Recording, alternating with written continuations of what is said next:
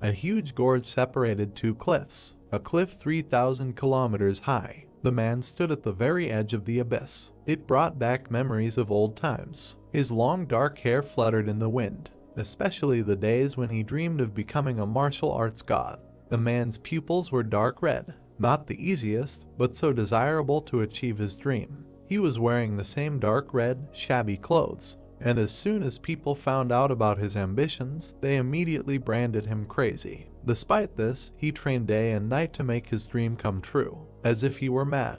The man looked into the distance tiredly, until he thought about becoming a martial arts god.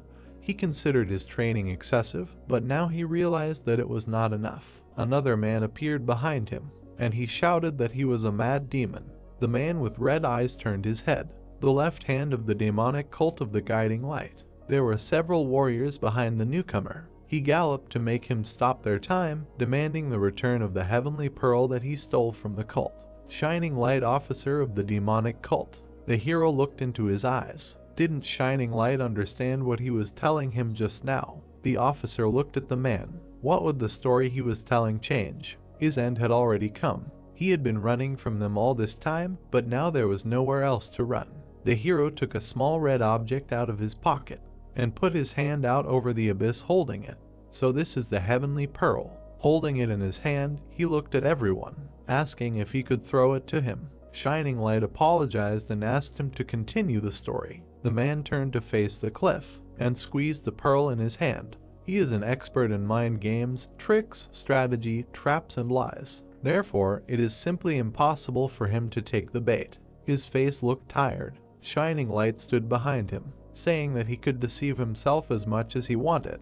The officer had a blue ribbon in his hair. He added, saying that especially regarding the baits, the only reason he never fell for them was because all the beautiful women simply couldn't act like they liked him. The squad continued to wait at the edge of the forest while the hero stood at the edge, so they were forced to lure him with a simple girl if they could find one, and literally everyone knows about it. The men looked into each other's eyes. The one with the red eyes again extended his hand with the pearl over the abyss, asking, does he still want to be abandoned? Shining Light asked to continue. The abyss seemed bottomless, and in order to become a god of martial arts, he moved and learned all possible techniques. This is who he is. The warriors, led by the officer, stood and listened silently. The hero frowned. Mad demon, Shining Light, and the party continued to wait in silence. The man in red stood in the same place. He was asked if he was finished, but he replied that it was not all. A gust of wind lifted his hair. After he had gone through all this thorny path, everything began to seem meaningless. He wasted his time traveling the world in the hopes of bringing justice to the world.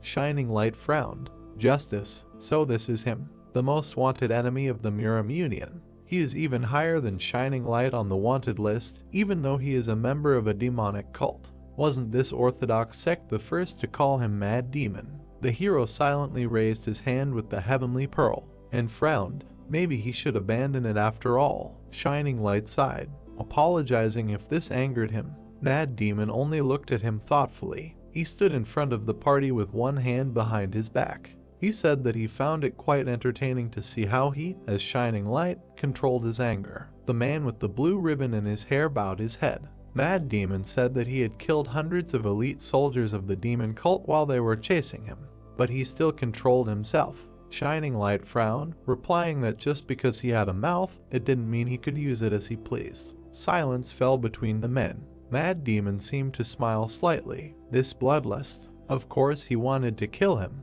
The man respected his decision and would finish it with a fight.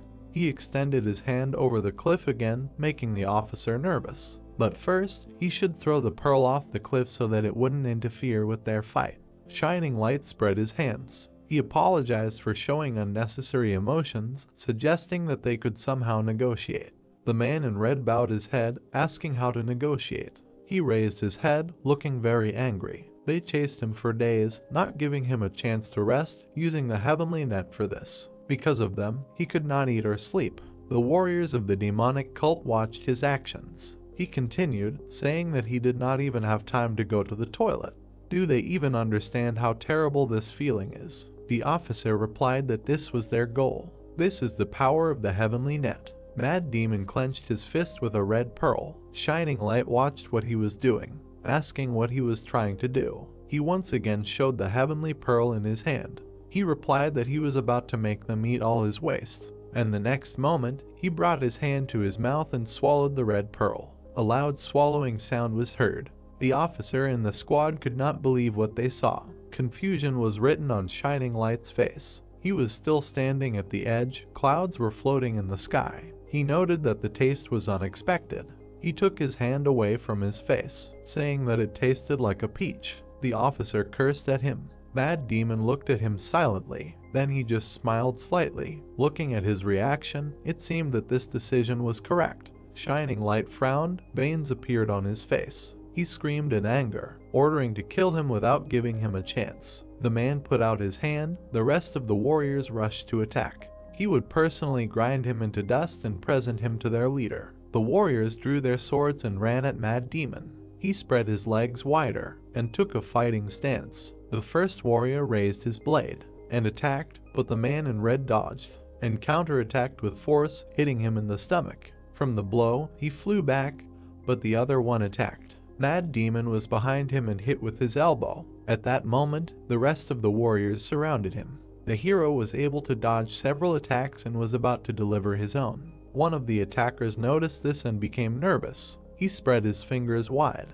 and quickly struck several enemies. The attack was so strong that it threw them back, raising a column of dust. They fell to the ground with a crash. Mad Demon stood in front of them with his hands down. Raising his head, he looked at the new enemies in front of him and turned to Shining Light. Their gazes crossed. How long does he plan to let his subordinates die? He spent whole days trying to discredit the hero. Doesn't he think it's time to come up with something new? The officer frowned, answering that he would personally kill him. He began to walk towards Shining Light, giving the order to his men to retreat. The hero looked at him tiredly, saying that he was so self-confident, why didn't he fight him earlier when he was full of strength? Shining Light rushed at him, charging an attack in his hand, demanding that he close his mouth. Mad Demon bent his knees, a bright yellow glow appeared on his hands. He held out his hand with his fingers spread wide, shouting for him to show himself. A barrier surrounded the officer. The blue glow in his hand became even brighter. Blood flowed from the hero's mouth. Gathering all the strength in his torso, he opened his old ones from earlier. A bright glow also appeared in his hand.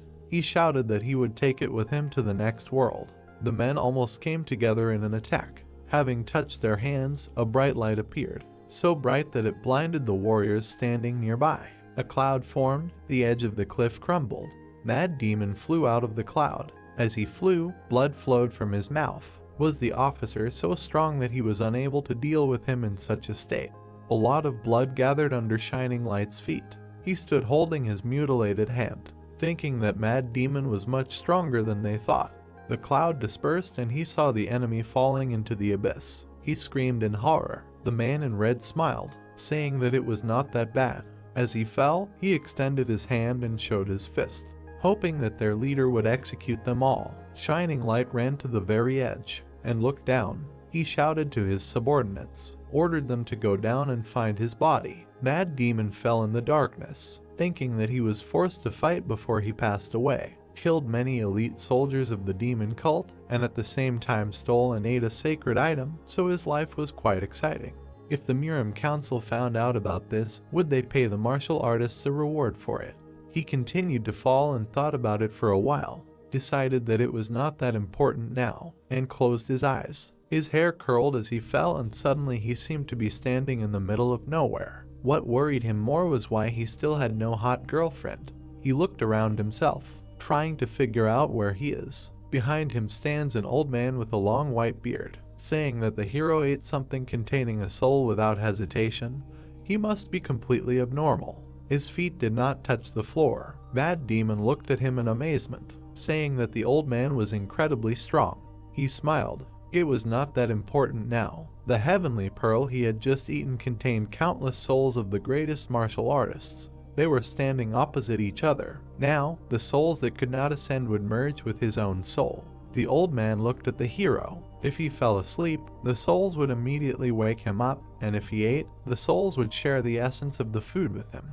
The old man frowned his thick eyebrows. They would also cling to everything he did not touch. Mad Demon looked into the old man's eyes. He said that his Kai would always be rampant. He happily raised his hand, saying that he liked it.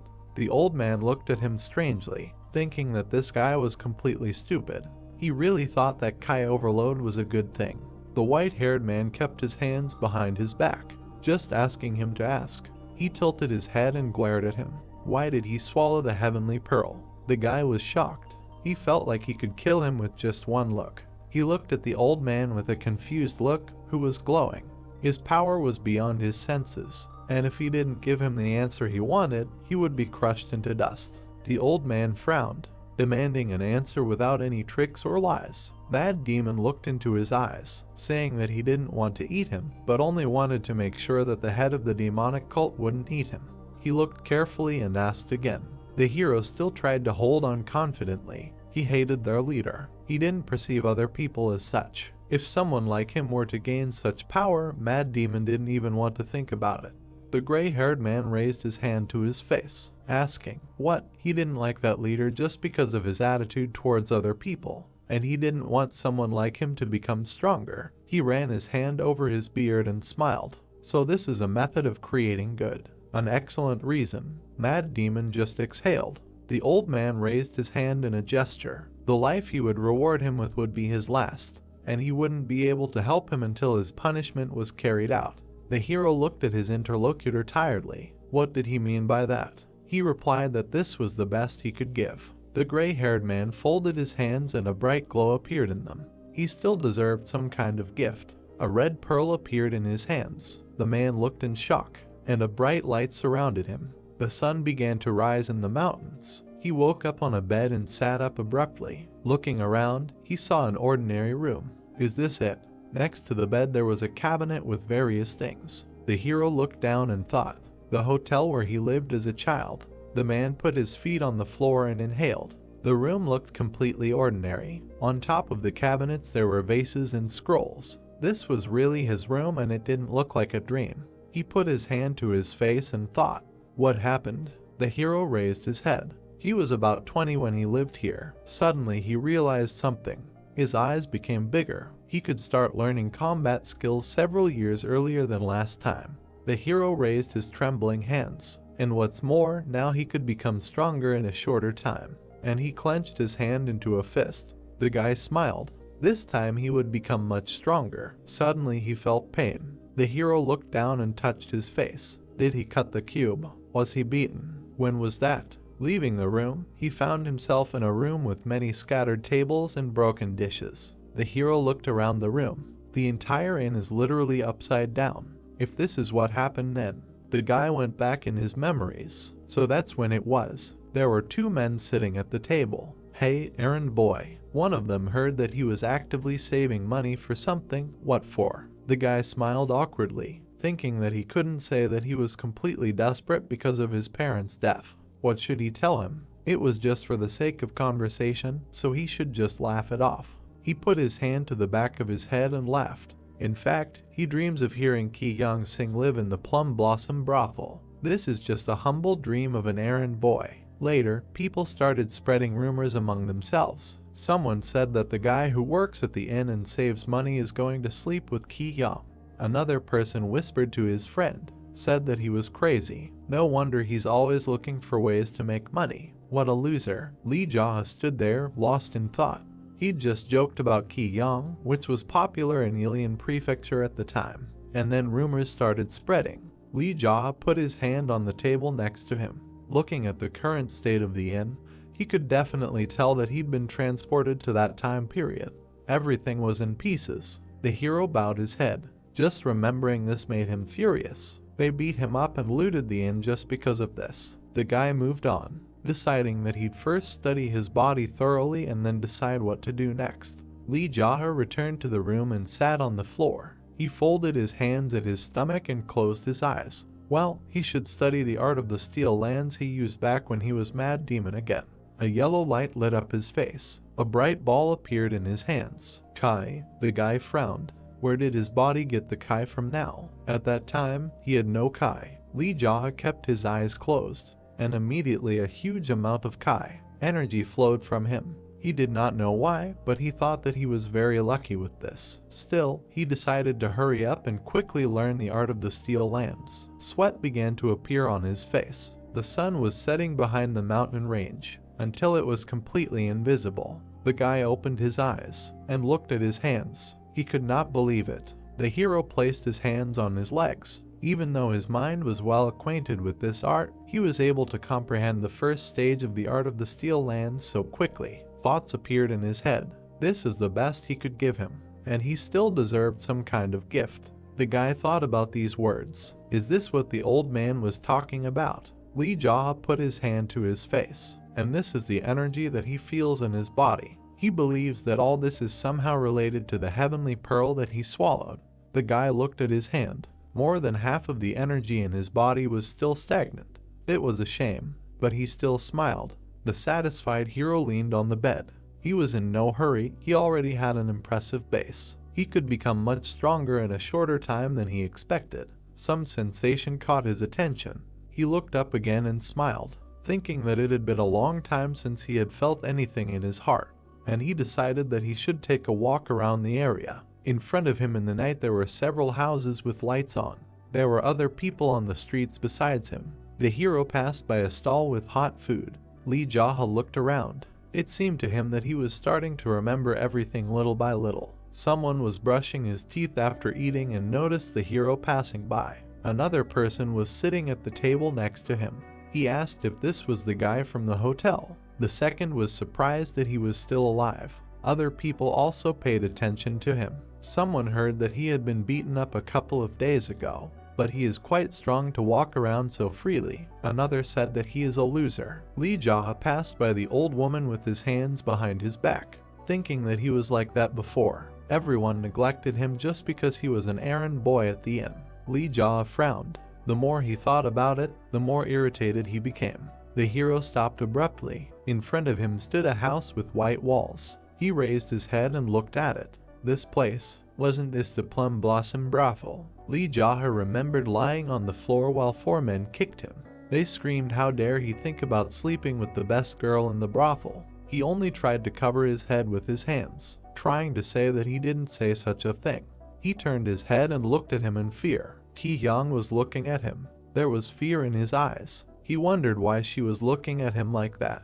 He didn't say such a thing. They continued to beat him. Later, he returned to the hotel and opened the door, and powerlessly fell to his knees. The people behind him were discussing that he had recently been beaten. Tears appeared in Lee Jaha's eyes. He did not understand why. What had he done wrong? Remembering this, the hero put his hand to his head. Even Mad Demon had such times, and he smiled, thinking that he had returned at the perfect time. He looked at the red lantern above his head, deciding to put everything in its place. He heard someone's voice behind him. They asked him what he was looking at. He turned to the guy who had approached him. He asked if he was really planning to set fire to the Plum Blossom brothel. The interlocutor frowned. Lee Jaha looked at him questioningly. He asked if such a cur was capable of even lighting a match. After all, the hero was not capable of anything except crying. The man came close to the guy. He said that he had recently been beaten, but he saw that he was completely fine. It's a wonder he hasn't died yet. Lee Jaha looked at him calmly. He continued, saying that the hero was beaten so badly that after that it would be better to sit in a hotel. Why was he wandering around? The interlocutor couldn't stop. He asked why he was silent and whether he had gone deaf after the beating. They stood opposite each other. The hero only asked his name. This angered the man and he swung at the guy. But Lee Jaha dodged the blow and delivered a counterblow to the face. The man flew half a meter away and rolled his eyes and fell to the ground. The hero turned and walked on, thinking about what made him angry because he had only asked his name again. Trying to remember his name, he approached the entrance to the brothel, in front of which stood a guard. The man looked at the hero and recognized him.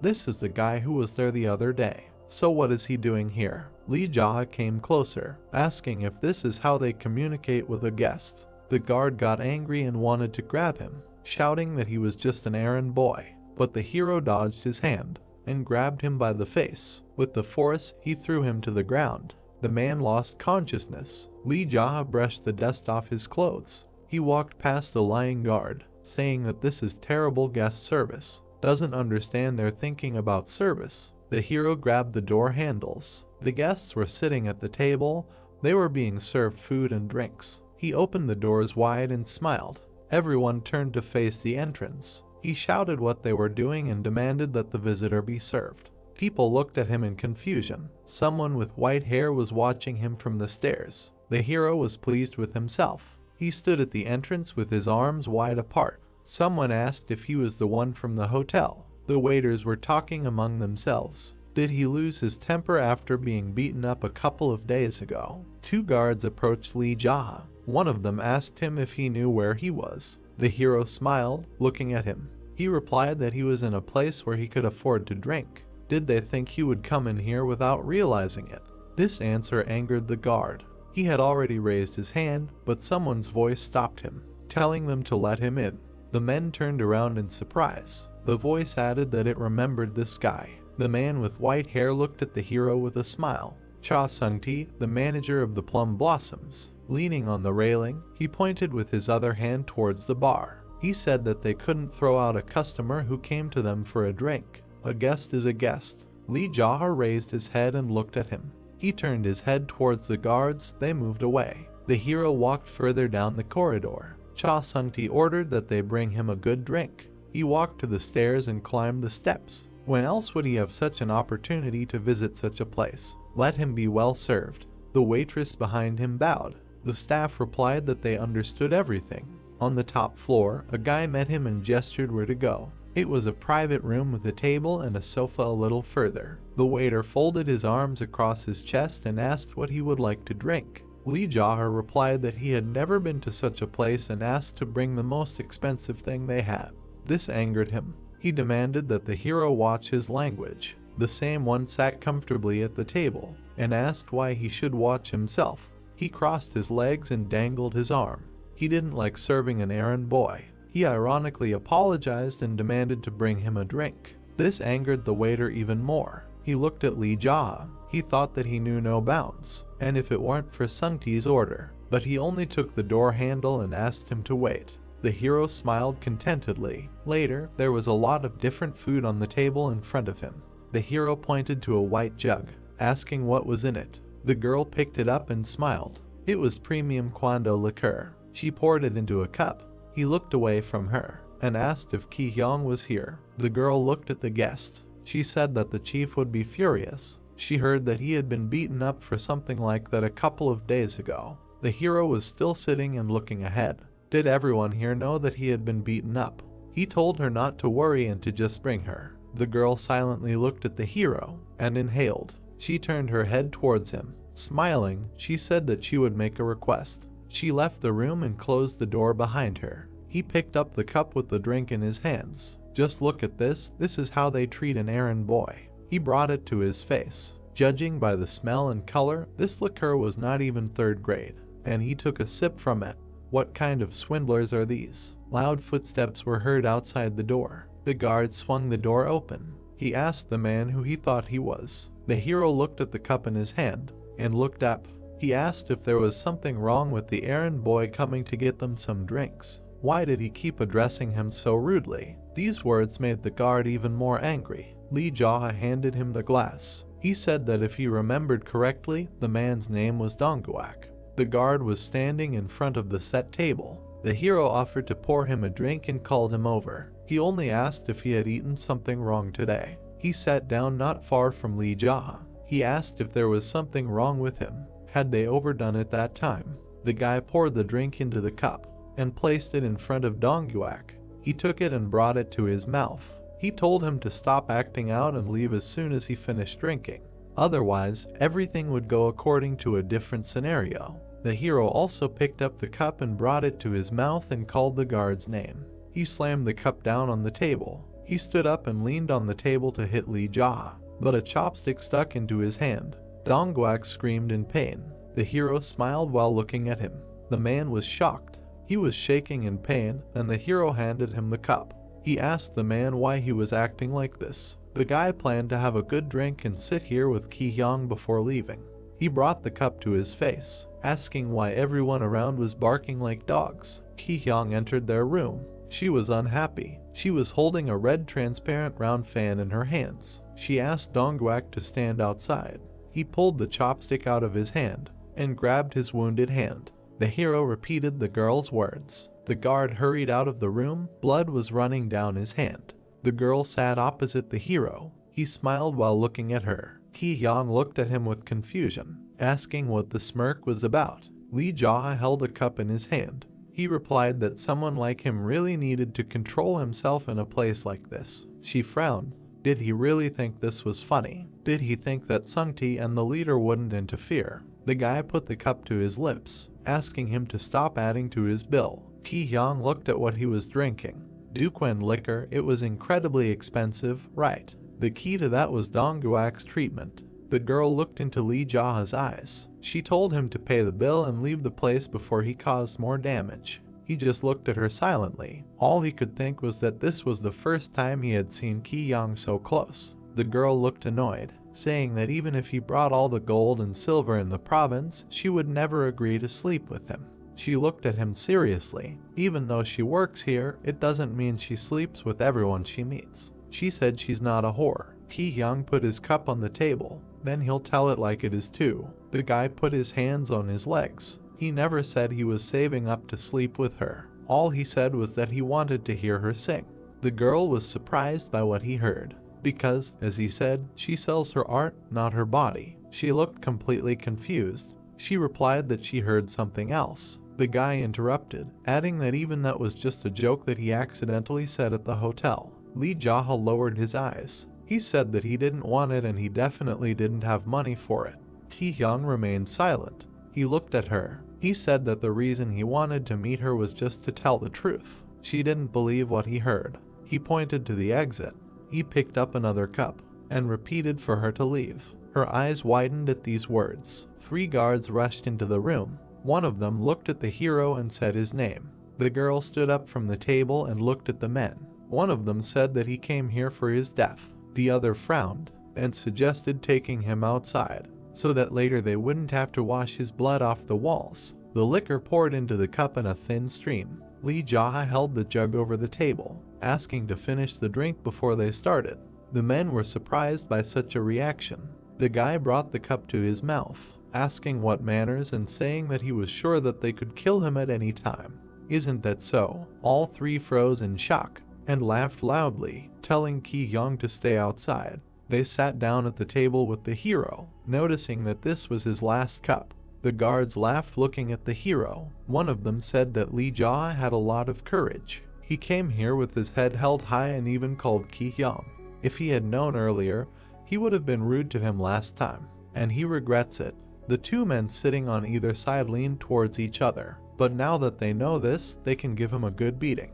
He doesn't think Lee Jae will feel unfair if they are much stronger this time. He leaned towards the hero, asked if he minded. Lee Jae picked up the jug with a smile, offered the interlocutors a drink. The man closed his eyes. The guards changed their mood, said that if he was done, then they would all go outside. The hero calmly poured himself another cup and drank from it. After taking a sip, he looked at it, said that he would not buy something of such quality. The men watched him drink. One of them frowned with displeasure, thinking why he was so calm.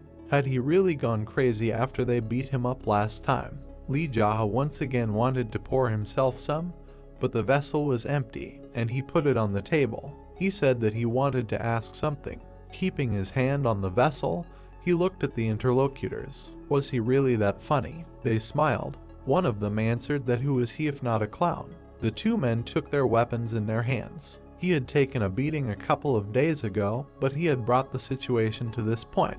The hero lowered his head and laughed. They chuckled too, noticing that he was actually laughing. Everyone in the room laughed. Their laughter grew louder, but the men suddenly pulled their weapons out of their sheaths. The hero hit the table, knocking it over. Food flew off the plates. He hit the table again, knocking them off their feet. They fell to the floor, unable to remove it.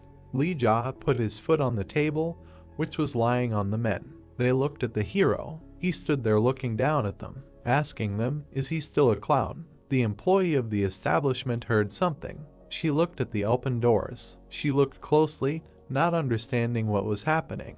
The guy looked up and looked at her. Calling her an old hag, he demanded that she bring him more of that bad third-rate liquor. The girl frowned, repeating his words in her head, replying that it was premium Duquin liquor. The guy looked at her sullenly, replying that he was restraining himself from hitting a woman who knew nothing about martial arts. She was angered by his words. He added that she should think before opening her mouth. The girl turned away. The guy looked after her, and also turned his head. In front of him lay 3 men writhing in pain. He sat down next to them. Why weren't they laughing? Weren't they saying that he was a jester to them? There was a sly smile on his face. Then why weren't they laughing at the sight of a clown? Several armed men were walking towards his room. Sungti was at the head. He was angry at what was happening. He turned and looked at them. So they were already here. They silently looked at what had happened. The manager turned his gaze. He noticed broken dishes and food on the floor, and unconscious workers. The hero rose from his knees. Sungti asked him, has he completely lost his mind? His gaze burned right through him. At this rate, he won't leave here alive. Li Jia frowned. Will he die? The blonde looked him in the eyes and answered positively. They stood looking at each other. The guy smiled. What angered the manager? Is he laughing? And he rushed at the guy. He tried to hit him with his palm, but he dodged the attack. Li Jia was holding a jug from his drink in his hand. Sungti managed to notice it, and it immediately smashed on his head. The shards flew apart, hitting other people. Blood flowed onto the floor. The blonde covered his face with his hand. The employees were worried about their boss. Li Jia stood and silently looked at them. He looked at everyone and asked if anyone else wanted some. A gleam appeared in his eyes. The other guards began to get nervous. Drops of blood fell on the floor. Sungti covered the wound on his face with his hand, saying that the hero really wants to die. He grabbed the sword and started to take it out of its sheath, but he stopped when he heard the guy's words. The guy told him to think before he acted. He looked into his eyes, adding that if he completely bares his sword, he will die. The blonde was visibly nervous. He held the sword, thinking that this guy was not joking. What happened to him in the past couple of days? Li Jia put his hand on his belt. He asked if the most socially adapted person in the prefecture could hush up everything that happened here. There were shards of broken dishes and furniture around him. Did he think that these 3 were lying here in food and drink because they were just unlucky? He looked at the blonde seriously, and did he seriously think that his eye was in such a state because he was lucky? Sungti closed his eyes and thought. The guy did not take his eyes off him. If he doesn't want to die, then he should think about his actions. His voice became lower, or he can draw his sword and die here. Sungti opened his wounded eye and looked at it. He still held the sword without taking it out of its sheath. These are not empty threats, he thought. His movements were not even visible. Sungti sighed heavily. The staff stood behind him. He ordered them to go down and wait. The blonde put the blade back and put it in his belt, asking what Li Jia was up to. It didn't seem like he would leave after finishing his drink. Sungti adjusted his clothes. Does he want to get an apology from the owner for what happened a couple of days ago? The hero put his hand to his chin, saying that it sounds good. If he wants an apology, Joga, will the owner come himself? Sungti nodded and extended his hand. He will call him himself. The guy looked at the wound of the interlocutor, asking how his eye. He wiped the blood with his clothes. He replied that it looked like he could see with them. Really? But he thought he was going to die when they were beating him. Sungti looked at him silently. He went out into the hallway and ordered the employee to prepare a table in the next room. The blonde turned to the hero again, saying that if he was not going to kill these 3, then let them heal. The city people are ready to kill each other for the slightest movement, right? Li Jia looked at him silently. The manager stood there with blood smeared on his face, thinking that his expression changed when he did something like that. The hero turned away, saying that he did not mind. Other guards picked up the wounded and carried them away. Later, they were sitting in another room at the same table. Sungti put a cloth to his face, wondering what kind of mess just came out of nowhere. Li Jia looked down. The interlocutor asked if he had been lucky anywhere else. There was a vessel on the table that was different from the one he drank from. The hero looked at him. Sungti took it and smiled, said he would fill his glass. It was top quality Daquin liquor, so it should taste very good. The drink filled the glass. The guy looked up. asking if this was the liquor they had brought him earlier. He frowned, said that they had brought him some nonsense earlier and called it top quality Daquin liquor. The blonde looked down and said nothing, but he smiled and poured the drink into the glass. They must have bought third-rate bottles by accident. He should understand, this is business, they must profit one way or another. Both took the glasses in their hands. The hero demanded that the blonde drink it. He assumed that he wanted to know whether it was poisoned or not, and said he would drink first. Sungti drank the entire contents at once. Lee Jaha watched calmly. Putting the cup on the table, he exhaled. He raised his hand and addressed his interlocutor, asking if he was always so good at fighting. Never heard of his style. The hero silently brought the cup to his mouth and sipped the contents. He just always held himself back. His father told him never to fight. Sungti smiled slyly, thinking it was a lie. He smiled back and asked for forgiveness for everything that happened earlier. Since his subordinates were mocking him, the actions were understandable. The hero hid the cup under the table and looked into the eyes of the interlocutor, thanked for understanding. He bet on the blonde, who constantly smiled at him, said that he was starting to get annoyed by how arrogantly he apologized to him, and reached for the vessel with the drink. Maybe he should break a few of his bones to change his attitude. Sungti looked carefully and went down to the floor, resting his head on it, loudly saying that he sincerely apologized. His face almost seemed like the floor. He kneels in front of someone for the first time in his life. He is really sorry. Ki-hyung saw this as she entered the room. He stood up and turned around. She looked at him with fear, not understanding why he was so scared that he fell to his knees and bowed his head in front of the errand boy. And the wound on his face. The girl put her hand to her chin. Did he really lose to this kid? Lee Jaha noticed her, and she was here. The blonde looked at her sideways, telling her to pull herself together, asking if she could handle it.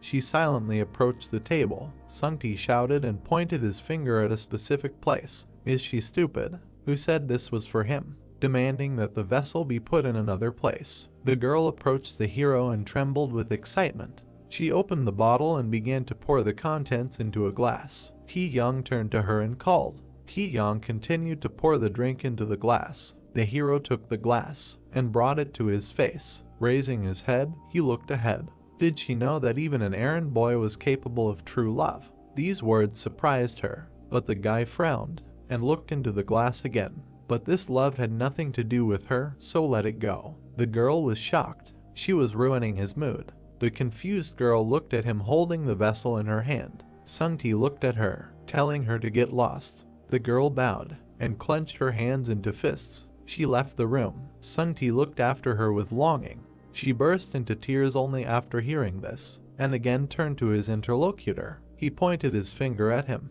He had enough of this respectful tone. Moreover, because of the slit in his eye, he was becoming uncomfortable. He grinned and nodded, saying that he understood. Lee Jaw frowned. The blonde also frowned and smiled. They looked into each other's eyes. Sungti stood up and bowed. The hero said that he knew how to use a sharp tongue. In response, he thanked him. The drink was poured into the cup. The hero looked at the interlocutor, asking when the owner would come. Sungti took the cup in his hands, answering that he was currently serving experts from the Black Cat Association, so it would be difficult for him to come here right now. The hero took his cup and brought it to himself. This union, a gathering of swindlers. Sungti poured another drink. Yes, this union will establish itself here with the approval of the top. Therefore, the leader wants to show them his good side. The blonde looked into the mug, but because of what happened today, Lee Jaha drank the contents, asking that if he subdued his master, then Black Cat will have to break through to the local market themselves. The manager lowered his eyes. Confirming this, the guy put the cup on the table and looked at the interlocutor. What does he expect from him? Does he want him and the owner to drink and he will just quietly leave them? He frowned looking at him, asked if he thinks that this will solve everything. Sungti was still looking at the floor. He replied that he did not think so and asked what he wants. The hero raised another glass. If the owner and his workers serve the hero, will the Black Cat Union stick its nose in? The blonde looked up and looked at the hero. He thinks they would do that. He smiled. Speaking of which, maybe he should establish a sect here himself. They would act as his subordinates. Sungti was confused by what he heard. Li Jia brought the glass to his mouth. He replied that he would give him a chance to decide for himself. He drank and continued to explain. If he thought that the Black Cat Alliance would win, he could fight alongside the owner on their side. If he thought otherwise, he could join him. The manager looked at his interlocutor carefully, thinking about what made him change his mind about him so abruptly, that this errand boy would talk so easily about establishing a sect as if it were easy. He abruptly put the mug down on the table and stood up from the table. Sungti watched him go, asking if he was leaving. Why didn't he wait a little longer? Li Jia looked down at him. For that, he thought this was an escape. The blonde man lowered his head, answering yes. The hero glared. He said that he was asking for it. The blonde looked at him silently. Rising from the table, he nodded after him, told him to be careful on the way back. He would pay for his bill today. Li Jia stepped out the door and found himself surrounded by guards. Looking at them, he grinned. Everyone parted, making way for him. He told them to get out of the way, calling them cockroaches. The guards lowered their heads. The hero walked smiling. The guy went down the stairs, and some noise caught his attention. Where is that kid? One of the men was angry. How dare he raise his hand? The man turned around and saw the guy. He asked him if he was awake. The guard pounced on him with his fists, but then he got hit in the face. Having lost several teeth, he flew to the side and fell on the table, breaking it. The others who were there were surprised at what happened. Li Jia turned to the others. He said that they should seriously explain to him how things were going here. Otherwise, he would have to beat him up again. The other employees looked at him askance. He added that he shouldn't have expected anything else from them. Pleased with himself, he walked towards the exit. As he left the building, the hero waved at them. He said that the errand boy had a lot of fun today. The employees walked out and looked at him angrily. With a smile on his face, he left the brothel. The night sky illuminated the streets of the city. Something caught his attention. He looked at the sign with the silver dragon. Qi Yang was standing in front of the entrance. He should get a weapon if he wanted to fight Black Cat. The hammer struck the hot iron. The blacksmiths were busy with their work. One of them looked at the hero, vice chief of the Gwakyonggi Dragon Head Forge. Qi Yang stood in front of him with his hands behind his back. The errand boy from the inn. Was he here to pay off his debts? The blacksmith stood up from his chair. The man replied that he wanted to buy something. Yonggi asked again, a sickle or a kitchen knife. The man frowned and folded his arms. He said that he was looking at weapons for war. The blacksmith pointed at him. He heard that the man had been beaten up a couple of days ago. He should not let a hothead take possession of him and push him to his death. Qi Yang stood his ground. He told him to show his selection. The hero wanted something like a one-handed sword or a whip or a razor-sharp dagger. Yonggi lowered his head. He asked if he was going to use them together. The man frowned and replied that these were just his preferences in weapons. Why shouldn't he respect them? The blacksmith called his colleagues. He demanded that they bring the black dragon sword, the white dragon whip, and the cloud dragon dagger. He turned to the boy again. He said he liked the chicken noodles his grandparents made. He asked why he was such a bad cook. His taste was terrible. Behind them, the blacksmiths were working on metal. Now is not the time to talk about chicken noodles, Li Jia replied. Yonggi asked what he was talking about. Perhaps uniting the Murim, an ordinary errand boy. The hero looked at his interlocutor intently. The blacksmith looked into his eyes. Footsteps were heard. They had brought everything. The blacksmiths were holding boxes in their hands containing weapons. He could take as much time as he needed to evaluate them. The hero looked at the weapons and said that he was in a hurry to buy them all. Yonggi looked at the hero. He replied that he owed 90 nyang. The hero asked again the price. The blacksmith said that since he was a local, he was giving him a huge discount. Li Jia crossed his arms over his chest, offering to give him 50, and he would let him borrow them for a while. He would return them as soon as he was done with everything. This angered the blacksmiths. He replied that this was literally stealing. Footsteps were heard behind him. A voice asked what the noise was. Oppa looked in the direction of the voice. In front of them stood a huge, strong man, the chief master of the dragon head Chuliang. All the blacksmiths bowed to him.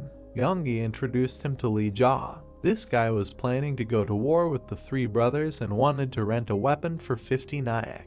The man thought, putting his hand to his chin. He was the eldest son of the family that owned the inn. He replied that it had been a long time ago. Chuliang looked at the guy with a smile. He loved the chicken noodles that his grandparents made, but what he cooked was just awful. Yang Yi turned to the boss, saying that he had told him about it. The man put his hands on his waist, asking if he was serious about going to war. If it was because they were bothering him, he would ask them to stop. Chuliang looked at the hero. If they refused to listen to him, he could protect the boy. After all, he had a duty to his grandparents. The muscular man spread his hands, saying that there was no reason to attach such importance to it. It was no longer important now. The hero looked at Chuliang carefully. Looking at him, he thought, was he always like this? He didn't remember Chuliang saying such things to him in his past life. Or had the future already changed because of him? The hero bowed his head. Thanking him for his concern, he said that he would handle it himself. The man looked at him and asked what he was going to do. Li Jaha pointed with his hands. How about gathering all the blacksmiths in the area and founding the Steel Dragon clan? Chuliang was surprised to hear that. Found a clan? What was he talking about? The boy looked into his eyes. If the brothers formed an alliance in the prefecture, they would extract a huge amount of money from them. And that was why he planned to establish a federation of clans in their prefecture and make sure that the Black Cat Alliance would have no power here. The man crossed his arms and asked again. The man replied that the brothels were going to form a clan. Chuliang frowned, and they, in turn, would ice the blacksmiths into the Steel Dragon clan. The guy looked extremely serious. The newly formed alliance of architects planned to submit to the brothers' sect. In return, he would unite all the labor layers into a clan to create an even larger union. Everyone silently looked at Li Jaha. He clenched his fist. They would not have to pay him any tribute, and no clan would have to pay him or anyone else. Their goal would only be to ensure that no one stole from them. Chuliang scratched his beard. It sounded careless, but if you think about it, it makes sense. What did he plan to be called? The guy replied that it was possible to combine the place for the lower stratum and the dirty end. The guy frowned. It would be Hao sect. The tall man stood silently. He put his hand to his face and thought, Hao sect. He smiled after thinking. He was quite interested in seeing a simple errand boy trying to establish a clan. He is so loyal that he can take on his brothers on his own. The hero smiled. He replied that he would see. Chuliang turned to Yang Yi. He said to give him the weapon for free. He looked at the boy with a smile. He smiled back. They would continue this conversation if he survived. Later, he was sitting in his room. There was a sound outside. The boy opened his eyes. He looked ahead. Shovels were lifting the earth. In the yard, several people were digging the earth. A man in red was sitting at a table holding a dagger. The second brother, Cho Eagle. He turned to the hero. He said that he was going to call him after they finished digging a hole for him. He stuck the dagger into the tabletop. He frowned and looked at Li Jaha. He ordered him to sit next to him. The boy frowned. The men were digging the earth behind the heroes sitting at the table. Eagle said that today was a good day for the Cho brothers. They had received approval from the Black Cat Union to settle here in Ouyang Prefecture. Jaha was silent, looking down. The man touched his forehead with his palm and continued that, however, a bad person who couldn't even cook chicken noodles properly had done something incomprehensible in their brothel, and what did he suggest he do about it? Eagle frowned and told the guy to give 3 reasons why he should stay alive before they finished digging the hole. Jaha closed his eyes, grinning. The brunette angrily asked, was he laughing? Looking at him, the hero calmly answered, why should he cry here? Eagle swung his sword, shouting curses. And then his expression became surprised. Jaha clutched the dagger with a slight smile. The man frowned, asked, what? The hero abruptly thrust the dagger into the man's palm. Squeezing the hilt of the blade, he asked to be allowed to ask something, to give at least one reason why he should leave him alive. Eagle sullenly pressed his lips together and thought that he was wondering what kind of guy had made a mess in the brothel. One of the men told the owner that they were almost done digging the hole. The man winced and ordered them to dig even deeper. In response, he heard agreement. He looked at the guy, smiling a little. He said that apparently he had some kind of epiphany. He stretched his hand out to the guy, shouting congratulations. The movement of the white beam caused blood to appear on the man's hand. He looked at it splashing in surprise. Eagle looked ahead, amazed. Jaha pressed the blade deeper into his palm. Closing his eyes, the brunette screamed in pain. Trembling, he fell on the table, and the guy asked why he said he needed the hole. The opponent angrily exhaled and said that it was only to intimidate him. Looking at him, the hero said that he was lying. Eagle gritted his teeth as he pulled the blade out of his hand. Holding the bloody dagger, the long-haired man told him to tell him why he should be left alive. The man touched the bloody hand. Pointing the blade, the hero said that he could not think of a single reason. He knew it. He asked him, did he think there was a real reason why someone like him should be left alive? Looking sternly, Jaha continued that not only did he participate in the sale of people, but he also mercilessly killed when things did not go according to his plan. Among those he killed were acquaintances of the hero. Frowning, Eagle shouted that if he killed him, the brothers and the Black Cat Union would never forgive him. He coughed sharply in defeat. He looked down in defeat. A dagger was sticking out of the man's chest. The long-haired man who had thrown the dagger reminded him that he had asked for a reason to let him live, not to threaten him. Eagle fell face down on the table. Jaha looked at him. Then he turned away. The workers continued digging the hole. The hero said that they were still doing so. The man with the bandage on his face turned when the hero told them to stop digging. They looked at him in shock. Jaha pointed at the dead man and asked what they were so surprised about. He had been walking around here with a knife himself, and then he just went and died for no reason. The men looked at each other in shock. The one in front asked who he was. Jaha frowned at him and asked what he was talking about. He was the errand boy from the Zaha Hotel, of course. The man in front of him said what he thought. He knew that was not what he was talking about. The hero stood up, telling him to stop arguing, let them take off their masks. He wanted to see if he knew any of them. The men pulled their masks off their faces. With his hands behind his back, Jaha said that this was his first time meeting them in the prefecture. Were they from the Black Cat Union? The brown-haired man said no, they had only recently arrived in Ilyang Prefecture and had been working at the Plum Blossom brothel all this time. The hero frowned at them and told them to choose. Either the three of them would die here and now. Pointing his finger downwards, he continued that either they would bury this corpse and return to their hometowns. The brown-haired man touched his chest and said that if he allowed them to live, they would simply return to their homeland. The bald man stepped forward and said that he could not return to his homeland due to personal circumstances, but he would never go near that brothel again. The brunette standing next to him said that he would too if he was allowed to live. Jaha waved his hand and told him to take care of the body and leave. The man looked at him and asked if he needed help in the kitchen. He fell to his knees, saying that he would have nowhere to make a living except at the Plum Blossom brothel. Jaha looked at the man and asked if he was a good cook, and when he heard that he was, he continued, could he make chicken noodles? Clenching his fist, the man said that it was easy. He was sure that he could make divine chicken noodles. Turning away, the hero said that it was okay, but for now, let him take care of something else. The brunette bowed, telling the departing hero that he understood and asked him to have a good rest. Jaha entered the room. He looked away. Standing at the door, he asked the man what he was doing here. Sungti smiled and said that he really was able to defeat Eagle. Crossing his arms, the brunette asked, did he seriously think he would die from someone like him? Did he hear that his eyes are okay now? The blonde pointed his fan at the bandage and replied that it was just a way to hide his face from the public. Waving his hand, he continued that he said that he hurt his eye, and after that, he ran away and immediately went to look for a doctor. Looking down, Sungti said that if he hadn't done that, he would have been buried next to Eagle, as he saw that he was quite useful and smart. Covering his eye, he asked, does he understand that? Jaha crossed his arms, exhaled, and said yes, good job. The blonde smiled and thanked him, saying that he had no other choice to survive. Then he became serious and asked how he planned to deal with the two remaining Cho brothers. Looking at him, the hero replied that he would kill them. He stood at the door, telling that if he continued to exist, the suffering of the prefecture would continue to multiply. Sungti nodded, saying that he understood. The main thorn now was Ilsum. He had to be especially careful when going to it. Jaha, without turning around, called Sungti. The blonde looked at him, responding. He was surprised to hear a request to buy food. They had liquor, but nothing to eat with it, and asked what he was saying. They were just talking about Ilsum. The brunette turned to him silently. The blonde held a fan and asked excitedly, did the inn really not have snacks? He was surprised to hear the answer no. Sungti waved his hand, saying that this was a typical inn.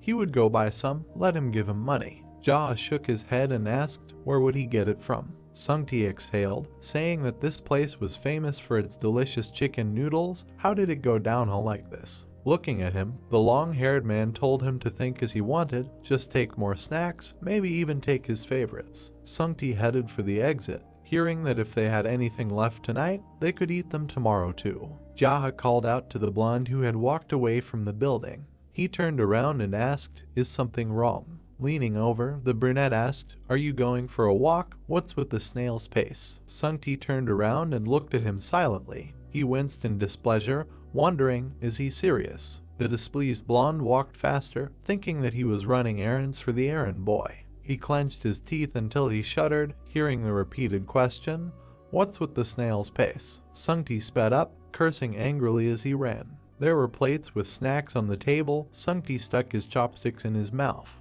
Jaha, who was sitting opposite him, was holding a glass and looking at the blonde. He told him to eat and not to be shy, after all it was bought with his money. He chewed and replied that he was enjoying it as much as he could. The brunette took a sip and said that that was great then. Anyway, this money was earned by exploiting young girls and ripping off stupid people who couldn't tell the difference between expensive liquor and urine, so let him enjoy every crumb. His hand with chopsticks trembled. Jaha looked up at the manager and asked, "Is something wrong? Is the food not to his taste?" The blonde looked at him silently, then slammed his chopsticks on the table and took a sip of alcohol. Exhaling, he slammed the glass on the table. Looking at him, the brunette asked, "Is he angry?" Sungti, who was sitting at the table, replied that yes, he was angry because the food he bought was just awful. The hero looked at him indifferently. The blonde took a piece and said that in any case, if Ilsum follows Eagle to the next world, the Black Cat Union will not ignore it. Looking ahead gloomily, the name said that if he is so worried about this, let him train to become stronger. He trembles over every little thing and does nothing, repeats the same thing, as if he has anything to do with it. Sungti looked at him silently, and then closed his eyes, hearing the question, "What should they do?" The man winced, hearing the question, "No, what should he do? Stop talking nonsense." Angrily slamming his hand on the table, Sungti could not stand it and asked who he was. He did not believe that he was some kind of Jaha. This is all nonsense. He is definitely pretending to be a noodle maker. Looking at him gloomily, the brunette asked, "Did you want to die?" The blonde looked at him silently after hearing that maybe death would grant him enlightenment. Sungti stood leaning on the table. He looked ahead gloomily, and then gloomily said that it doesn't matter, they will just kill all the villains from the Black Cat Union. Jaha was silent and held the glass, and then exhaled, closing his eyes, and said that okay, they will forget, let him finish his meal, and he will deal with Ilsum since he does not have any information about Sampyeong's location. Sungti winced and asked what was with his tone. He said so, this is a walk to the bathroom after drinking.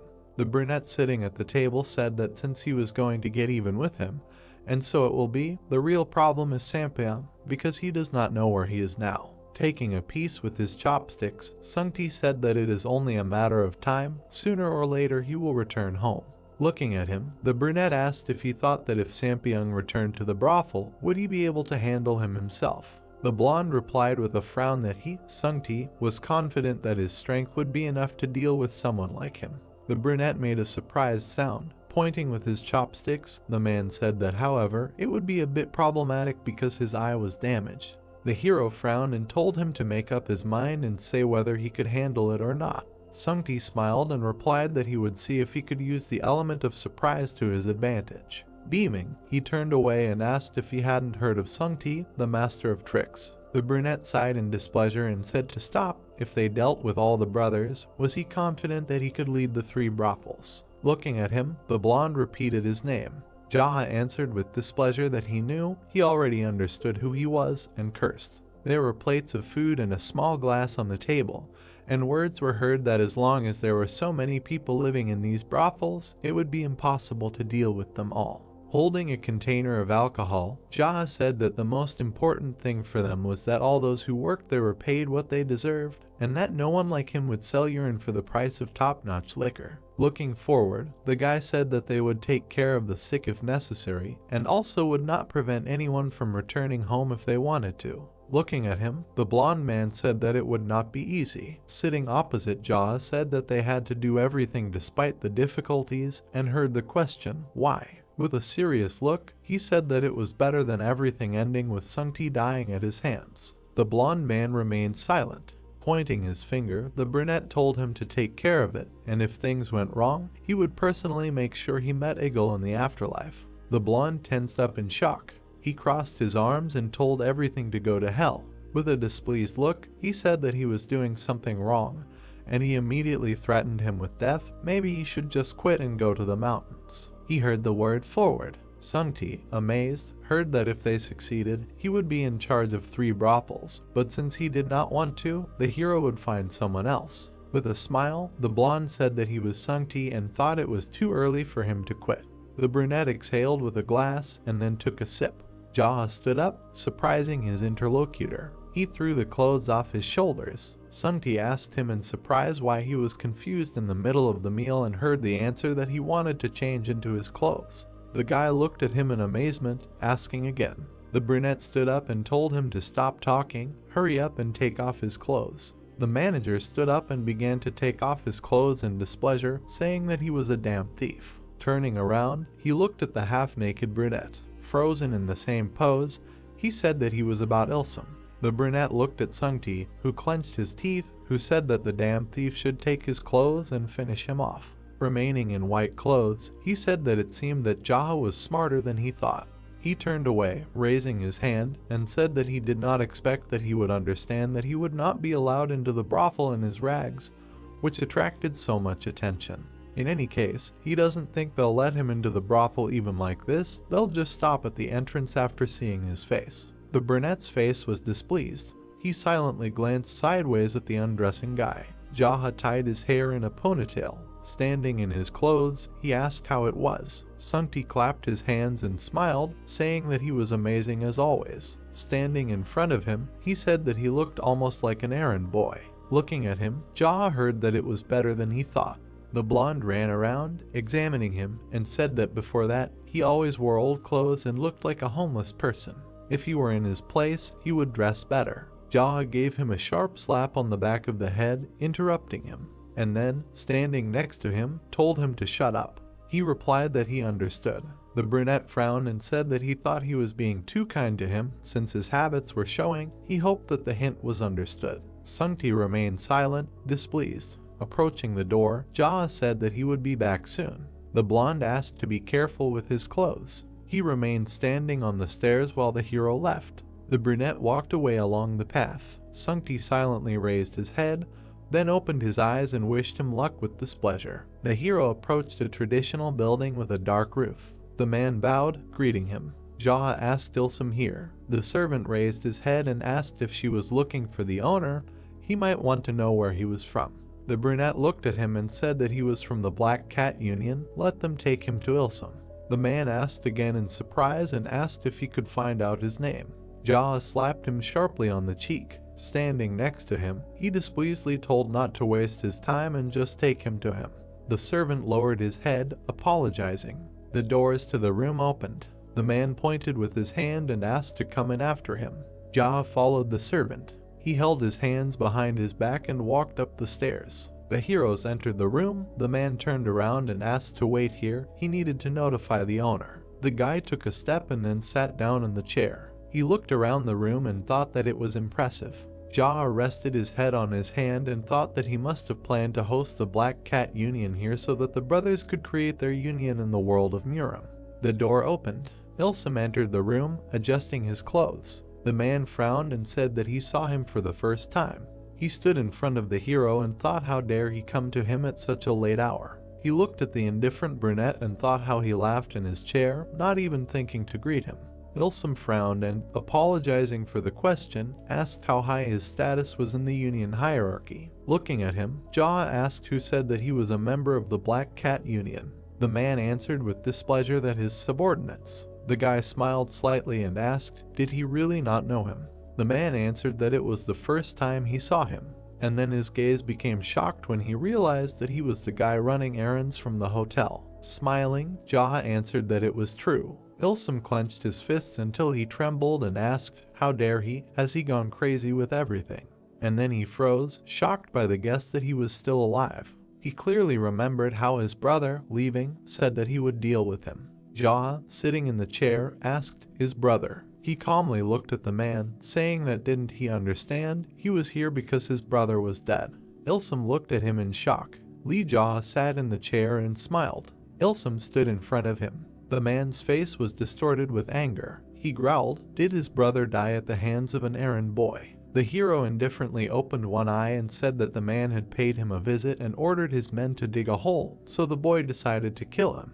The man furiously rushed at the boy and told him to stop talking nonsense. The hero narrowed his eyes. The enemy swung. The boy extended his hand. Their palms touched. A huge force pushed the man back. Ilsum was thrown back. He flipped in midair and landed on his feet. The villain stared at the boy in shock. The man looked at his trembling hand and could not believe that he had lost in the aspect of Kai. The hero stood up and muttered that according to rumors, he was much stronger than he actually was. Ilsum gritted his teeth and frowned. He wondered how such a thing could happen. After all, the boy was just an errand boy from a local inn just a few days ago. Lee Jaw looked at his opponent and asked why he was hesitating.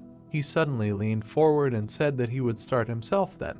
The man shuddered and put both hands forward. The hero approached him, his hand outstretched. A glow appeared. The guy threw his enemy across the room with his blow. The man crashed into the wall, breaking through the doors. Blood gushed from his mouth. The guy stood with his hand outstretched. He was calm. There was still energy around his hand.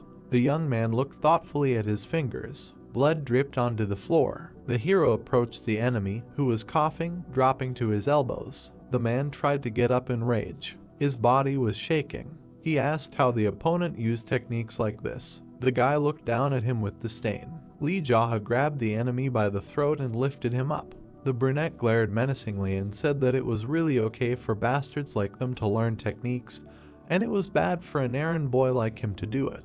The neck turned blue from the hero's powerful grip.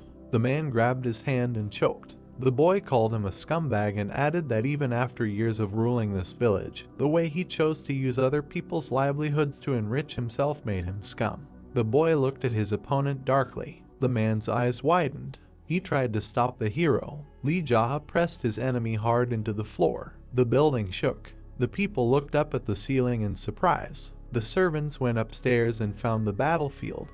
Their master was lying on the floor, and the boy was above him. The boy looked at them with displeasure and asked what they could do if they came when their master had already fallen asleep. He looked ahead carefully. Then his face took on an ominous expression. The hero said that the leader of the Black Rabbit Alliance had changed his mind and it was decided to postpone the establishment of a sect in Ouyang Prefecture. The brunette stood up and said that he used Cho as an example if anyone was thinking of questioning the decision to establish a sect. The servants looked at him in shock and remained silent. The young man moved down the corridor. Everyone stepped aside. He demanded that they step out of the way if they valued their lives. The boy walked past confidently. Discussions and guesses were heard that he was the errand boy from the inn.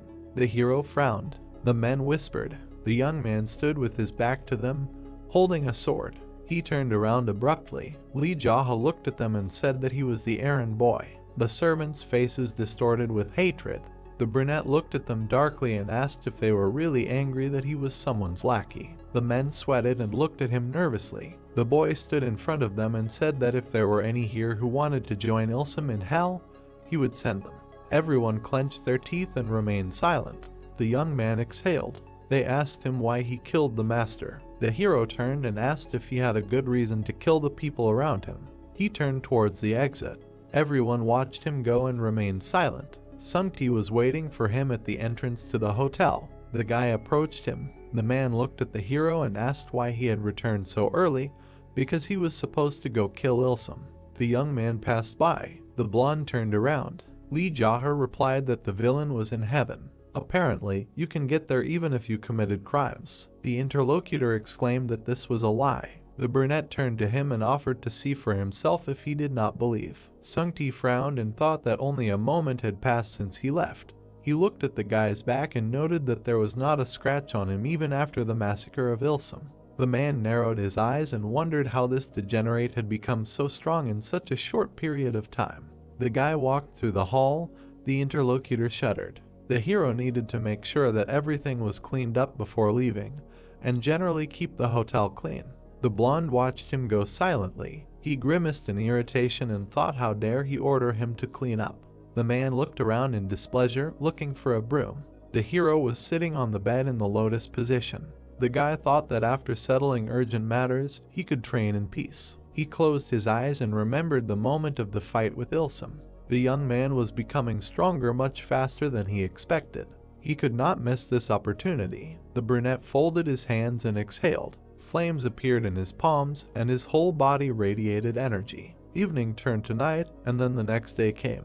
The townspeople on the streets were animatedly discussing the death of Cho Il-sum. According to rumors, he was killed by a boy from the inn. Cha Sung-ti passed by with a smile, covering himself with a fan.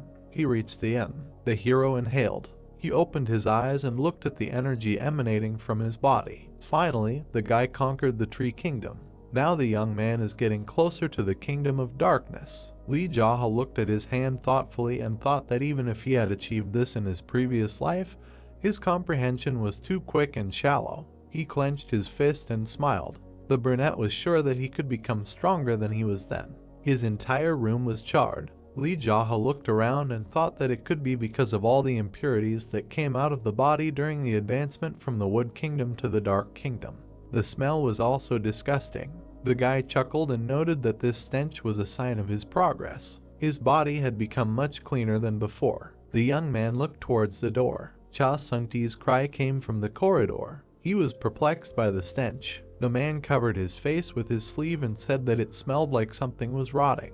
He was perplexed by what had happened here. The hero walked out into the hall. A cloud of stench hovered around him. The guy noticed the newcomer. Sung-ti grimaced and asked if he had really shit himself. The brunette looked at his interlocutor with displeasure and asked again. The blonde abruptly rushed out into the street. He turned around in disgust and said that the young man should have left here to go to the toilet and not do it in his room. The hero frowned. The man threw up in the yard. The brunette looked at him irritably. Li Jaha was lying in the bathroom. He exhaled with satisfaction and smiled. The young man closed his eyes and remembered how Cha Sung-ti sent him to wash himself with shouts, holding a knife in front of him. The brunette frowned. The door opened. The guy looked inquiringly in that direction. Hee-young came up to him and bowed. The hero looked at her and asked why she came. The girl looked at the floor. Hee-young answered that she had to help with the bathroom. The guy looked at her from the bathroom and asked again. The brunette said that this was Sung-ti's will. She looked down at her feet in disappointment and said that if he didn't want her, she would at least wipe him off when the hero was done.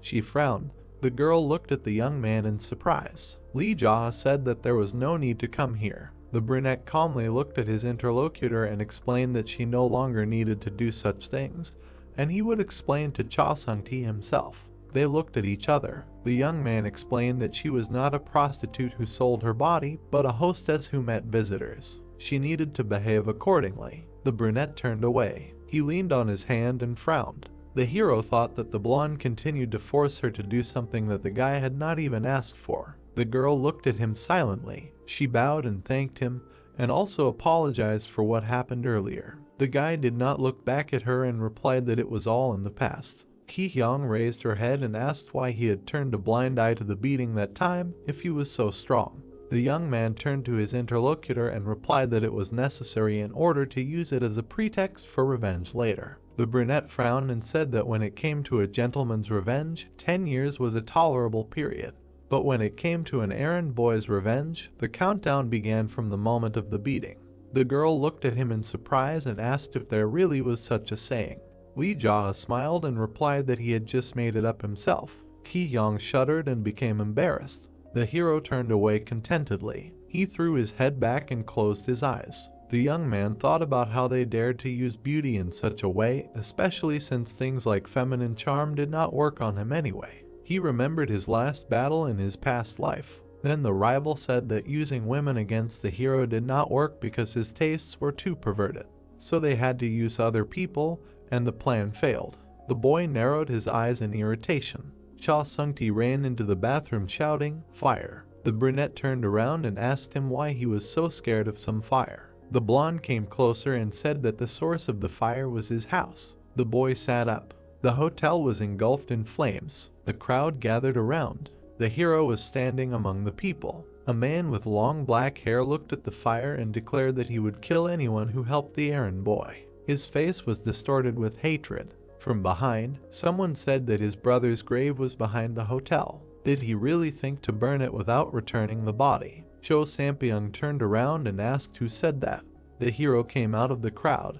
The man looked at him in confusion and asked who he was. The boy frowned and asked what was wrong with the interlocutor that he dared to do such a thing. Sampyeong looked at the young man with confusion and asked if it was Lee Ja. A man in a hat approached him and asked if it was him. The brunette answered in the affirmative. The man in the hat looked at the instigator with displeasure and asked if he had been brought here to kill some errand boy. Sampyeong looked at him in surprise. The man stood in front of him and asked if his brothers were planning to establish a sect in Ulyang Prefecture, and they were having trouble with just one errand boy. The hero watched with interest. The man looked menacingly at Sampyeong. He was taken aback. The man said that if he had to swing a sword for some brat, the entire Miram world would laugh at him. He looked menacingly at his protege and ordered him to deal with him himself. The brunette shuddered and clenched his teeth. The man in the hat said that if the man's abilities were so insignificant and he was unable to deal with someone's lackey, then reuniting with his brothers would be the best option for him.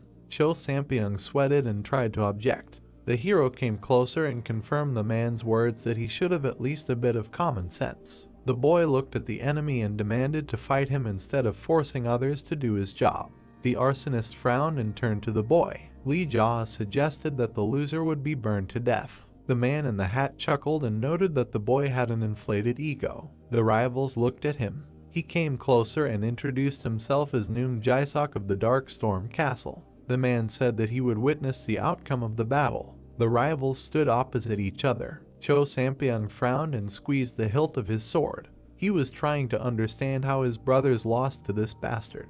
The hero looked at Jae-sok and noted that he was smart. It seemed like he was giving Sampyeong a chance to fight, but in reality he was trying to assess the boy's abilities. They stood near the burning house. The boy looked at the flames with displeasure. He turned to his opponent. His eyes flashed. He slowly moved forward. The rival shuddered and exclaimed what he was doing. The guy looked at him questioningly. The man started to sweat and demanded that he take out his sword. Lee Jaha looked at him with disdain and said that he didn't need a sword to defeat someone like him. Sampyeong pursed his lips. He moved furiously towards the boy. The man swung his sword. The hero dodged. The guy swung his fist. Then he struck the opponent in the side. He coughed. He was thrown to the ground. The man groaned. The guy looked at him and demanded that he not overdo it, because he wasn't even fighting at full strength. The enemy gritted his teeth and turned around. He made a sharp lunge with his sword. The blade stopped next to the hero's face. His eyes flashed. The guy said that the opponent was careless. The brunette grabbed the enemy's hand. He couldn't move. Lee Jaha looked at his opponent with disgust and said that his brothers were the same, but they were stronger. The man started to sweat. The boy's eyes flashed. He said that it would be best if neither brother returned to the village. The hero snatched his opponent's sword and quickly slashed. Blood spurted. The man turned pale and sank to the ground. There was a deep gash on his chest. The boy stood and watched as his defeated enemy fell to the side. His gaze was cold-blooded. The crowd chatted loudly as they watched the duel. The boy looked at the fire and muttered what the bastards didn't like about the inn. The voice said that it was a good show. The boy turned around. Noong Jae-sok crossed his arms and smiled. The man noted that the boy certainly had talent. He turned around and said that if anything happened, they would meet them.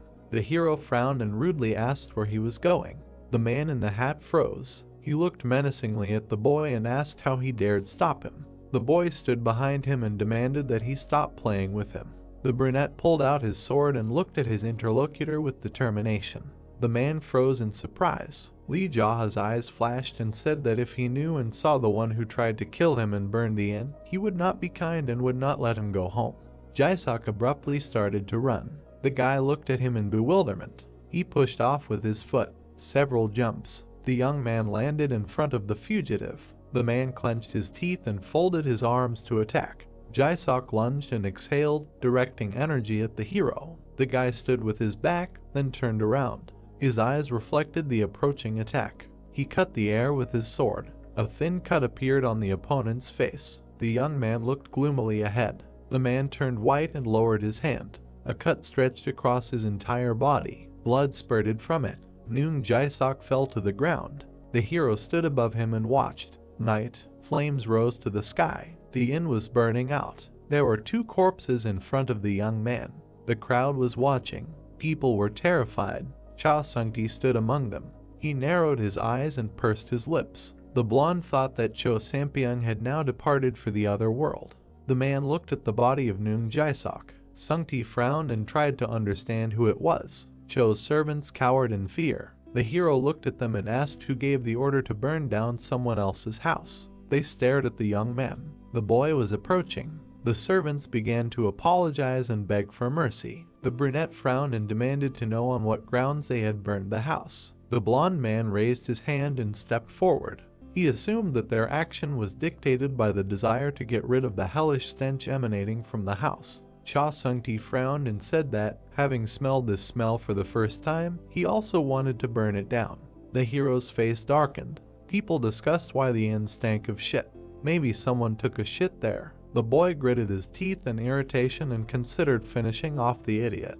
He turned around and addressed the blonde. The boy frowned and ordered him to gather all the bastards and rebuild the Zaha Hotel with their help. Sung-ti looked at the gentleman and asked why he would do that. The boy grinned ominously and suggested that he had been too kind lately, and apparently the other man thought he would sit idly by. The blonde man froze silently. He narrowed his eyes determinedly and said that since they were going to do this, they should put in even more effort. The man looked at the ruins of the hotel and suggested building an impressive 2-story building, since there was much more space now. The boy approached him and ordered him to build a wall along the edge, so there would definitely be enough space. He also demanded that a training hall be built and a place for training. The blonde looked at the young man with a puzzled expression and asked if he really wanted him to build a dojo instead of a hotel. Lee Jaha narrowed his eyes and ordered to build both in the same place. The man thoughtfully touched his chin and replied that he would keep that in mind. He frowned and said that they would call it the Zaha Hotel Dojo. They looked at the ashes. The hero asked to look for talented people during the construction. The interlocutor asked if he intended to found the sect he had spoken of earlier. The guy answered in the affirmative. The man turned to the young man and warned that the Black Cat Union would not stand aside.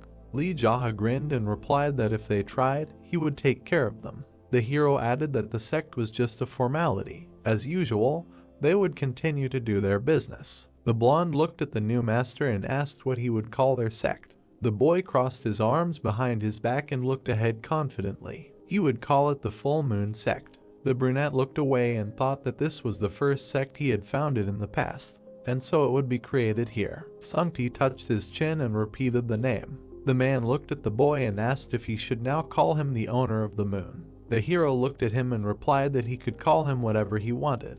The blonde stared at his interlocutor silently. They looked at each other. The brothel manager said that he had been watching the boy for the past couple of days and realized that he was no longer the Jaha he knew. He wanted to ask one question. The hero looked at him. The blonde narrowed his eyes. The man asked why he had left him alive. The guy smiled and replied that he had kept him alive to mock him.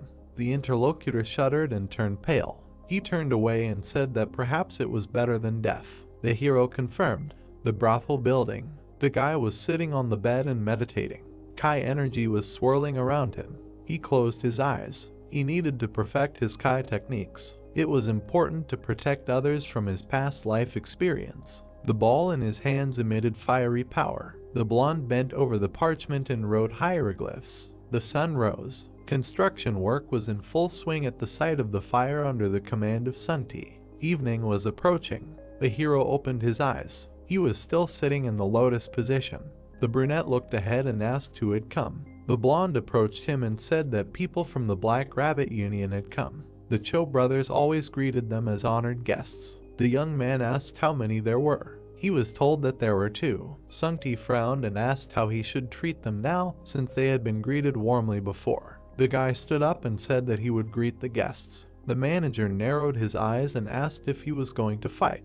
The hero passed him and said that they would most likely turn a blind eye to the murder of the Cho brothers and demand that he pay them a fee. In addition, they would offer to join the alliance and tell about themselves. The blonde ran up to the guy and asked what he would do if it turned out that they had not come for a greeting, since it would be extremely difficult to compete with the union now. Jaha walked confidently forward, while his subordinate ran after him. The young man said that it was difficult, perhaps for the blonde, but not for him. Sungti frowned and asked if they really had to accept death. They approached the door. The hero turned around and said that they would try to kill him first, but he would not die. The interlocutor looked at him in shock. The heroes entered the reception area. 2 men were sitting there. Cha Sungti bowed and wished them a pleasant time. The doors closed. Jaha sat down opposite the guests. The man with the beard introduced himself as Jianpeng from the Golden Peak branch. The second guest called himself Hang Go Wook. The guy looked at them indifferently. They were mentally outraged by his behavior. Jianpeng frowned and asked if it was true that the young man had killed the Cho brothers. The brunette looked at them calmly and answered in the affirmative. The men turned pale. The hero frowned and asked why they needed this information and if they were somehow connected to them,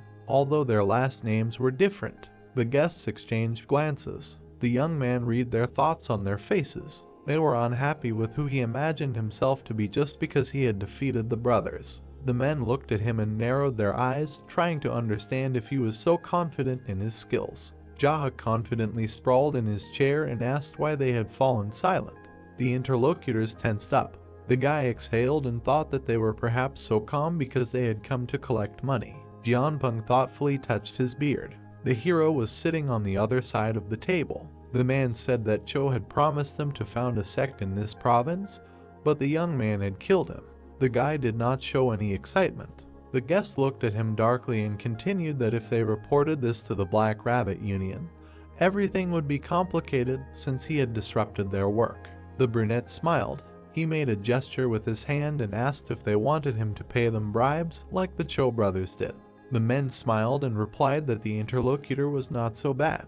The guy smiled and suggested a drink first. He called Mrs. Sun. The woman entered and bowed. Everyone turned to look at her. The hero asked why they had not yet received this lousy Duquan swill and some snacks. The worker frowned, trying to understand what he meant. She bowed again and replied that she would do everything. The guests again looked at the new owner. Go Wook narrowed his eyes and said that alcohol was good, but he hoped that they could agree on the terms before leaving. The young man smiled and suggested focusing on alcohol. The men jumped up. The fat man slammed his fist on the table and exclaimed that they had had enough. The brunette looked at him darkly. He frowned and asked if the other man wanted to try his hand in a fight with him. The guests turned pale and assumed that the boy had some kind of plan since he was so confident. The hero leaned back and said that he wanted to ask something. Jaha asked if they thought that the Black Rabbit Alliance could come here and rescue the 2 of them as if nothing had happened. He narrowed his eyes and advised them to think about it. After all, the young man would not have dealt with the Cho brothers if he was afraid of the alliance. The guests were sweating. They stood before the host. He noted that their skills were much higher than the brothers. The 3 were incompetent. Hang Go Wook and Jianpeng looked at him silently. The young man sat in a chair. He said that if they hadn't made a decision by the time Ms. Sun came, he would fight to the death with the 2 of them. Footsteps were heard. The brunette noticed that the woman seemed to have returned. He looked at them coolly. The footsteps were approaching. Ms. Sun looked at him questioningly. When she entered, the guests were smiling tensely. They said that they would definitely put in a good word for him with the Black Rabbit Alliance, so the hero had nothing to worry about. The guy grinned and said that he would take their word for it. Everyone laughed. The men said that they were happy that the Cho brothers were dead. Quick steps. The men flew out of the brothel. Sungti leaned against the doorway and asked if everything was okay that the hero let them go like that. The guy looked nearby and watched them go. He said that if he killed those 2 now, he would have to deal with the entire Black Rabbit Alliance. In the end, no matter who was in charge here, they would simply continue to obey whoever was in charge. The hero narrowed his eyes. He thought that the person to keep an eye on in this area was the 12th Master, the Great Slatterer. There was no need to attract his attention now. The young man turned to his subordinate and said that he would be busy training for a while, so management and all other responsibilities would remain entirely his. He could temporarily take the position of General of the Full Moon. The blonde looked at his master, puzzled, and asked again. The brunette turned and headed for the exit. He warned that if he quickly squandered all the money, he would immediately be fired from this position. Sungti narrowed his eyes and clarified whether he would simply be fired. The man looked after the hero. He replied that fired meant dead. The manager sweated and was indignant that they had not agreed on that. The brunette looked up and declared that this was his place and therefore his loss. He stopped abruptly. Jaha turned around and congratulated his subordinate on receiving the position of general because he was the first one to be honored with such an honor. The man grimaced in irritation. The hero walked on contentedly. The blonde sighed and muttered how hard his life was. The guy entered the diner. Kum Chuliang was sitting at the table. The blacksmith raised his head and asked if the young man had coped. He sat down opposite and nodded. The owner smiled and asked if the guest would like a signature dish. The brunette turned and ordered one. The interlocutors looked at each other. Chuliang admired that the hero was able to defeat two Cho brothers from the Black Rabbit Alliance, and then Noong Jaisok with Sampion. The guy looked at him calmly. The man wondered if the Black Rabbit should not be chasing him after that. If that's really the case, then wherever the hero goes, many people could die. The young man frowned and wondered if he had always been like this. Even in his previous life, he had had problems with the Cho brothers. He regretted not having returned the favor back then. The men sat opposite each other. Jaha said that although they were probably not in any danger now, one way or another, the conflict would surface in the near future. Moreover, he was going to attack them himself, so everything was fine, others should not be harmed. The blacksmith frowned and asked if the boy was really going to defeat the Black Rabbit alone. He answered in the affirmative, although he knew that it was hard to believe. The red-haired man tugged at his beard and said that he still couldn't get it, that the hero had defeated 3 brothers alone. He laughed and told the boy to remember the taste of today's kuxi so that he could definitely treat him to it later. The brunette looked at his interlocutor with displeasure and was indignant that he was forcing the poor man to treat him. The man crossed his arms and noted that the young man was the owner of the Zaha Inn. The cook put a plate of noodles on the table and asked if they were employees of that place. The hero nodded and added that he thought Duxu's brother was too. The man looked at the young man in surprise and said that he did not remember being among their employees. The brunette crossed his arms and said that everyone he knew had long been there. He took his chopsticks and said that if the cook were there, he could afford to treat the hero to noodles. Duxu banged the plate and looked at the guest with disdain. He asked who he thought he was. A voice was heard demanding that Jaha leave. All 3 turned around. A man was standing on the street. He narrowed his eyes. The diner worker smiled and said that they had come to see the main character. Then he frowned and advised him to be careful. The blacksmith coughed and told the boy not to catch a cold because it smelled like rain. The boy exhaled and headed for the exit. He said that nothing was impossible for their master. It was raining. The 2 stood opposite each other. The man looked at the youth from under his hat and said that he heard that he had the nerve to kill Noong Jaisok from the Black Rabbit Alliance. The brunette looked at his interlocutor indifferently and replied that he had heard that name somewhere. He remembered the man he had struck down. The man revealed his scarred face and said that he had been sent by the Black Rabbit. The boy frowned. It was the 2-eared phantom Wai Xianwu who had attacked and killed him in his past life. The hero stood opposite the man and thought that he was so young, but already had a serious nickname. They looked at each other. The man asked why the boy had killed Noong Jaisok. The brunette replied that the reason was that he had burned down his house. The interlocutor smiled and said that he understood his motive, but he had buried himself with it. The guy was holding a sword in his hands. He asked if the guest thought that by killing the young man, everything would be in his hands. His eyes flashed. Jaha said that the opponent had been deprived not only of hair, but also of brains. The man's face was distorted with hatred. He said that before grinding the guy into dust, he needed to teach him a proper lesson. Lightning flashed. The bald man drew 2 swords and rushed to attack. He cut the air with his blade.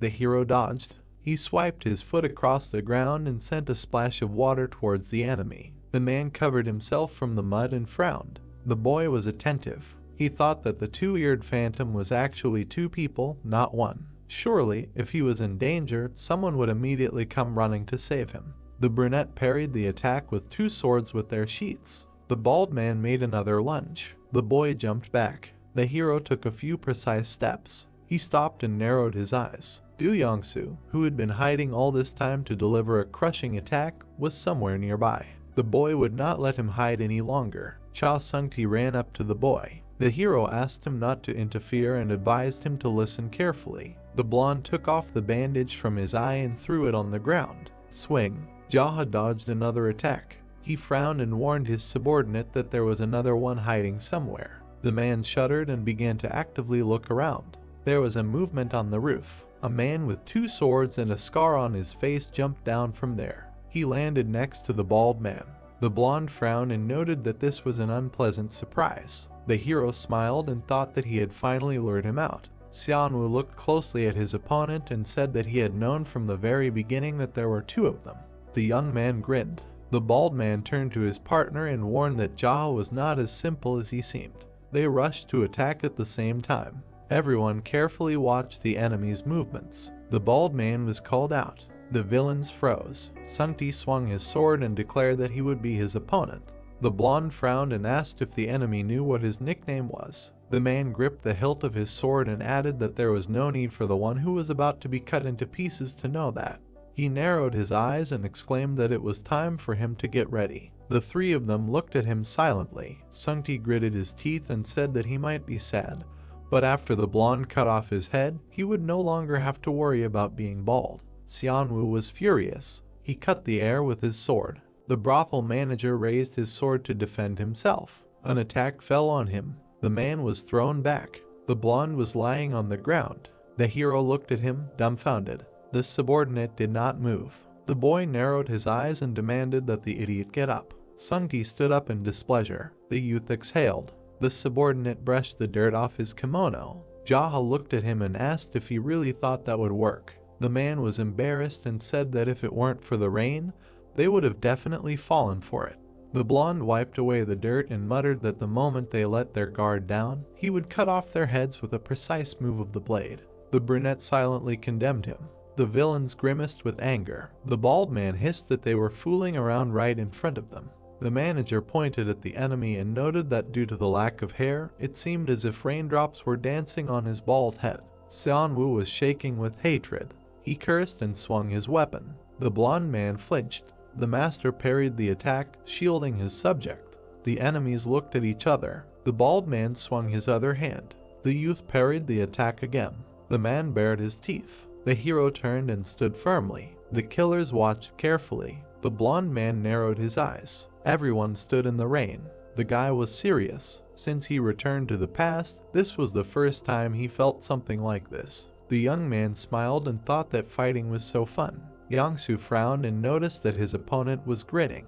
The hero touched the hilt and drew his sword. It was radiating energy. Jaha swung the blade. His eyes flashed. The sword was glowing. Everyone looked on in shock. The ward frowned and noticed a scarlet light enveloping the blade. The enemies stared at the energy of the sword. The hero stood in front of them. The bald man turned to his partner and nodded. They rushed to attack. The men circled around the young man. The guy stood in the middle and did not react. The assassins swung and attacked at the same time. The young man's eyes flashed. Cuts appeared on the enemies. Blood spurted. The hero stood with a bloody sword. 2 bodies fell nearby. The blonde looked on in shock. The silhouette of the guy was visible from the diner. The rain washed away the blood stains. Jaha stood there. The manager bowed and thanked the gentleman for his hard work. The boy looked at him and asked him to act as usual. Sung-ti thoughtfully touched his chin and wondered who they were. The hero looked down and replied that they were members of the Black Lily. The blonde looked at him in surprise. He frowned and muttered that the Black Lily was more powerful than the Black Rabbit Alliance. This was getting serious. The brunette headed off to take a shower. The ward asked to leave the cleaning of this place to him.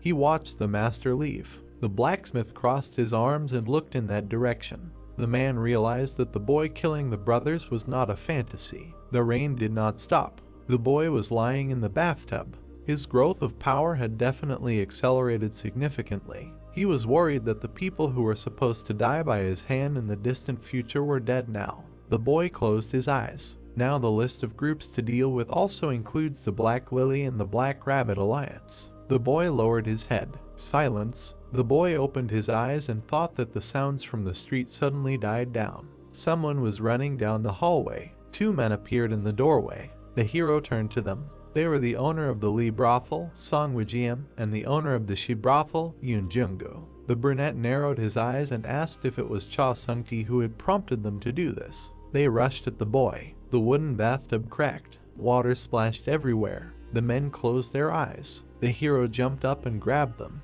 The men were thrown across the room. They crashed into the wall and collapsed. The boy looked down at them and thought that they had attacked him, knowing that he would not have a weapon with him while taking a bath. The brunette frowned and wondered if this was Sung-ti's doing. Quick steps. The guy approached the servant. He bowed tremblingly. Jaha asked where the manager was. The man replied that he was not here. The hero looked at him menacingly and said that he had better be completely honest with him. The servant was shaking. He muttered that he really hadn't seen the blonde since he left a little earlier. The young man frowned and turned around. The guy went outside into the rain. He didn't know if Cha Sung-ti was involved in this attack, but anyone who bared their fangs at him would die. His eyes flashed. The brunette turned towards the voice. Jaha narrowed his eyes. It was the voice of his manager. He quickly ran towards the sound. There were bodies on the ground. The guy didn't understand where they came from. The young man ran further. He turned the corner. There was a crowd. In the center stood a bloody Sung-ti. They were shouting that he was barely breathing. The blonde frowned and clutched his sword. The hero looked there in shock. He came closer. The men turned around. The subordinate noticed the master. He smiled and noted that he was still alive. The blonde looked at him and asked for help. Sung-ti clenched his teeth and trembled. There were tears in his eyes. The man cursed. Sung-ti watched as the villains looked back. He furiously pulled out his blade and shouted at the protagonist why he was just standing there when he was supposed to save him. The brunette frowned from under his brows and thought that this was such a ridiculous way Sung-ti asked him for help. The bandits immediately pointed their swords at Jaha. He looked at the enemies with disdain and did not understand why they were standing there and ordered them to take their swords in their hands and attack. The crowd of bandits grinned furiously and understood that there was no need to be afraid of him because he was just an errand boy. They ran at him in a crowd, wanting to attack him all at once. The protagonist watched what was happening with cold blood. Then he thrust his fist into his stomach with a sharp blow. Then he powerfully hit another bandit in the face. Then he hit his body with his palm. He punched another guy in the stomach with his fist. The enemies ran at him from all sides. Then they all began to fall to the ground. The protagonist looked at the bloody bodies. Then he looked back at Sung-ti, who was screaming. His assistant leaned on his knee and tried to catch his breath, saying that the villains dared to attack him. The brunette looked at the blonde cautiously. The bloody Sung-ti looked at Jaha from under his brows and asked if he really came personally to save him. Jaha looked at him with disdain and refused, because he was going to kill him with his own hands if he found him. Sung-ti started screaming in anger, not understanding why he deserved such a fate. The blonde looked at the demon with anger, who said that he himself thought that Sung-ti was somehow involved in this matter. His assistant wondered if these bandits really came to him. The brunette looked at the assistant and said that he was enjoying the bath procedures when Jung-gu and Woo-jiam came for him. Sung-ti held his wounded shoulder and was indignant, noticing that these guys still did not understand, because even masters of the Cho brothers level died at the hands of Jaha as soon as they looked down on him. The bloodied blonde frowned slightly and wondered if the protagonist had seen the state he was in, hinting if they had cleared up the misunderstanding by saying he hadn't been hanging out with those bandits. The protagonist looked away and said that seemed to be true. Sung-ti at this time thought of him as a scoundrel after he was about to kill him. Jaha looked away and turned to his assistant. The blonde man looked at him intently. At this time, the main character stood behind the wall and looked away, noting that he was not even from the Black Rabbit Union and wondered how many more people he needed to kill. The brunette looked away with narrowed eyes and thought that they thought of him as an easy target, just an errand boy from the Zahayan. He then asked the question, how many more men of Ilyang County did he need to kill so that such useless things would not happen again? Sung-ti looked at him with narrowed eyes. The blonde man was about to lower his head in front of the brunette and stated that he would take care of it so that no one would even dare to think about such nonsense. Sung-ti stood with his head lowered in front of Jaha, who asked him to try his best in this matter. Sung-ti continued to stand with his head down as the protagonist repeated his words about his efforts. The brunette began to walk away across the square with bloody bodies, ironically saying that he just wanted to soak in the bath. Rays of bright sun illuminated the trees. Sungti walked towards the workers in the field. At this time, the protagonist was meditating with fire. Sungti, in the company of men, watched the workers in their construction. A month later, there was already a building in an empty field. Sungti walked behind the protagonist, who looked angry because he knew that a whole month had already passed, and this was supposedly all they had managed to do. His assistant objected that due to the scale of the project, it would take at least a year. Jaha asked if it was possible to do it faster. The blonde raised his hand in front of himself and answered with displeasure that it would not work, although he himself would like to speed up this process, but things will not go faster if you just throw a bunch of random people into production. The protagonist frowned and looked up. The two of them were standing on the field and looking at the construction. Sungti looked at Jaha and said that he had recently found a skilled leader, so he wanted to somehow speed things up. A guy in a blue cape was walking towards them from behind. Sungti pointed at him with his hand and drew Jaha's attention, saying that this guy would be in charge of the construction. It was a brunette named Yeon Yasung, who was smiling at them. The protagonist looked at him sarcastically and realized that this was a craftsman who was famous for when he was the head of the ignoble clan, and was surprised at such a meeting. Sungti pointed out Jaha to the craftsman and noticed that the guy had arrived on time and asked him to greet the demon, the head of their clan. Yasung introduced himself with a wide smile and said that he took on this job on the recommendation of GM Cholyang's uncle. Jaha looked at him sarcastically and said that he was glad to meet him. Yasung stood there with a puzzled look and said that according to this uncle, if he did a good job, they would be ready to give him the position of the head of the clan of builders, and as the uncle said, there would be no need to pay any contribution to the clan.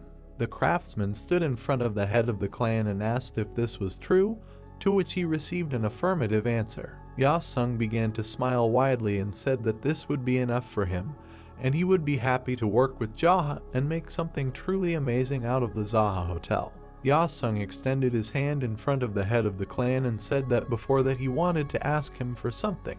Yasung pointed to the side and said that they were planning to build temporary barracks there for living and eating. The protagonist looked at the smiling Yasung with a cold face, who assured them that it would be great if the leader treated them to delicious food sometimes. The protagonist closed his eyes and turned to Sungti. The blonde man looked at him intently. The protagonist looked to the side with a smile and told Sungti to send people from me, Lee and she here every night to cook delicious food and treat the local workers to it. The blonde man smiled wickedly in response and said that it would be done. The craftsman was about to bow his head to the clan leader when the latter said that if he liked the building, he would make him the leader of the clan of builders. The protagonist walked away from the guys. He walked along an empty street and noticed a big guy. He started walking towards Chuliang, who asked if he had met the craftsman. The bearded man crossed his arms and said that this craftsman was very talented, since he was so diligent that he could go out day and night to find work. The protagonist exclaimed slightly at this news. The clan leader looked at Chuliang and realized that he could not even imagine that he was somehow related to this GM, and was surprised that Yasung belonged to this clan since it was very profitable. Chuliang put his hands on his hips and smiled that he wanted to give a gift to Jaha as a souvenir. He extended his hand in front of the puzzled Jaha and added that if he had the weapon he wanted, then let him tell him. The protagonist looked tiredly through his bangs and asked if Chuliang had ever made anything that could be called a famous sword or a precious sword. Chuliang crossed his arms and answered with a dissatisfied refusal. He looked at the protagonist and said that he would not be able to get money from them, and if rumors spread, then such treasures would definitely come to steal and it would be good if they did not kill him. The bearded man looked away and said that even if he was lucky enough to sell it, others would start threatening him to make them the same. The protagonist looked closely at the smiling blacksmith and assured him that he knew how to persuade, to which the bearded man replied that it was true. The protagonist touched his chin and was slightly puzzled. He stretched out his hand and imagined various blades, that in this case, let the weapon not be sharp and the weight was also not important, but it would be enough that it would not break or bend, so he wanted an indestructible weapon. The blacksmith touched his beard and began to talk about how if he focused only on strength, be it a cane, a club, or a spear, then there would be a variety of shapes. The blacksmith frowned intently and asked if it mattered what shape the weapon would be. The brunette looked through his bangs and answered in the affirmative. Chuliang put his hands on his hips and smiled, wanting to take into account that he would one day give this weapon to him and Jaha was going to wait for him. Then the clan leader began to walk further. He walked along the street where people were walking. Suddenly, along the way, he met two people. Two warriors were staring at him. The main character stared intently at what was happening and tried to understand what was happening. The brown-haired man tilted his head and asked Jaha if he was the owner of the Izaha Inns. The brunette looked at the guy with narrowed eyes. The protagonist broke through the guys and said that he was just an errand boy. The brown-haired man looked back and started shouting for the clan leader to stop. The protagonist looked back at him. The brown-haired man sighed heavily. He pressed his hand to his chest and lowered his head and said that he was an envoy from the Black Rabbit Union Hayek Ryon Hong, and he came here to convey words from his superior. The protagonist peered through his bangs and asked again about the Black Rabbit Union. The brown-haired man looked ahead and said that the master of the Golden Phoenix Pavilion wanted to see him. Ryon Hong grinned maliciously and said that he sent an invitation, not assassins, and therefore he had better not refuse. Jaha stood proudly in front of Ryon Hong, who replied that if he returned empty-handed, he would not do without assassins. The brunette peered through his bangs and understood about Mr. Izaha. Ryon Hong stood opposite the clan head. Jaha slightly bowed his head and wondered if he was obliged to come if this master of the Golden Phoenix Pavilion called him. Ryon Hong grinned maliciously and said that if he did not accept the invitation, he could just run away. The brown-haired man stretched out his hand and said that then he would save his life and there would be no killing of innocent people in the Ilian district, and it would be good for everyone. Jaha touched his chin and thought, if Ryon Hong was saying that if he wanted to continue being the head of the district, then he should bow his head to the Black Rabbit Union. The brunette looked forward and asked if even if he did not do this, he would have to leave Ilian. The brown-haired man looked at him maliciously and answered in agreement. The main character looked forward with a smile and said that running away would not be manly, so he would meet him. Ryon Hong stood opposite and asked whether he should give him time until the evening or follow them right now. The protagonist stretched out his hands, sarcastically stating that he was going to meet a wealthy man from the Black Rabbit Union after all and could not come empty-handed, especially in such simple clothes. Jaha stood in front of Ryon Hong and said that if he told him where to go, he would get there himself. The brown-haired man smiled mockingly and said that it was a mountain hut in the hunting grounds of Mount Dinghu. The brunette touched his chin and realized that it was quite close. Jaha began to walk away from them. Ryon Hong with a malicious grin said that if Jaha wanted to run away, he had better run as fast as he could as far as he could. The protagonist walked without looking back and repeated his words that he would definitely not run away. Clouds floated over the Chinese province. Sungti looked anxiously at Jaha, who was adjusting his sleeve, realizing that he would have a meeting with the master of the Golden Phoenix Pavilion. The blonde screamed furiously that it was the money-obsessed killer who called him. Jaha looked at the assistant and said that it was not he who called him, but he himself decided to go. Sungti frowned through his bangs and said that in any case, he would immediately gather everyone and wanted to start a war. The protagonist sighed with displeasure and did not understand what kind of war was being discussed, as if Sungti was going to send all the young Ilian guys to their deaths, although he could handle it himself. His assistant began to shout angrily that Jaha had gone crazy, because if he went alone, he would definitely die. The assistant continued to shout angrily, looking at the head of the clan and asked if he thought that this phoenix would just leave him like some errand boy had angered him, and now he had definitely come to an end. The blonde looked ahead angrily and asked to at least take him with him. Jaha looked at him with bewilderment and did not understand if he was serious about this. The blonde looked at him intently. He immediately lowered his head and sincerely answered that this was not exactly what he wanted. The main character frowned at him and said that his mouth behaved as usual and said that he would return soon and wished him to work on his manners for now. The blonde followed his leader and called out to him.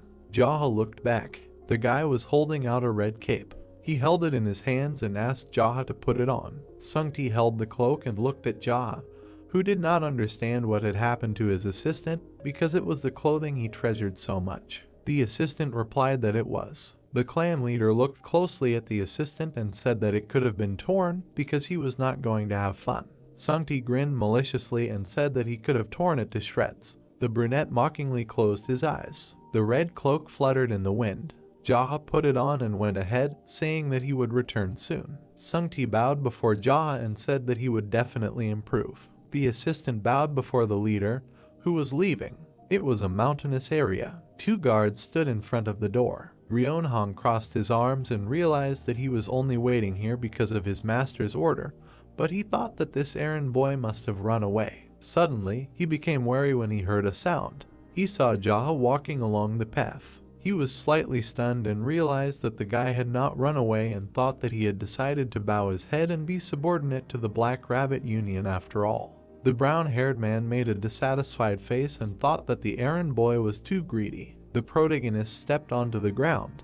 Then he looked at the 2 guys and said that he had come. Ryeonhong frowned deeply and realized that this guy had become overconfident because he had killed those 3 brothers and wanted to test how long his confidence would last. Ryeonhong pointed his hand forward and greeted the guest, saying that the master had been waiting for him.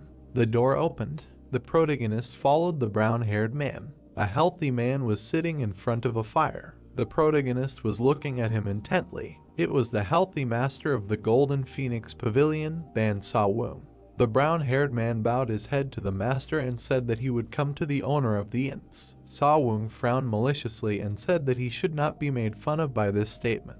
Then the big man looked intently to the side. He saw the protagonist. Then he became slightly embittered and said that he was interested in what the guy looked like who grabbed 3 brothels for himself, but even more so he looked even younger and more ignorant than he expected. Jaha approached Sa-woong, who was sitting by the fire. The pavilion master said that since the guy did not run away and came to him, then he came to say that Jaha would like Sa-woong to take care of him. The big man frowned sullenly and assured that the guy did not know his place and was too greedy. The protagonist stood with an indifferent look. Then Jaha walked forward. Sa-woong noticed Jaha sitting down. The big guy immediately started yelling furiously about who allowed the insolent guy to sit down. The protagonist crossed his legs and asked if he needed permission to sit down. Sa-woong frowned angrily, wanting to hear such a statement again. Ryeonhong looked at Jaha sitting opposite the master. He frowned in sweat and thought that this errand boy had completely lost his mind, and even if he bowed his head and crawled, it would not be enough, because he did not dare to behave like that in front of the master. The Phoenix master grinned maliciously and realized that the guy had completely lost his mind. The protagonist answered smilingly that it was true. Then Sa-woong began to laugh loudly. He extended his index finger and noted that Jaha was funny and asked him how old he was. The brunette became slightly embittered and did not understand why this information was needed, because he understood that he had called him not only to find out his age. The Phoenix master frowned sullenly. The head of the clan assured that if this was all the master wanted to say, then now it was his turn. The protagonist sat opposite the big guy and told him to choose. Jaha looked at him frowningly and asked him to choose whether he would die alone or first send his subordinates to be slaughtered. Sa-woong began to grin furiously, not understanding how this impudent little guy could tell him such a thing. Sa-woong immediately reached for his blade and said that he wanted to spare the guy, but now it would be difficult not to kill him. He was about to pull out his blade. Jaha watched this closely. He immediately reached out with his foot to hit the master. The big guy managed to cover himself with his sword. However, he received a crushing blow to himself. Jaha saw the Phoenix master flying to the ground. His gaze was full of rage. The protagonist stared at him. The big guy managed to land on his feet. He tried to catch his breath, holding the blade in his hands. Then he bared his teeth angrily, not understanding how this happened. Ryeonhong watched what was happening in bewilderment. The people saw the protagonist heading towards their master. The brunette in the cape looked ahead coldly and asked a question about the master wanting to spare him and did not understand what to do. Jaha stared ahead and assured that he was not the one who needed his mercy. Sa-woong frowned in horror. Ryeonhong looked at all this with a downcast look. Jaha stood in front of the Phoenix master. The big guy bared his teeth angrily and pulled out his blade, not understanding how this was possible. The Phoenix leader looked at his enemy and realized that he had definitely heard that he was an errand boy at the inn. Jaha smirked slightly and noticed that Sa-woong was ranting as if he could kill him at any moment and did not understand why he was standing there now. The big guy was clenching his blade furiously. Then, he bared his teeth bloodthirstily and wanted to attack first. He pulled out his blade and ran forward. He swung his blade, but Jaha managed to turn back. The Phoenix leader bared his teeth furiously. He slashed his blade repeatedly, but Jaha managed to dodge. The protagonist coolly dodged the blows, thinking that he should try to fight him since he was a master from the Black Rabbit Union, but as expected, he was only a third-rate opponent.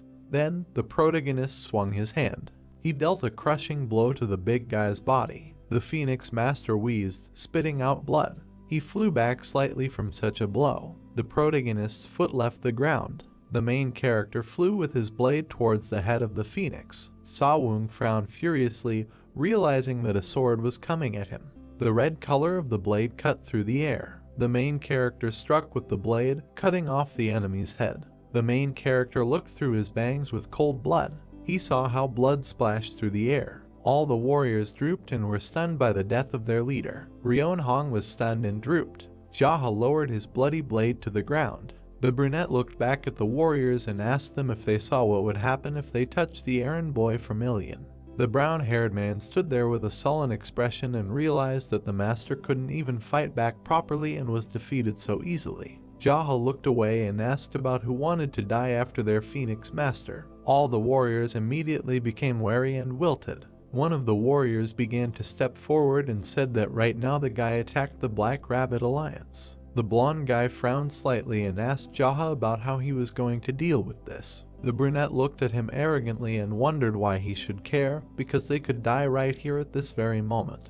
All the warriors immediately became horrified and angry. A whole crowd of soldiers stood in front of Jaha, who was about to count and ordered everyone to kneel down and those who did not bend their knees. He wanted to send first straight to their leader, so he ordered them to decide what they wanted themselves. He extended one finger and said the count. The blonde guy stood there dumbfounded. Then he immediately fell to his knees. All the soldiers began to kneel after him. A whole crowd of warriors were kneeling before Jaha. He remembered how he meditated and saw various painful moments from his life. He realized that the reason he endured becoming a demon was to practice martial arts, because he had not eaten normally for 2 days, and so all this suffering was for such a moment.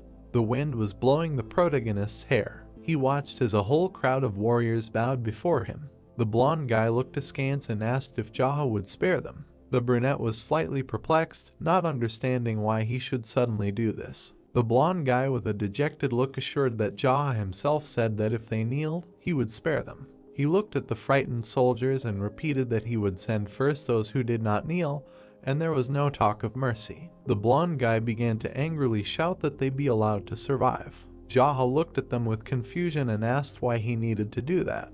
The blonde guy was holding his knees and said that if the brunette was going to kill them all, then did they have a choice but to fight to the death. The protagonist looked down and understood that the guy was trying to negotiate, so he said that they should introduce themselves first and then offer a deal. The blonde guy looked at the brunette and introduced himself as Sima Bai, like a secret inspector. The protagonist looked at the guy, saying his name. He looked at him with disdain and realized that he did not remember this guy, thinking about whether he could have died along with Sawung when the Black Rabbit Alliance dealt with his bad deeds. Sima carefully looked at Jaha and was going to honestly say that if his skills were similar to the master, then together they could win and turn the tide of the game.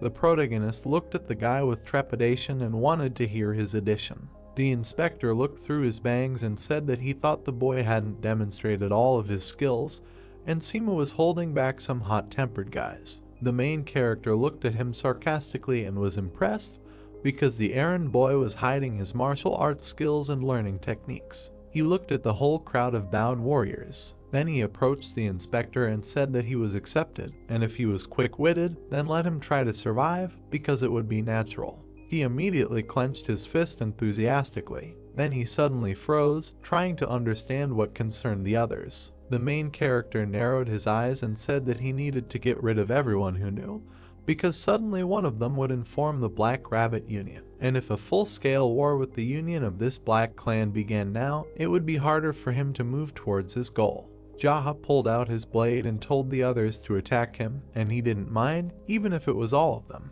All the warriors immediately drooped in the sweat of their brows. One of them was convulsively about to pull out his blade. The inspector immediately threw his hand to the side, telling them to stop, asking a question.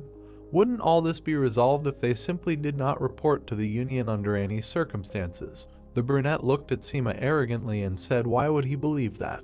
The fair-haired guy angrily shouted that he personally could be trusted. The brunette looked at the worried crowd and said that he could not do that. He looked down on the guy and said, be it his facial features or his eloquence, but no matter how you judge, the fair-haired Seema seemed to him to be the one who was responsible for everything after the master. The inspector looked up with disdain and said that Jaha was right.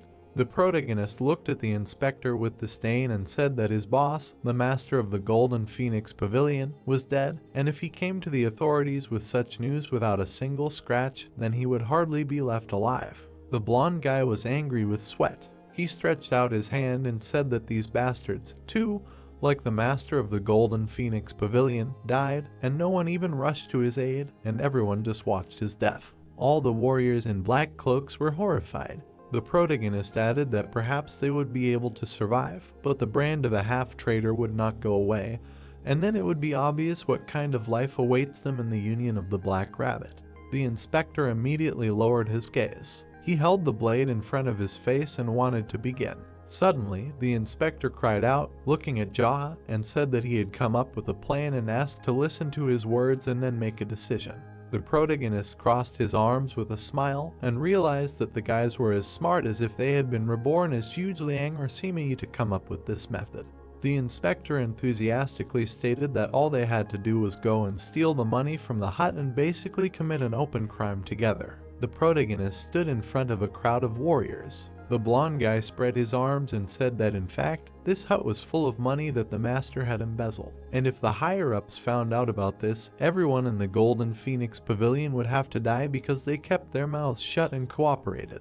The protagonist stared at the inspector, who stated that this money was obtained from Ilian County. Since they themselves openly carried the stolen money, they would inevitably become accomplices. Jaha looked at the guy sitting and noted that he said so because they were accomplices. He would not report to the Black Rabbit Union, so he asked not to kill them. The inspector added that he did not know what would happen, but it was better than dying right now in this place. The protagonist was in thought, his head down, and realized that in theory this only concerned him now, and it did not matter if a little later the Black Rabbit Union still found out about it. All the warriors bowed their heads before him when he accepted such an offer. Jaha looked at the guy with a smile and said that he was assigning all this work to him. Seema looked with bewilderment, hearing about the soldier. The protagonist held a sword behind his back, looking at the blonde guy, mentioning that he himself said about his last name Seema. The guy agreed with this statement and Jaha noted that he was a soldier. The brunette extended his index finger and stated that since ancient times, people with the surname Seema and Juge were the best when it came to recruiting soldiers into a strong organization. The warriors continued to look at the brunette as the inspector wondered why, although Jaha himself did not know. It was a surrounded camp in the mountainous area. The carriage was parked near a provincial house. The protagonist looked away and noticed that the theft had been successful. Seema stood next to Jaha at the window and said that now that they had moved the stolen money together, there was no reason to return. The brunette looked away and said that there was no point in causing trouble while they were in Ilion, and he did not intend to spare anyone who bothered him like that. The inspector was slightly surprised and said that he would settle things and keep an eye on everything. The main character looked at his new assistant and told him to gather all the useless bastards who usually do nothing and to come up with activities for them. The inspector frowned and asked if Jaha's organization had a name. The hero looked through his bangs and said that it was the incomparable Ignoble Clan. The blonde guy was slightly taken aback by such a name. The two of them were standing by the open window when the inspector said that he had never heard of such a thing. Jaha looked at him intently and asked again if he had never heard of it. The guy, looking dumbfounded, quickly leaned over and apologized for not understanding such things. The brunette looked away and said that everything was fine because he had created it in a hurry some time ago. Jaha looked at the new assistant, who noted that it was in a hurry, and the head of the clan said that the point was to create something, and it did not matter what exactly it turned out to be. His assistant looked ahead and said that it bothered him that Jaha was so careless to call themselves a peerless clan when they didn't even know what people could talk about.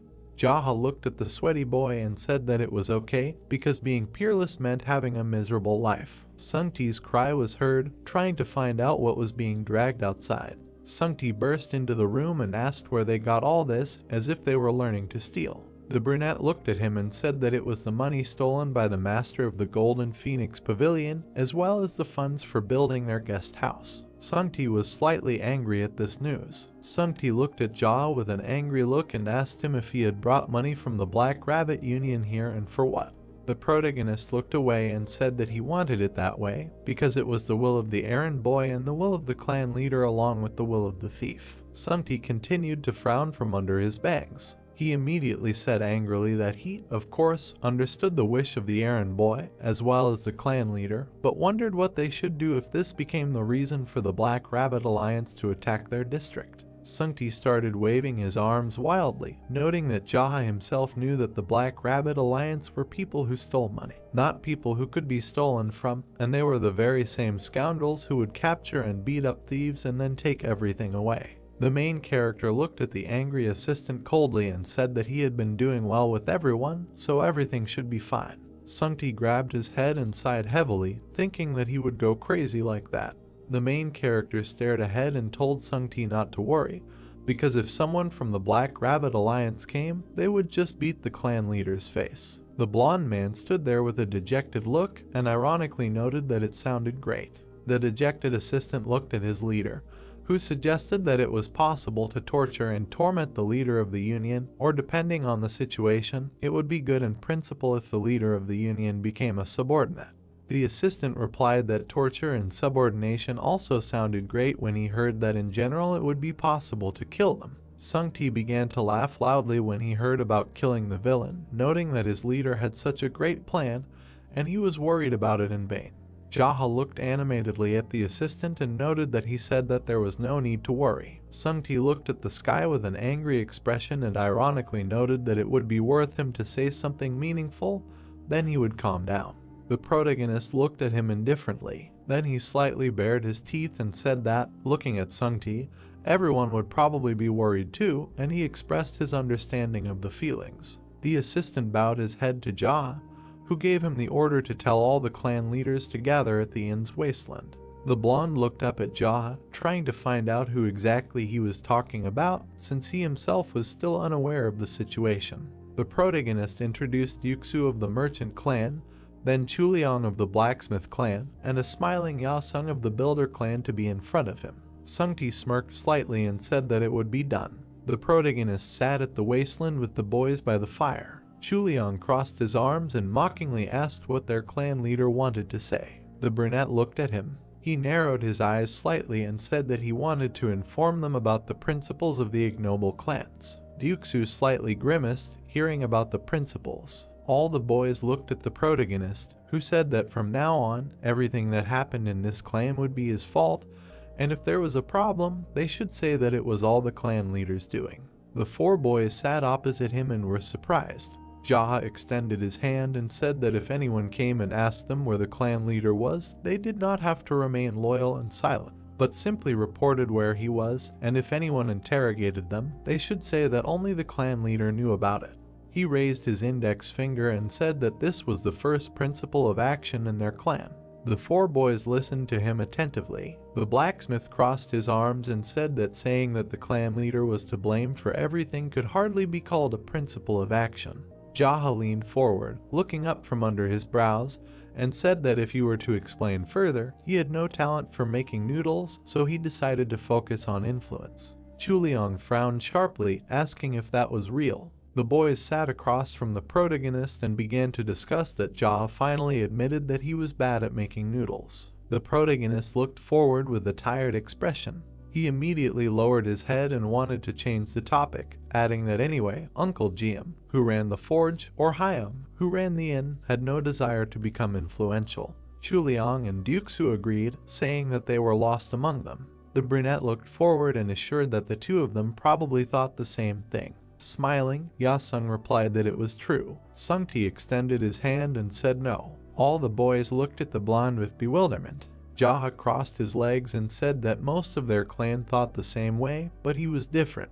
The protagonist glared and said that he wanted to reduce the number of deaths of those who were unable to defend themselves by using the ignoble clan. Chuliang looked forward along with a dejected Duxu. Sunti looked forward along with a smiling Yasem. Jia raised his hand and said that the errand boys at the inns were entertainers or coachmen, people who made weapons, food, and necessities. The blacksmith along with Duxu listened attentively to the leader. Yasung continued to look at Jia with a smile, who added that there were still many merchants who were killed by influential people countless times, and this injustice did not stop, and perhaps it will be like this in the future. Sunti looked forward with a dissatisfied smirk. The protagonist looked ahead and said that if there were people who died unjustly, then as the clan leader, he planned to find out whoever his opponent was. Chuliang leaned forward, holding out his hand as Duxu repeated his words. The blacksmith wondered what the leader meant, that he was going to face not only the Black Rabbit Alliance alone, but also the existing established forces. The protagonist looked confidently through his bangs and said that it was so, because if someone died at the hands of someone from the White faction, he would kill them in return. If someone from another alliance killed, he would go to the Murim Alliance and kill them before the trial.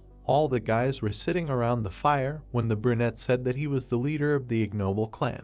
All the guys listened to Ja's statement in surprise. The protagonist recalled the various factions of the buildings when he was a mad demon and represented the various factions such as the Demon Cult, the Murim Alliance, the Black Faction, and the White Faction. Every time they clashed with each other, countless people would die as if a war had broken out. A pile of bloody corpses lay on the field. He recalled standing in the empty space and casting a shadow, as he had no sympathy for those crazy primates who mastered martial arts only to die fighting each other. However, he could not accept the fact that the errand boy who carried alcohol and snacks without thinking about anything was beaten to death for no reason. He recalled his bloody sword, and as a result, he killed those crazy monkeys and easily earned the nickname Mad Demon.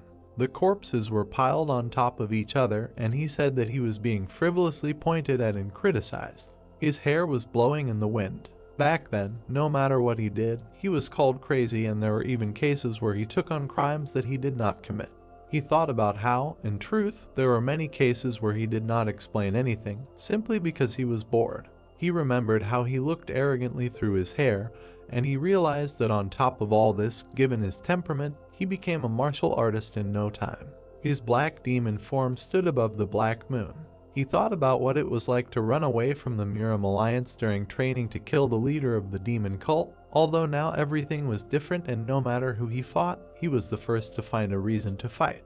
Jia stared ahead and understood that therefore he would become a protector of the weak. Sungti extended his hand, trying to ask a question. The blonde held his hand in front of him and said that he was unable to understand something, because all these principles of action did not make sense only if he had incredibly strong abilities. The protagonist looked at his assistant, who resigned himself to the fact that it was the Black Rabbit clan, and asked how he was going to cope with a huge number of clans and masters in the future. The brunette looked at Sungti with bewilderment. He slightly narrowed his eyes and said that if he became the best in the whole world in the future, then that would be the solution. The four guys listened to him attentively, hearing about the best in the whole world. They were all sitting around a fire in the wasteland. Sungti crossed his arms and sighed in displeasure, realizing that their leader was talking nonsense again, and he could not remain calm. Charles crossed his arms and said that he would support their leader, because as a man, he should have more leadership ambitions. Yasung continued to smile and said that he would also support Jia and become the assistant of the ignoble clan and the leader at the same time. Duxu slightly furrowed his brows and tried to find out if it was possible.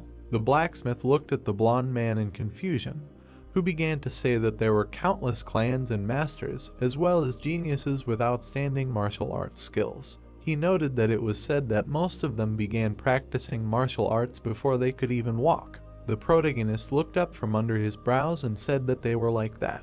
Duxu tilted his head and assured that it was also quite difficult for them to become peerless, because it was said that a peerless one came from the sky once in a generation.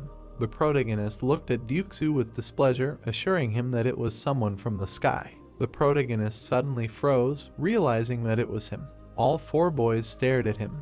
Jia sat in the distance opposite Chuliang and said that it really didn't matter whether he became peerless or not. What mattered was how much effort he put in for it. Ryuksu and the blacksmith listened to how the errand boy and Izaha had chosen to be the best in the world, and everyone here should seriously think about what they would live for in the future. Yasung smiled, sitting next to the dejected Sungti. Everyone was sitting together by the night fire. The protagonist walked along an empty street. He walked along the sidewalk, thinking that the difference between the crazy demon in his past life and his current life was that in his past life, he didn't have a plan, but now he does. Jaha walked forward in his thoughts and realized that only if he took good care of his clan, he would be able to fight other alliances in the future, and if he was a representative of the weak, there would be no reason to curse like before. Jaha walked under the rays of the night light and understood that it was necessary to have a reason to be able to fight the Black faction for justice and other villains from the other alliance, because they could be beaten to death or left as minions. The protagonist's hair covered his face, and he realized that this was the power of reason. He walked forward, looking at the shadow, and tried to realize that when someone imposes a different opinion on the world from the majority of people, then if he succeeds, he becomes a revolutionary, and if he fails, he simply becomes a crazy scoundrel. He peered intently from under his bags. The bright moon illuminated the silhouette of the protagonist, who realized that unlike his past life, he would become a successful crazy villain. A group of people in black sat in front of their leader. It was the masked leader of the Black Rabbit Union. His henchmen sat on chairs with their arms folded. The clan leader looked ahead through the mask and asked again that the master of the Golden Phoenix Pavilion had embezzled the money for himself and leaned back from the hands of the errand boy. The assistant bowed his head and explained that evidence of theft was found in his house as well as his body, and he examined it. It looked like Sa Wung died with little resistance. He also added that his subordinates were captured by Jaha from Ilian Prefecture. The clan leader looked through the mask and wondered why the master of the Golden Phoenix Pavilion could not resist and died, and tried to find out who Izaha was. His warrior bowed his head and said that it was that same errand boy. The clan leader asked through his mask if the leader of the Black Rabbit Union was beaten to death by an errand boy. The clan leader looked at his henchmen and assistant, who agreed with this. He frowned slightly and realized that one of the 12 heavenly generals decided to play a cruel joke on them, and this could not be. The clan leader extended his hand and noted that it was possible that one of these heavenly generals or masters from other provinces sent this errand boy and was trying to find out where he was from. Her assistant sweatingly stated that this was not the case because the guy originally lived here. The brunette in the mask was slightly perplexed. His servant stood in front of the leader and wanted to leave this matter to him and accept this assignment because he would definitely figure everything out. The masked clan leader listened to his servant finish off the guy and return all the money that the deceased Golden Phoenix master had stolen. The clan leader glanced to the side. He was looking at the brunette with long hair. He then addressed him as Master So, who stood up. The master stood far away from the leader, who remarked that he had heard that he had been training extremely hard recently. The guy replied that he had been training just like before. The masked brunette put his head on his hand and said that he knew that his skills were better than the Golden Phoenix Pavilion master and asked him how long it would take him to defeat the guy. The brunette held onto his sword, being the Golden Dragon Pavilion master So Gunpyeong. Dunpyeong stood there with a puzzled expression and understood that although they were in the same position, his strength was not that great and he would be able to defeat him in the time it took to drink a cup of tea, but there was no need to say it like it was. The swordsman bowed his head and stated that he was not sure about it since he had never fought the master of the Golden Phoenix Pavilion before, but he would find a way to defeat him.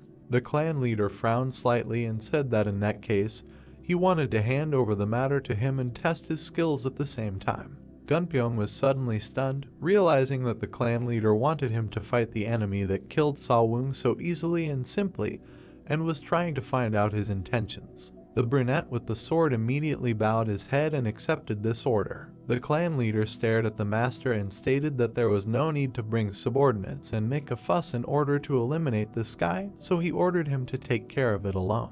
Gunpyeong glared, realizing that they were simply trying to send him away alone. The masked leader looked arrogantly into the swordsman's eyes and told him that if he failed, he should kill himself right away. The boy realized that they were simply trying to send him to his death. The swordsman stood, bowing before the leader, and said that he would die anyway if he failed, so he would do everything. Gunpyeong bared his teeth angrily, realizing that they were simply trying to throw him away when he was no longer useful. The protagonist entered the house at this time. Ryuksu placed a bowl of noodles on the table. He held the bowl with a smile and stated that it had been a long time since he had last come here. Jaha sat at the table and looked at Ryuksu, saying that instead of rice soup, he wanted spicy noodles today. The protagonist sat at an empty table opposite Gunpyeong. He started eating the noodles with great appetite. The protagonist looked at the swordsman with confusion and did not understand who it was because it was the first time he saw him in this area and he seemed strong to him. Then he saw his Japanese sword. The protagonist touched his chin and thought that the one who owned this sword was a 300-year-old man from the Black faction, and he received this nickname for his constantly continuing life, because in the future he will be a big figure in this Black faction, and did not understand why he suddenly ate noodles in a restaurant. Gunpyeong looked back at the smiling Ryuksu, who thought that he wanted to order something else. The swordsman looked from under his brows and said that he heard that a guy named Izaha lived in this area and he asked where he could have met him. Ryuksu mockingly smiled, asking about the guy. The swordsman looked at the cook, who said that he was not aware of it since he had not been seen at all lately. Gunpyeong asked what had happened. The blonde continued to smile mockingly and said that this guy often got into all sorts of troubles. Maybe he had already fled somewhere far away and wondered why he was looking for a meeting with him, suggesting to ask others about him. The protagonist leaned back and realized that this was a very dignified moment for the head of the merchant clan. Gunpyeong frowned slightly, then lowered his gaze mockingly. Ryuksu looked at the swordsman, who said that he had heard that Ilian Prefecture was full of crazy people. From what he could see, it was truly a well-deserved glory when Ryuksu was about to approach him with sweat on his brow. The swordsman furiously frowned and shouted that Ryuksu dared to lie to his face when the guy was sitting in front of him. The protagonist looked at him coldly. Ryuksu furrowed his brows and frowned. The swordsman looked at the protagonist and asked him if he knew who was sitting in front of him. Jaha frowned slightly and said that he knew him as Gunpyeong from the Black Rabbit Union, and he also did not understand why he switched to informal speech with the clan leader. The brunette was slightly stunned, realizing that Jaha knew his name from somewhere. The swordsman tilted his head and asked Jaha who he was. The protagonist looked at him coldly and informed him that he himself had already said this and did not understand his repeated question. Gunpyeong frowned angrily and asked what he meant, who he was. The clan leader crossed his arms and smirked. He then touched his chin with a puzzled expression and began to speculate on who he was, although he had no answer to that, as he needed time to think about it for a while. He then looked at the guest and asked himself, who was he? Gunpyeong looked at him with a dark expression and called him crazy. He then began to eat the noodles with gusto. Ryuksu looked back at the protagonist, who wanted spicy noodles. The cook became tense and dumbfounded, realizing that this guy was still asking for food when they were about to be killed. The protagonist was very angry and slammed his fist on the table when he heard that the noodles were finished and did not understand why Ryuksu said this after taking his order. Gunpyeong drank the broth with a furious appetite and remarked that the area was funny. He then placed an empty plate on the table. He began to wipe his mouth and asked the owner to pay him. Ryuksu was smiling with all his might and did not understand what kind of payment he was talking about, since it was enough for him that his noodles were simply well eaten. The swordsman showed the coins sarcastically and said that if he ate, he had to pay for it and asked Ryuksu to come to him and take the coins. The cook was grinning with all his might and realized that this would be a bad decision. Gunpyeong frowned angrily. He then placed the coins on the table. The swordsman was about to get up from the table and turn to Jaha, saying that this room was cramped and suggested that he go outside.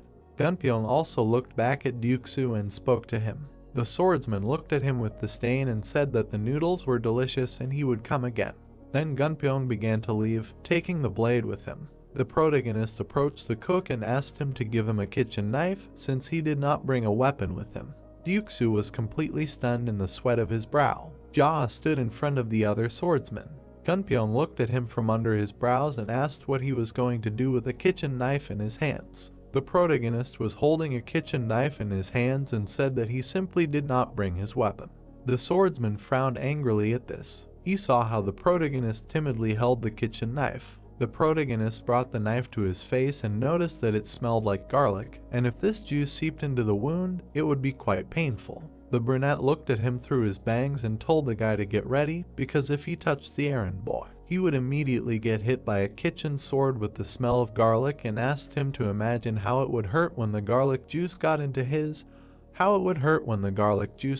his wounds. Gunpyeong looked at him with disdain, calling him a scoundrel, realizing how the master of the Golden Phoenix Pavilion could lose to such a slob. The main character waved his knife and asked him why he came alone without subordinates, because attacking in a crowd was also one of the advantages of their clan. The swordsman replied that there was no need to create a noise to get rid of some errand boy, because it would be a shame.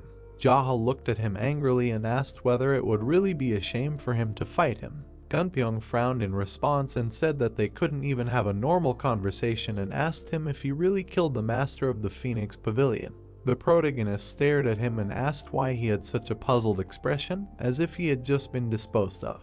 The swordsman became very angry at what he heard. He saw the protagonist stabbing him with a knife and knew that he was right, that he had just been disposed of. Gunpyeong frowned angrily and said that he was not going to listen to this nonsense anymore. He then reached for his blade. His sharp sword was emitting light. The swordsman extended the blade in front of him and asked why the errand boy in this area was so impudent.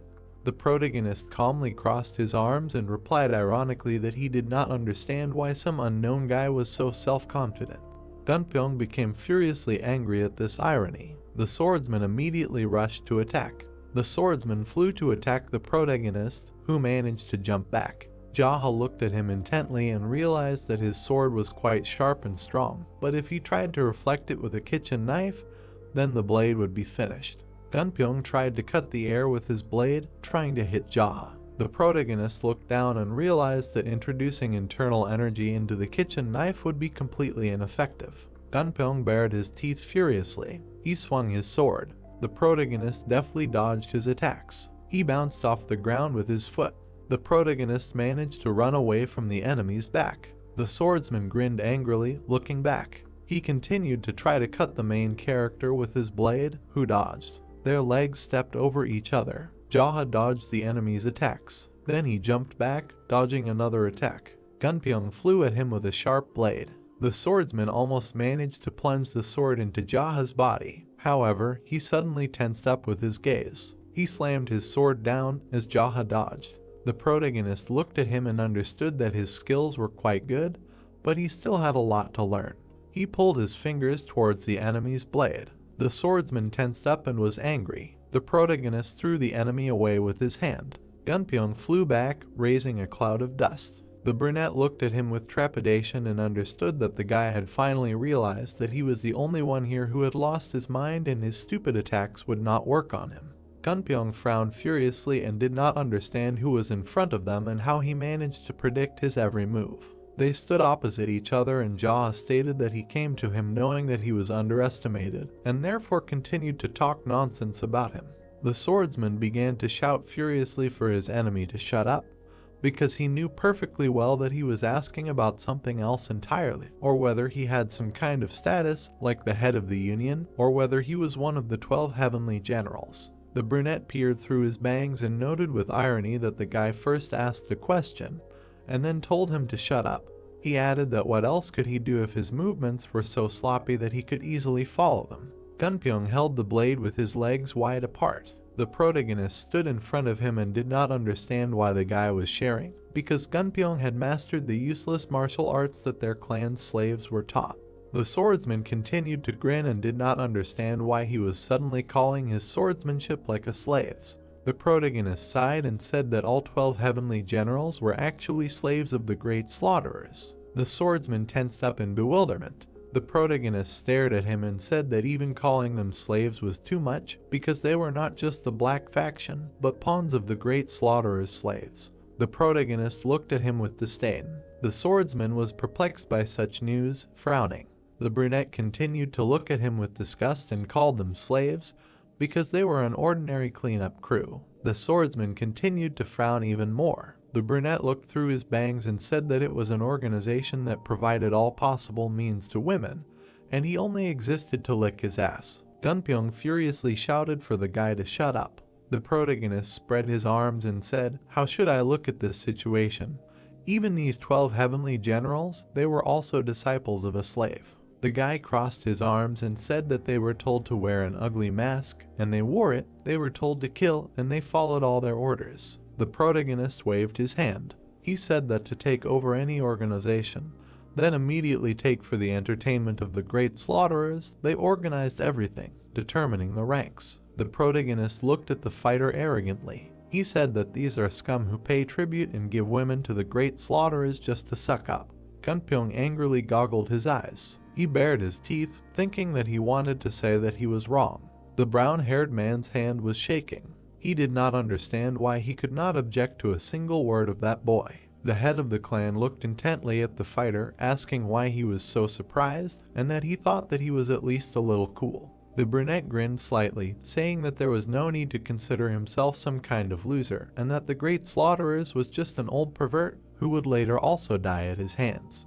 Gunpyong looked at the clan leader with displeasure, asking what else he would say. The brunette looked at the guy with a serious look. He smiled slightly, thinking that he could only take a look at him. The brunette slightly raised the kitchen knife. He stated that if he managed to take first place in the leader battle of the 12 heavenly generals, he would learn more martial arts from the great slaughterers' slaves, asking what he would do with this knowledge and that he would become the best in the dark faction. The brunette raised his gaze upward. He noted that without a doubt, but given the bad character of the great slaughterers' slaves, he would simply waste his time using this lure. He enslaves slaves for fun as much as his heart desires. Gunpyong looked at the protagonist with annoyance, asking if he had finished his tirade. The fighter held out his weapon in front of him, saying that since he was so outstanding, he would no longer just dodge. The protagonist smiled contentedly, noting that as he thought, he would come to his senses immediately if he was given a little beating. The brunette moved his hand with the kitchen knife to the side. He ran his fingers along the knife. Flames engulfed the protagonist's weapon. Gunpyong's eyes widened. The protagonist had made a fiery sword out of the kitchen knife. Gunpyong was slightly frightened, pressing his lips together. He thought that, as expected, he was a master that he could not defeat, but he would not retreat even if he died in this battle. The boys stood opposite each other. The clan leader said that he called it the taste of fire. The brunette held out a fire weapon in front of him, thinking that the official name was chlorinated incense. Gunpyong began to fill his weapon with energy. A blue aura surrounded the sword. The brown-haired man smiled slightly. The protagonist narrowed his gaze, smirking. Gunpyong opened his mouth wide, rushing to attack. He directed a blue slash towards the protagonist. The protagonist looked at the approaching attack. He clutched a kitchen knife in his hand. The clan leader sent a pillar of fire towards the brown-haired man. Gunpyong's eyes widened. The brown-haired man held out a weapon in front of him, blocking the blow. The blow sent him flying. He spun on the ground. The protagonist looked at the guy. Ryuksu watched what was happening in surprise. He smiled slightly, thinking that the clan leader was cool, and this was a real martial arts master's fighting technique. The brunette kicked Gunpyong in the body. Ryuksu watched as the protagonist kicked the guy. His face twisted in confusion. Ryuksu wondered what was wrong with him. Gunpyong was lying on the bed unconscious. The protagonist looked at Sungti, telling him to wake him up. Sungti said he would. He slapped the sleeping guy, telling him to get up. The white-haired guy slapped the sleeping Gunpyong in the face. He asked what he thought, that he could continue to sleep like at home and that he was not going to get up. The brown-haired guy put his hand in front of his face. He abruptly got up from the bed. Gunpyong looked ahead in confusion, wondering that he was still alive. The protagonist looked at the guy with a serious look. He said that since he came to his senses, he should answer the question, asking where the great Rakshasa was. The brown-haired man narrowed his eyes at Jaha. He asked how he knew, noting that even the leader of the union probably didn't know about it. The boys stared at the brown-haired man. Jaha asked what he knew about the leader of the Black Rabbit Union. Gunpyong said that he was most likely sitting in the room. The brunette narrowed his eyes. He noted that he was asking about what that bastard had been doing lately. A shabby Gunpyong looked at the protagonist, saying that the leader was training. The protagonist looked up thoughtfully, asking if this was a rank battle again. Gunpyong looked at the protagonist dumbfounded, asking how he knew about it. The boys looked at each other. The brunette asked what was so strange that he knew about it. Gunpyong said that it was exactly like that and only the masters of the Black Rabbit Union had this information. The brunette looked at the guy with a serious look. He said that their clan knows everything except what he doesn't know. Jaha thought that he only really knows it because he went back in time.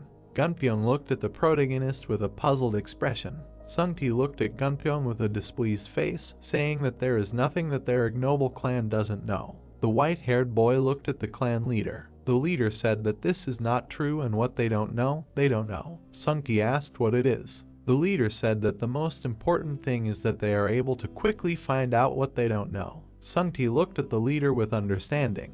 Then he looked at Gunpyeong with annoyance. He said that there is nothing that the ignoble clan doesn't know and the strongest intelligence organization is their ignoble clan.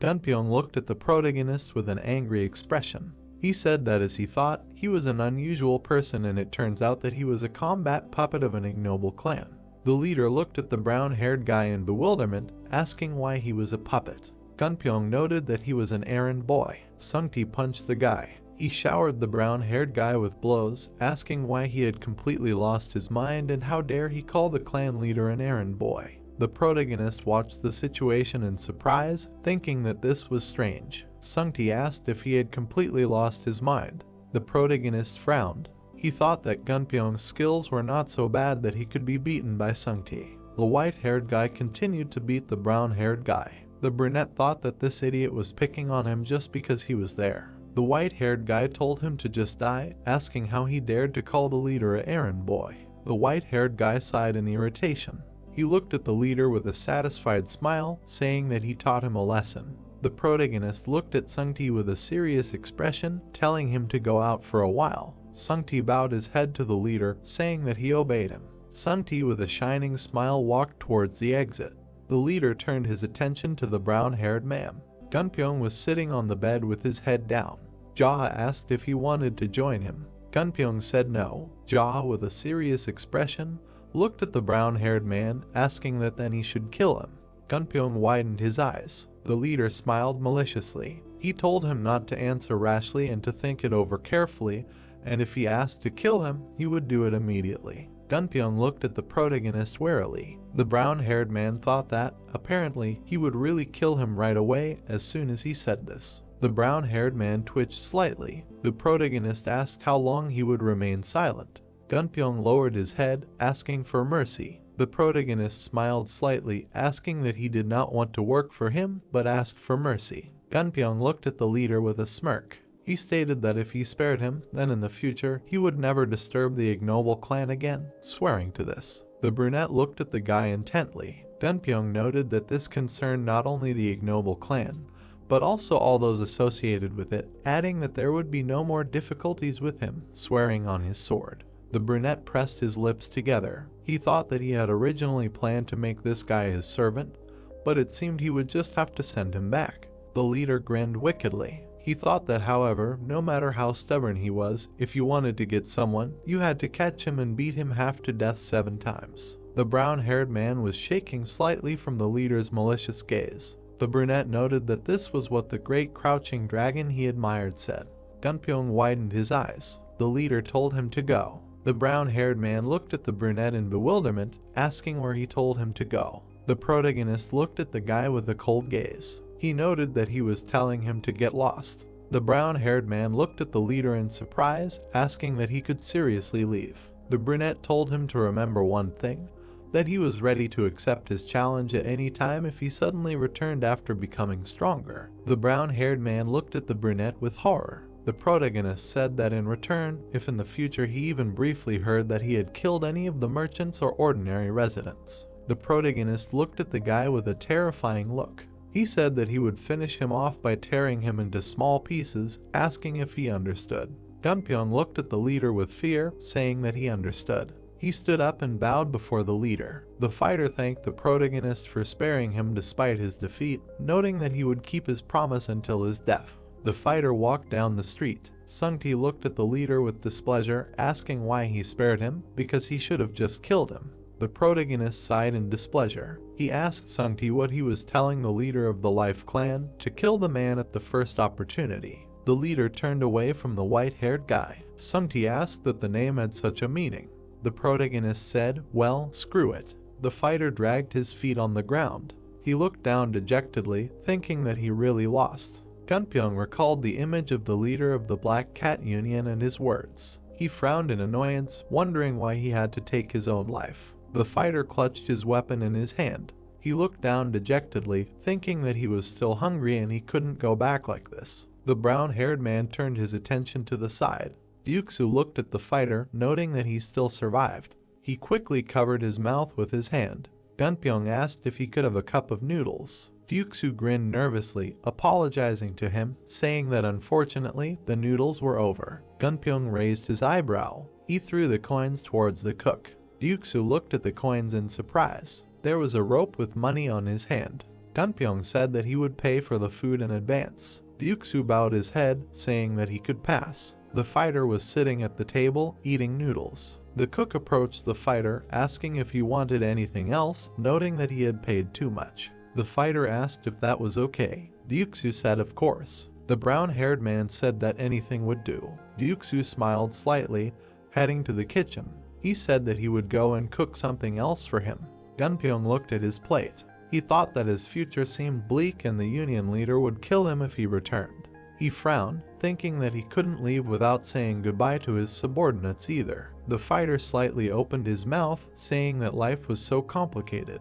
The cook prepared the food. He told the fighter that everyone else had it no easier, asking who didn't have it hard. Gunpyeong asked that he didn't either. Ryuksu poured soup with a ladle. He said that it was, however, since the ignoble clan appeared, there were no more people demanding huge payments, and life became easier. The cook carried bowls of soup to the fighter. Gunpyeong asked that they did not pay tribute. Ryuksu said that they did. Gunpyeong asked what about the ignoble clan, and that they did not pay them. Ryuksu smirked contentedly. He stated that the ignoble clan did not demand money and protected ordinary workers like them, adding that the leader said that this was the reason he created the clan. Gunpyeong looked at the cook with confusion, wondering if the protagonist was crazy. Ryuksu placed the bowl of soup on the table. The fighter asked what it was. He looked at the cook. Ryuksu said that it did not have a special name, so it was just pork bone soup, noting that it was very delicious. There were bones visible on the plate. Gunpyeong asked if they were pork bones. Ryuksu replied that they were. The fighter stared at the soup, thinking that it looked delicious. The cook slightly opened his eyes, smiling maliciously. He said that it seemed simple, but it was really tasty and it would be more convenient to eat with your hands. The fighter took the pork bone, opening his mouth. The door to the establishment slightly opened. The protagonist entered. He looked ahead with irritation. The fighter looked at the protagonist in shock. The protagonist glared at the guys, asking how they dared to eat pork bones without him. Gunpyeong held a pork bone in his hands. The guys looked at the evil leader with fear. The guys sat at the table, eating pork bones. The protagonist pointed the bone at the fighter. He said that he generously granted him salvation, asking what he meant by sitting and eating bones. Gunpyeong widened his eyes. The brunette narrowed his gaze, asking if he had nowhere to go, noting that he had been kicked out of the Black Rabbit Alliance. Gunpyeong looked at his plate, saying that he needed to think about something, so he decided to take a look for a while. The protagonist asked what was the matter with the subordinates who remained in the Black Rabbit Alliance. The fighter looked at the leader sadly, saying that they were like brothers to him. The leader stared at the fighter, wondering what it meant that he was very loyal to them. The fighter furrowed his brows. He stated that most of the people arriving in the Black Rabbit Alliance were subordinates of the former leader, who died at the hands of the Great Rakshasa, after which they surrendered, including him, adding that the Great Rakshasa killed the previous leaders and replaced them with others. The protagonist looked at the fighter curiously, asking how he survived. Gunpyeong said that he did not hold any leadership position at the time.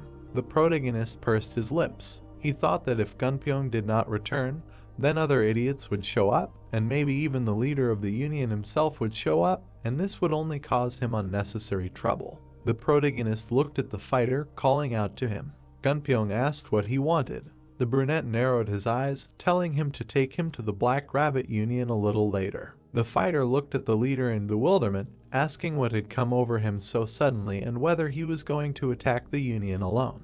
The protagonist looked at the guy with a confident look, saying that this is exactly what he wanted to do. Gunpyeong frowned, wondering if he was really crazy and was going to attack the Union alone. The brunette held a pork bone in his hand. He stated that after he led him there, he must make sure that his subordinates did not die, adding that if he went there alone, he would definitely get rid of the leader, but it may happen that he would kill not only him, but also the ordinary soldiers of the Black Rabbit Union. Gunpyeong looked at the protagonist in confusion, asking how soon this little while would be. The chair suddenly moved to the side. The brunette stood up, saying that at this moment, Yuksu looked at the leader in confusion. He asked if he was in too much of a hurry going there without any preparation. The leader looked at the guys menacingly, saying that a surprise attack is always done in a hurry. The guys looked at the leader in bewilderment. The brunette smirked slightly. He thought that he should attack first, and then Ilyang County would be safe, adding that even more so if Gunpyeong's subordinates were killed, he would definitely not obey him. The night sky was visible above the estate. Gunpyeong looked at the protagonist with a serious expression. The brunette told him to wait for a while, and when there was a chance, take care of his wards. The brown-haired man said that he understood. The protagonist stood near the gate. He put his hands behind his back. The brunette kicked the door with his foot. A small window opened in the door. Eyes appeared from the window, asking who he was. The protagonist looked at the eyes, saying that he was Jaha from Ilyang County. The guard asked who Jaha was. The brunette sighed in displeasure, telling him to stop asking questions and just open the door before he himself could break it down. The guard told him to stop talking and he would let him get away with it this time, so he should go and have a drunken rampage somewhere else. The protagonist looked at the window where the eyes had disappeared. He immediately jumped onto the wall. He touched the wall with his foot. The protagonist grinned contentedly. The guards noticed the shadow. The leader jumped off the wall. The leader walked towards the estate. The guard opened his mouth wide, shouting that they had an intruder. The fighters began to run along the ground. They surrounded the protagonist, asking who he was. The leader noted that he had already said that he was Jaha from the Ilyang district. The leader of the union asked that he was Jaha. A man came out of the estate. The leader of the union looked at the protagonist with a menacing look, asking that he was the same errand boy. The protagonist grinned slyly. He thought that during a verbal duel, answering a question with a question was a worthy decision of a strong man. The brunette narrowed his gaze. He asked that he was the same rabbit slave of the great Rakshasa, famous as an old scoundrel. The head of the union pressed his lips together. The head of the clan looked at the man thoughtfully. He asked if he was mistaken, and the correct one would be not a rabbit slave, but a slave rabbit. The fighters looked at the main character in confusion. The head of the clan looked at the man with a serious look. He asked that in any case, how dare the head of some backwater gang, whose duty it is to be a slave, send a killer to him. The head of the clan narrowed his gaze, asking if he had his brains with him. The fighters goggled. Jaha flashed his gaze. He asked why he was silent, and maybe the rabbit, who does not know his place, will finally open his mouth. The fighter opened his mouth, saying that he was a crazy bastard. The leader of the union narrowed his gaze, saying that since he had already come, it meant that Master Gunpyeong, who went to deal with him, had lost. The protagonist smiled maliciously, telling the rabbit that this was enough of this useless talk, offering to fight.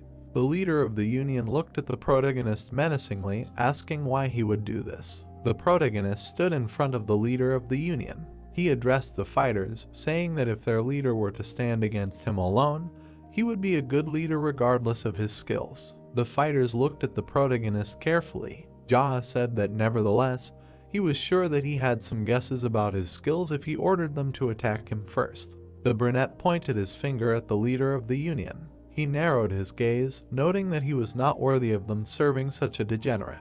The fighters gaped. Jaha stared ahead with a menacing gaze. He stated that this was not all, and that he was a worthless scum and a cowardly worm of the Black faction, adding that he was incapable of anything, and that he was a rat hiding behind a mask. The fighters looked at the protagonist in shock, wondering why he had not finished his tirade yet. The clan leader stared ahead with a cold gaze. He stated that the alliance leader was a useless idiot who controlled them by relying on the insignificant influence of the great Rakshasa. The protagonist stood with his back turned, looking at the alliance leader. The fighters turned their gaze to the side. The alliance leader stared at the protagonist. He noticed that the protagonist was talking about wanting to fight him one-on-one, asking that he thought there was a single master who would so easily succumb to the banal provocations of an errand boy. Gunpyeong appeared in the courtyard.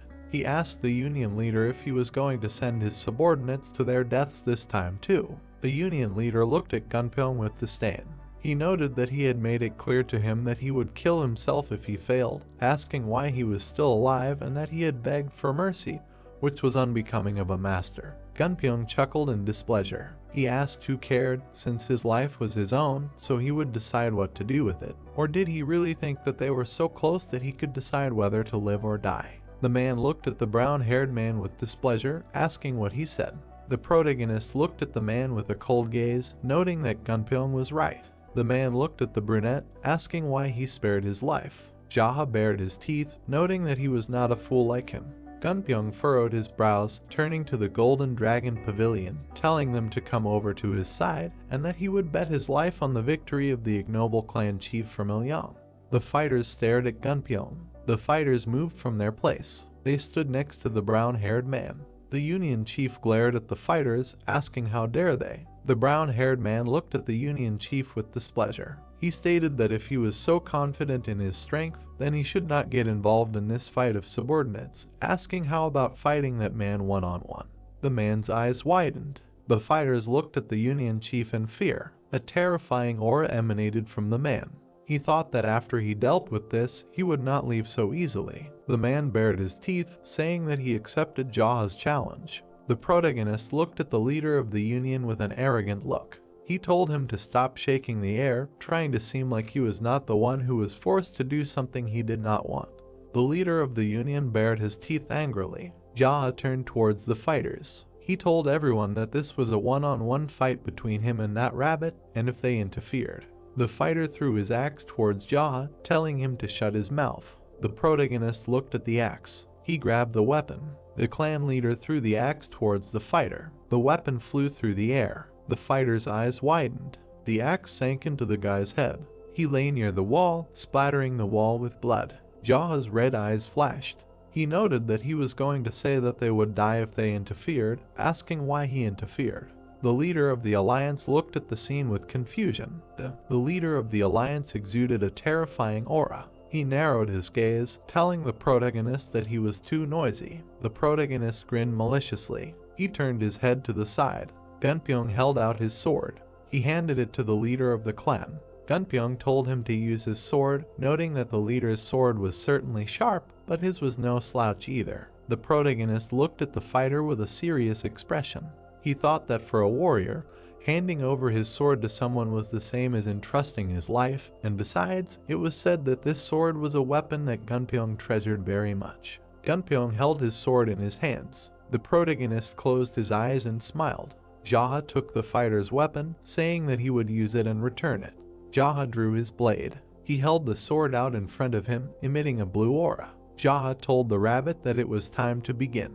The leader of the Union flashed his eyes. He headed towards the brunette. The leader of the Union began to draw his sword, after which he pulled it aside. The protagonist swung his weapon with a grin. He pulled the sword back, holding his fingers out in front of him. The leader of the Union looked closely at the brunette. He swung his sword. The protagonist smirked contentedly. He dodged the blow, appearing in front of the rabbit. The blades of the leaders met in battle. The swords touched each other. The brunette began to emit a red aura. The guys swung their weapons. The protagonist relentlessly attacked the rabbit. The leader of the clan narrowed his eyes. The rabbit closely watched Jaha's movements. The rabbit blocked the protagonist's blow. He dodged the protagonist's attack. Jaha skillfully dodged the rabbit's attacks. They continued to fight tirelessly. The protagonist persistently emitted a powerful aura. The fighters looked on in shock, not understanding what the hell was going on. The fighter asked that the errand boy was fighting the clan leader on equal terms. Gunpyeong watched the fight in horror, wondering what kind of fight they were fighting on equal terms. Gunpyeong pursed his lips, thinking that the clan leader was not even putting in much effort. The protagonist dodged to the side. Brown-haired thought that he was deliberately allowing the collisions to discern the martial art of the alliance leader, the fighting techniques of the great Rakshasa. The protagonist looked ahead with an indifferent look. Brown-haired thought that apparently there was nothing else to see. The clan leader moved his hand to the side. He attacked the rabbit. The rabbit's foot hit the ground, causing it to crack. The leader's hand was shaking. He glared at Jaha, wondering if the bastard was hiding his abilities. The protagonist smiled bloodthirstily, asking what had finally dawned on him. The protagonist furiously attacked the rabbit. The leader of the union clenched his teeth angrily. The brunette grinned wickedly, noting that it was too late. He attacked the rabbit with a fiery aura. The leader of the union was thrown aside. The guys stood opposite each other. The rabbit held his sword in front of him, telling the fighters to kill him. Gunpyeong glared at the leader of the union. He noted that he himself told him to commit suicide if he lost, asking why he was acting so meanly. The rabbit nervously looked at the brown-haired man, telling him to shut up. The fighters pressed their lips together. Gunpyeong extended his hand forward, telling everyone to stand still, noting that if they ignored the leader's order and just stood there, he would settle everything. The fighters stood motionless. The leader of the union glared at the fighters, asking what the hell they were standing there for. The protagonist attacked the rabbit. The rabbit asked the leader to stop. The brunette smiled maliciously, asking why he called him the clan leader and not an errand boy. The leader of the union bared his teeth in anger. He immediately attacked the protagonist. The protagonist delivered a fiery blow to the leader of the union.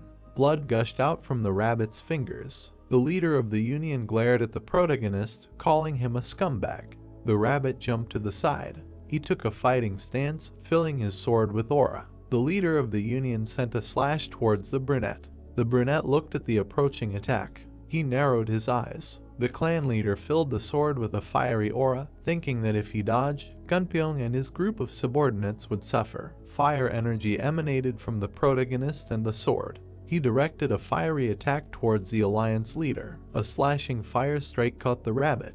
The attack sent him flying. Clouds of dust and smoke rose up. The alliance leader's hand was burned. He was slammed into the wall. The alliance leader spat out blood from his mouth. The blood flowed to the ground. The rabbit lowered his head, giving up his spirit. The fighters looked at what happened in shock. Gunpyeong gritted his teeth, thinking that he knew that the clan leader was hiding his true abilities, but he never thought that he was so superior to the alliance leader. The brunette stood with his back. The protagonist looked ahead with a menacing gaze. Jaha looked behind him, turning to Gunpyeong. The brown-haired man shuddered slightly. The night sky stretched out above the boys. The clan leader said that with his words, he saved many lives. The moonlight illuminated the courtyard. Gunpyeong bowed to the protagonist. He noted that thanks to his warning, he was able to save his comrades, thanking the leader. The clan leader turned his head to the side.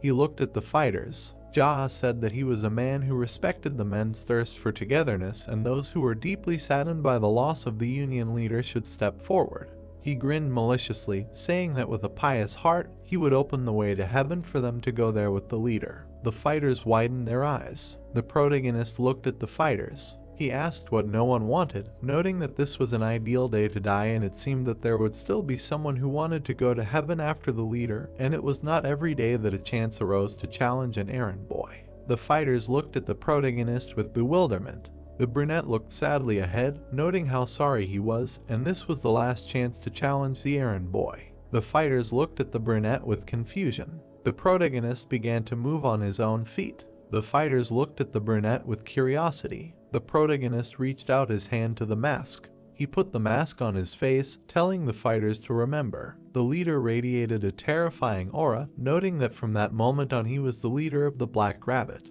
Blood from the mask flowed down the brunette's face. Jaha stated, whether they wanted it or not, he decided so. Jaha turned his attention to Gunpyeong. The protagonist put the sword back in its sheath. The brunette threw the weapon back to its owner, thanking him. The protagonist reached for the sword on the ground. He asked what the name of this sword was, noting that its memory was just like a fish. Gunpyeong presented an image of the sword, saying that it was called the Black Dragon's Fang. The brunette said that he understood that, noting how stupid the name was. He widened his eyes, saying that although no, he was taking it back now. The fighters looked at the protagonist in bewilderment. The brunette turned away, saying that first they had to get rid of the corpse of the former leader, who did not know his place, trying to resist him, and also wash the floors and walls. The clan leader looked menacingly at the fighters, adding that they should remember that if they wanted to succeed in the dark faction, they had to clean up well first. The fighters looked at the protagonist in confusion. Jaha narrowed his eyes, asking that they would remain silent. The clan leader looked at the fighters who said they understood him. The boys looked at the protagonist. The brunette said that it was time to start the meeting of the leaders to celebrate the new beginning. Gunpyeong extended his hand in front of him. He said that he would go in as soon as he completely figured it out, and the other leaders should go in first. The protagonist watched as the leaders ran into the estate.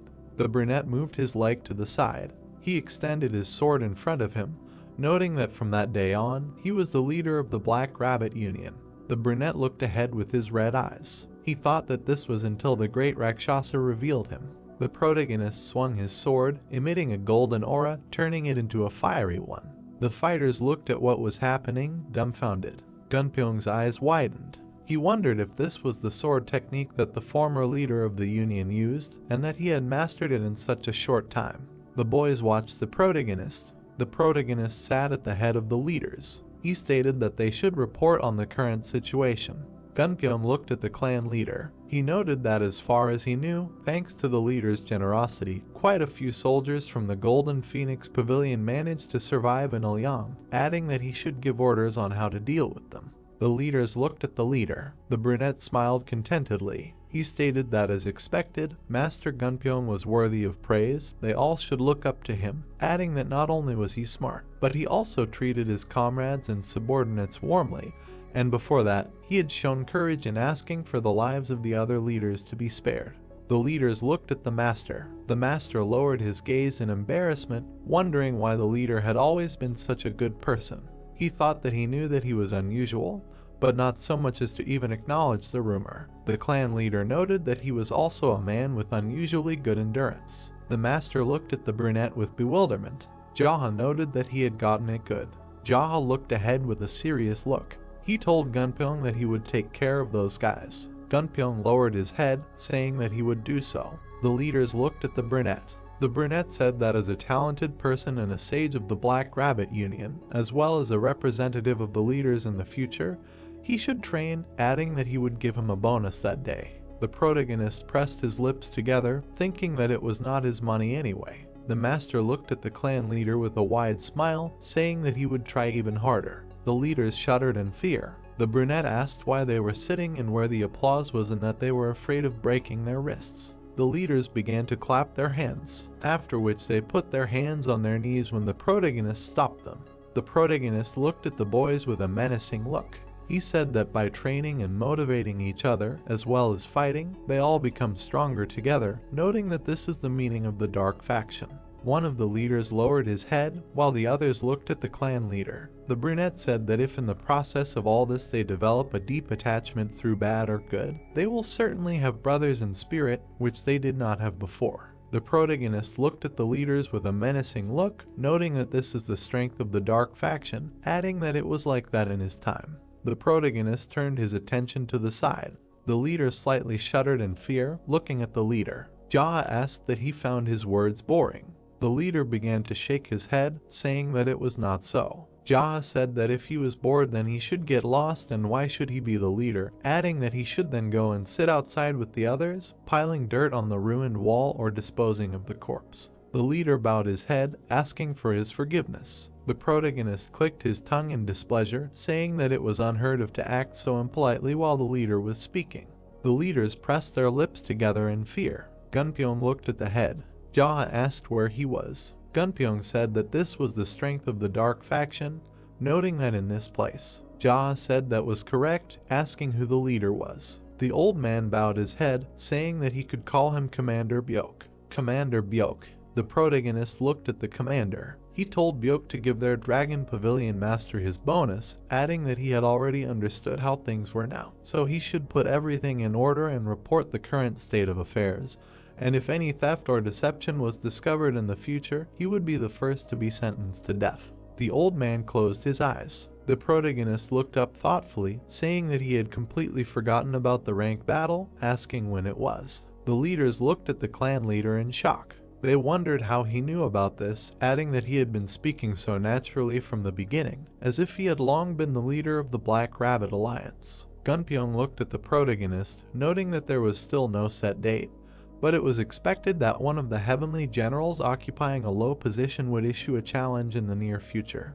Gunpyeong imagined an image of a person. He noted that it would be the red monkey. The master raised his hand, saying that if he wanted to advance in rank, he would have to fight the white rooster this time. The clan leader looked at the master, asking what place he was in now. The master noted that he was in 5th place among the 12 heavenly generals. Jaha looked ahead dejectedly, saying that this bastard's rank was high, asking where their respected mentor was. The oak looked at the brunette. He said that the heavenly general, the red snake, should find a blue-eyed beauty somewhere and present her to the mentor, the great Rakshasa, noting that he was probably with her. The brunette smirked slightly. He said that this old man still lacked stamina, noting that he had gotten his hands on the blue-eyed beauty. He pursed his lips in displeasure. Jaha looked up angrily, saying that something in him suddenly began to swell with anger. Cold sweat from horror was running down the leader's face. Gunpyeong narrowed his eyes, thinking that his thoughts were completely unpredictable, adding that he first called him a mentor and then called him an old man and got angry. Jaha emitted a terrifying aura.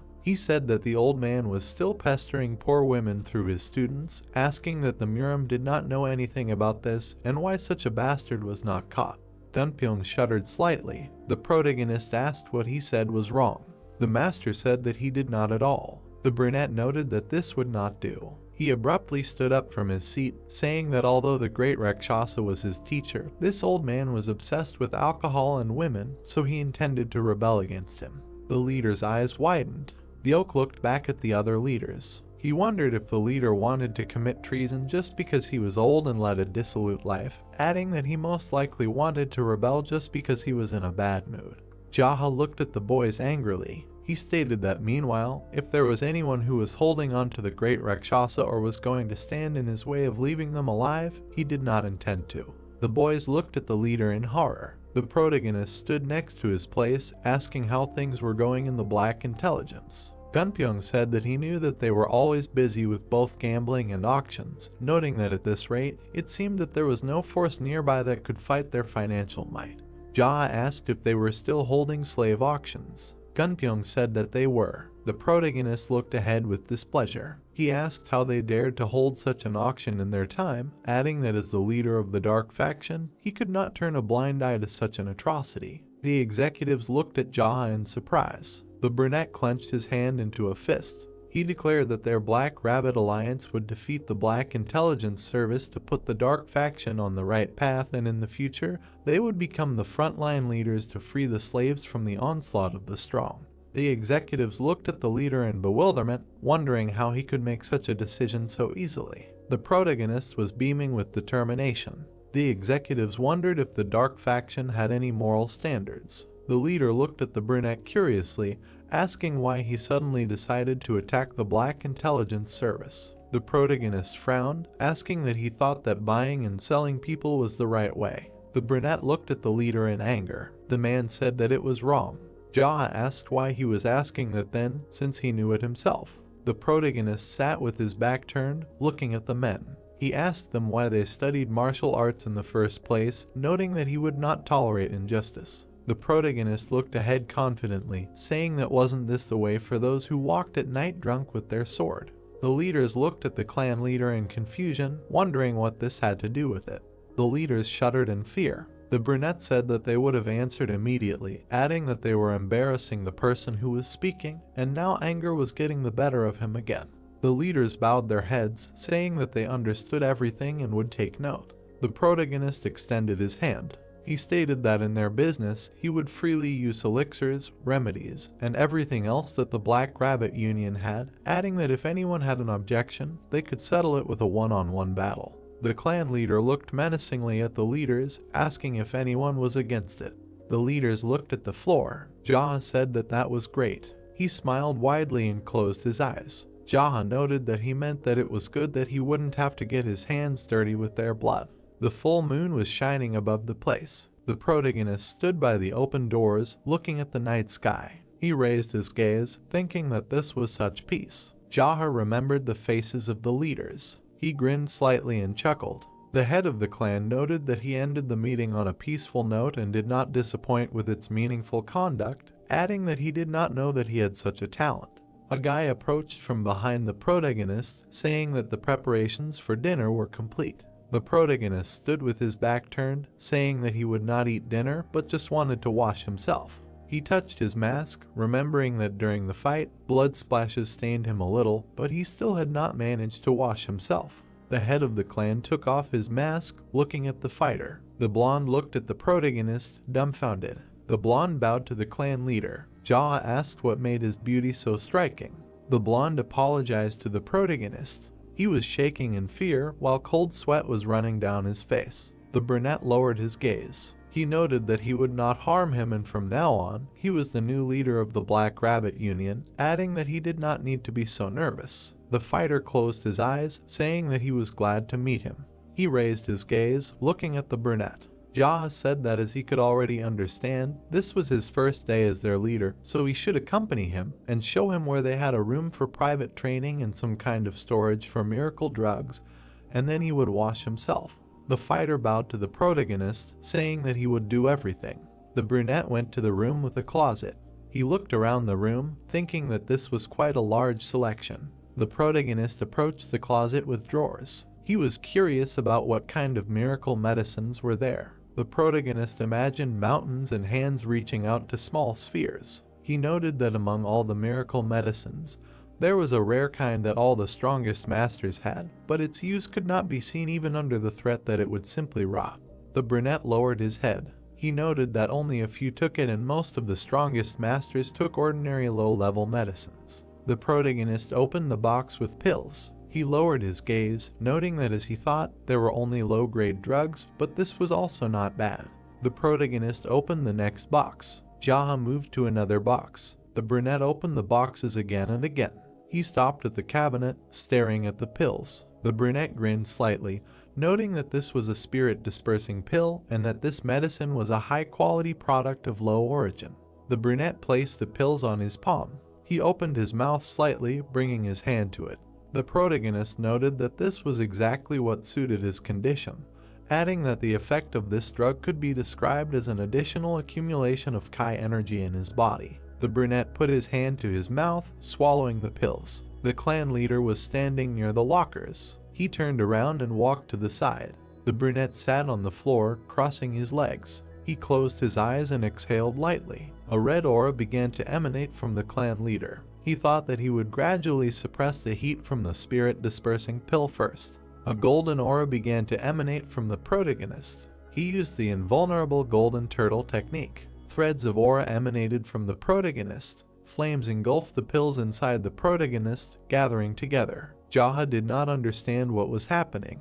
The protagonist continued to sit with his eyes closed. He noted that the heavenly pearl was absorbing the heat of this pill before he could properly practice the spiritual technique. The pills came together. The protagonist sat with his eyes closed. He opened them slightly. Jaha looked ahead thoughtfully, not understanding how this happened. He thought that even before the circular flow began, the energy of the miracle medicine was instantly absorbed by the pearl. Jaha put his palms in front of him. An aura began to gather between his palms. A green sphere appeared inside the palm. The brunette used the Wood Kingdom technique, after which the sphere turned into flame. Jaha used the Flame Kingdom technique. A strong aura began to emanate from the flame. It filled the space around the protagonist. Jaha moved his palms away from each other. He put them on his knees, thinking that something was wrong that day. The brunette imagined the image of a snake against the background of people. The clan leader noted that usually heavenly pearls absorb things like spirit,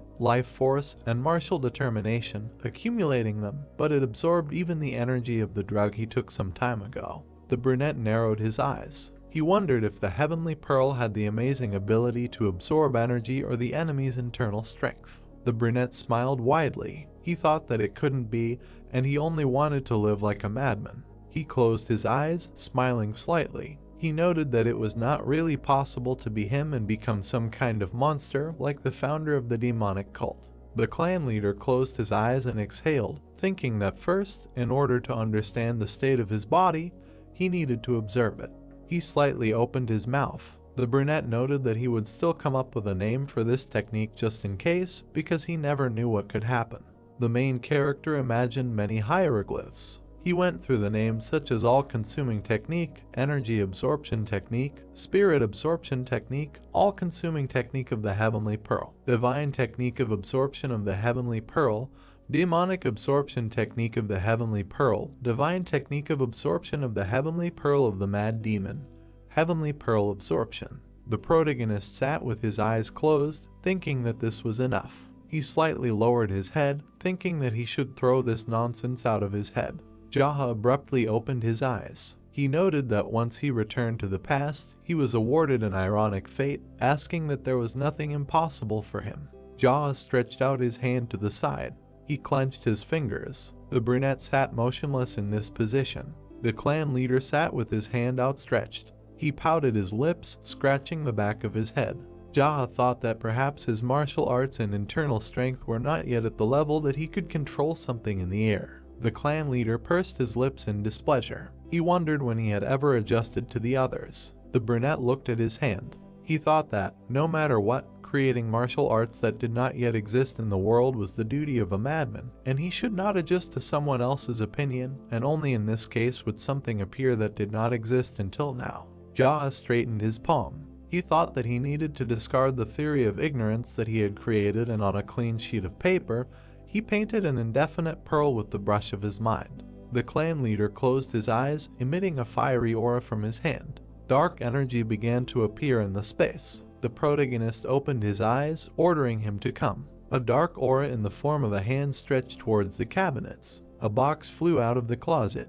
The protagonist's eyes widened. The box flew into the protagonist's hand. He sat motionless with the box in his hands. Jaha grinned slightly. The clan chief noted that he had made up his mind, calling it a great technique of outstanding absorption of heavenly pearls. He looked at the box with a satisfied grin. The clan chief thought that having heavenly pearls was a secret, so he would omit these two words. The protagonist smiled widely. He noted that this would make a great technique of outstanding absorption. The sun was shining brightly in the sky. A man was sweeping up the fallen leaves. A girl passed by on the road, fluttering her hair. Gunpyeong stood in front of the protagonist. The protagonist tilted his head to the side, asking what he was saying, that someone was looking for him. Gunpyeong tilted his head, saying that a woman said that she came to tell him about the latest news in Ulsan County. Gunpyeong looked at the clan chief. He stated that if it weren't for that, he would have sent her away immediately, but he thought he would be interested in hearing about the affairs concerning the district. The brunette leaned on his hand. He wondered what news there could be, adding that as long as the Black Rabbit Alliance was under his leadership, the district shouldn't have any problems. The brunette shuddered slightly. The master asked that he let her in. The clan leader stared at the brunette. The leaders looked at the protagonist. Jaha said to let her in. The doors to the estate opened slightly. A girl in green shoes entered. She bowed her head in front of the clan leader. She closed her eyes, trembling slightly. The protagonist stared at the girl from under her mask. He wondered if it was Mrs. Soso, noting that she hadn't been seen for a while, not understanding what she had forgotten there. Soso continued to stand motionless. Gunpyeong told her to tell him in detail about the leader, what happened. The brunette slightly opened her mouth, saying that her name was Sun Soso and she was from Ulsan County. The protagonist lowered his gaze, wondering what her name was Sun Soso. The girl looked at the clan leader in surprise. Jaha said that she had a beautiful name. He waved his hand, saying that it was nothing special and that she could continue. The girl stood with her back turned, looking at the brunette. Soso said that in the county there was a place called the Zaha Inn and a local errand boy. The leaders widened their eyes in horror. They looked at the girl, wondering what the errand boy was from the Zaha Inn. The brunette crossed his legs, looking at Soso. The leader noted that she was talking about the leader. Soso looked nervously at the brunette, saying that the servant dared to interfere in the management of the Black Rabbit Union. The girl stood motionless. She stretched out her hand in front of her, continuing her story. The protagonist stared at the girl, listening to her. Gunpyeong frowned, thinking that this woman was reporting to the leader about himself. The leaders lowered their heads, covered in cold sweat. They pressed their lips, thinking that they could go crazy. Soso stood with her back, looking at the clan leader, noting that this was the situation. The leaders looked away in horror. The protagonist lowered his head, saying that everything was clear to him. The protagonist looked at Soso, saying that he understood her. The brunette sat motionless in his place. He asked what it meant that the errand boy from the Zakin killed all the innkeepers and completely captured Leong, and that wasn't this good news. The brunette looked at the brunette with bewilderment, asking what he was talking about. The brunette smiled slightly, asking if their brave lady had a place to go. The brunette lowered her head, saying that she had nowhere to go. The protagonist looked up thoughtfully, saying that it was such a pity and how it happened that such a valiant girl was without her own shelter. The brunette extended his hand, wondering what to do and what could give her the position of managing servant. The brunette looked at the head of the clan with admiration, asking him if it was true. The brunette tilted his head to the side, saying that of course, because the girl was brave in spirit, very valuable, and if she did not mind, she could start working in the Union of the Black Rabbit. The brunette beamed with happiness. The protagonist said that she was of the right age, and besides, she worked at the Plum Blossom Inn, so she had enough experience, noting that it was perfect. Soso bowed to the protagonist, saying that if he left it to her, she would not let him down.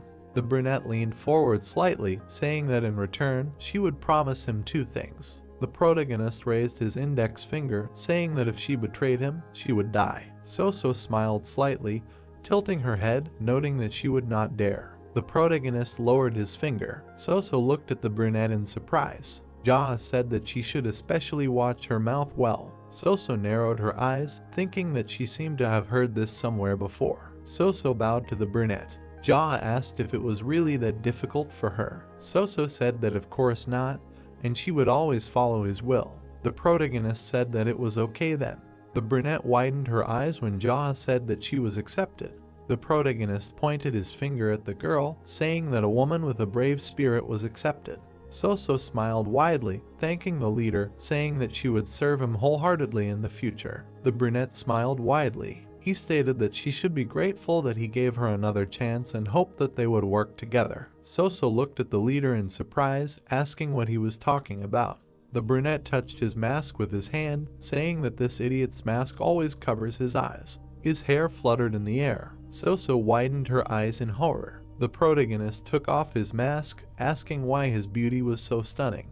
The brunette rolled her eyes, falling to the side. She fell to the floor, gaping. Gunpyeong leaned over to the girl. Jaha asked why she passed out. Gunpyeong put his fingers to his nose. He looked at Soso with confusion, saying that it looked like she fainted from being so scared. The protagonist hissed in displeasure, telling him to tell the servants to take care of her. Jaha added that she fainted as soon as she saw the leader and how rude it was. The master looked at the brunette with confusion, asking them to take care of her. The protagonist narrowed his eyes. He asked if he was suggesting that they just leave the person who fainted outside, noting that she had nowhere to go, calling them empty-headed. The leaders looked at the clan leader with confusion. The brunette looked at the boys with a serious expression, telling them to remember well. He widened his eyes, noting how merciful he was. The leaders gaped. They stared at the clan leader, saying that they understood him. The man shouted that except for the Golden Dragon Pavilion warriors, everyone needed to do 500 basic push-ups. The man shouted to remember Dark Faction is training first, training second, and war third.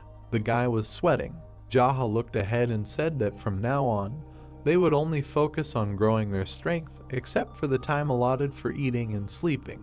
He looked ahead and said that no one was taking them seriously now, shouldn't they become stronger, right? The man walked forward and told the Golden Dragon Pavilion warriors to go to the backyard, prepare sandbags and bring them here, and then place them on the backs of their comrades doing push-ups. He looked at So Gunpyeong and told him to step in with the guys from Golden Dragon Pavilion and watch over them. He told the leaders to do 100 push-ups. The man looked ahead and said that those who had finished would take wooden swords and beat those who tried to cheat.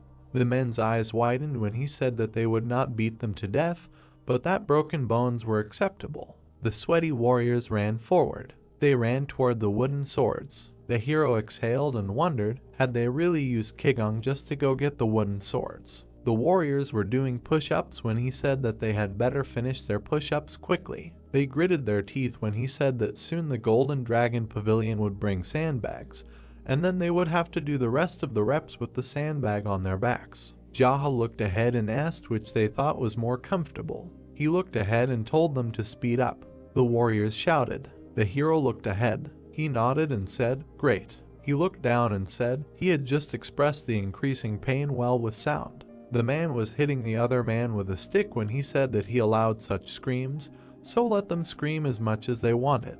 The hitting with the stick continued.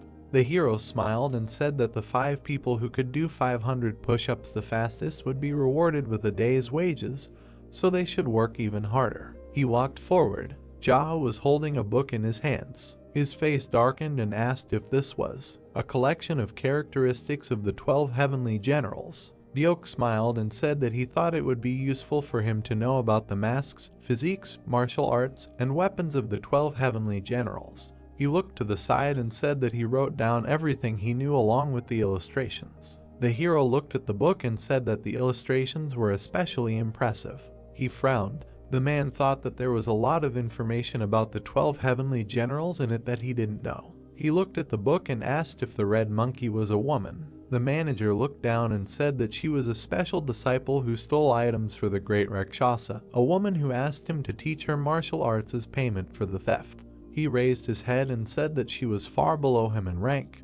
Because of her outstanding Qigong skills, there was no general who could easily see her. The hero looked at him and asked, is she really that good at Qigong?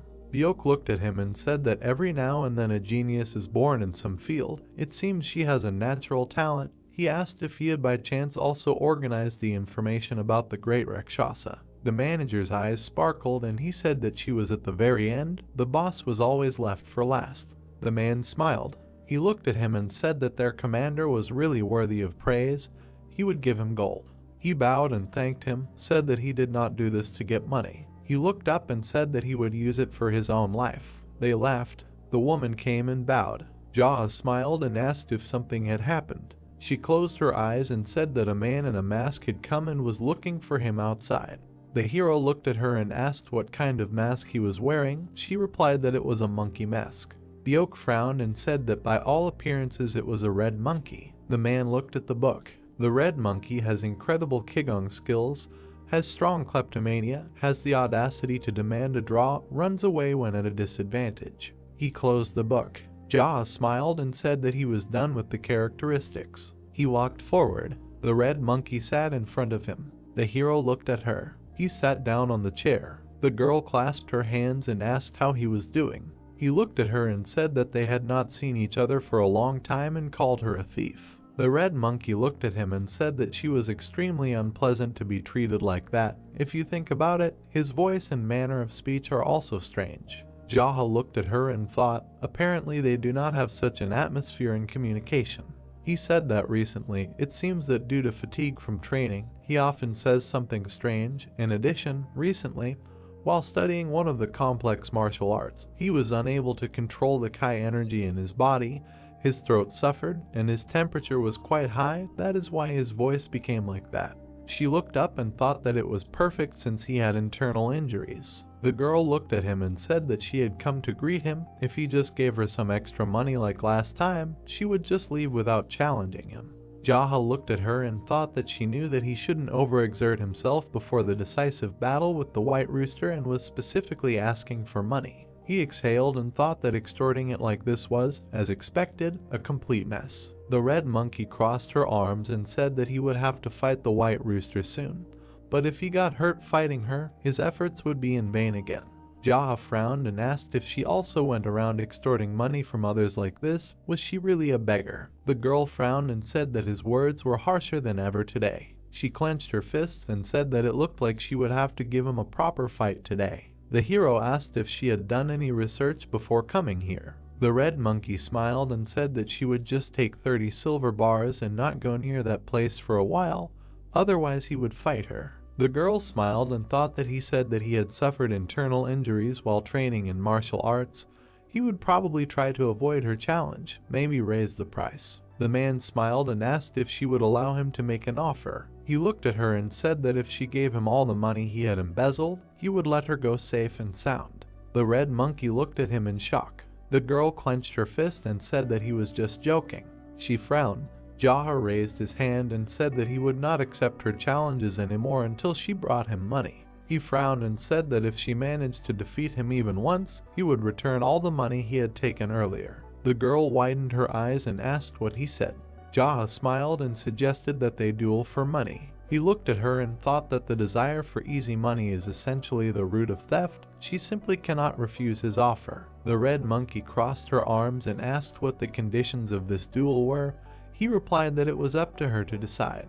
The girl smiled and thought, why is he so confident? Is he also mentally ill? She raised her finger and said that if he can remove her mask within 450 seconds, then she loses. The girl spread her hands and said that he can resort to any methods and anything that comes to his mind. And as for the place, again, they can meet on the territory of the Black Rabbit Alliance. He replied that this is fair. The girl smiled and thought, is he serious about defeating her in Qigong mastery?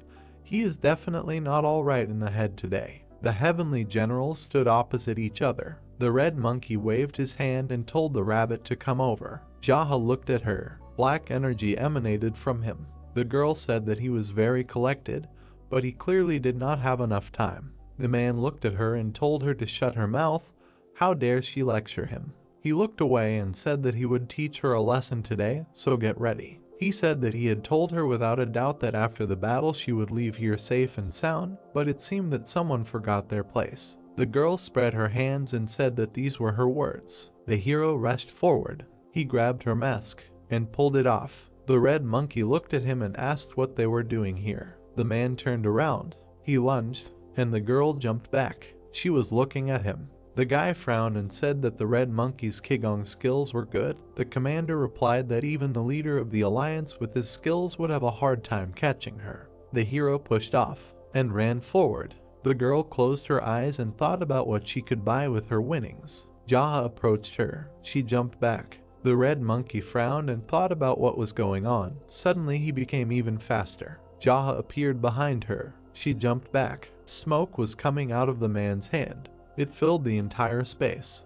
The girl landed on the ground. The hero appeared out of nowhere. He extended his hand. The red monkey jumped. He extended his hand, but he couldn't reach it. The girl turned around. The hero was looking at her. She looked down as he called out the great technique of outstanding absorption. He caught her leg. The girl clenched her fist. The man squeezed her leg. She fell. There was an explosion. The smoke cleared. The red monkey stood on the ground. They looked at each other. The girl jumped back. She swung. She approached the hero. He extended his hand and used the absorption technique. The girl looked at him in shock. Jaha grabbed her mask. He pulled off her mask, and he hit her. The red monkey flew far away and fell. Smoke was coming out of it. Everyone was watching their fight. Jaha smiled and said that he won so easily and without any effort. Everyone was looking at him and congratulating him. He asked them to stop. The man held a mask in his hands and asked what they thought. Was the monkey still unconscious? The oak leaned over. The girl was unconscious. Everyone was looking at her and asked wouldn't it be strange if she was conscious. Jaha frowned and said that she might come to in the middle of the night after they carried her away from here. The guys looked at him and asked again.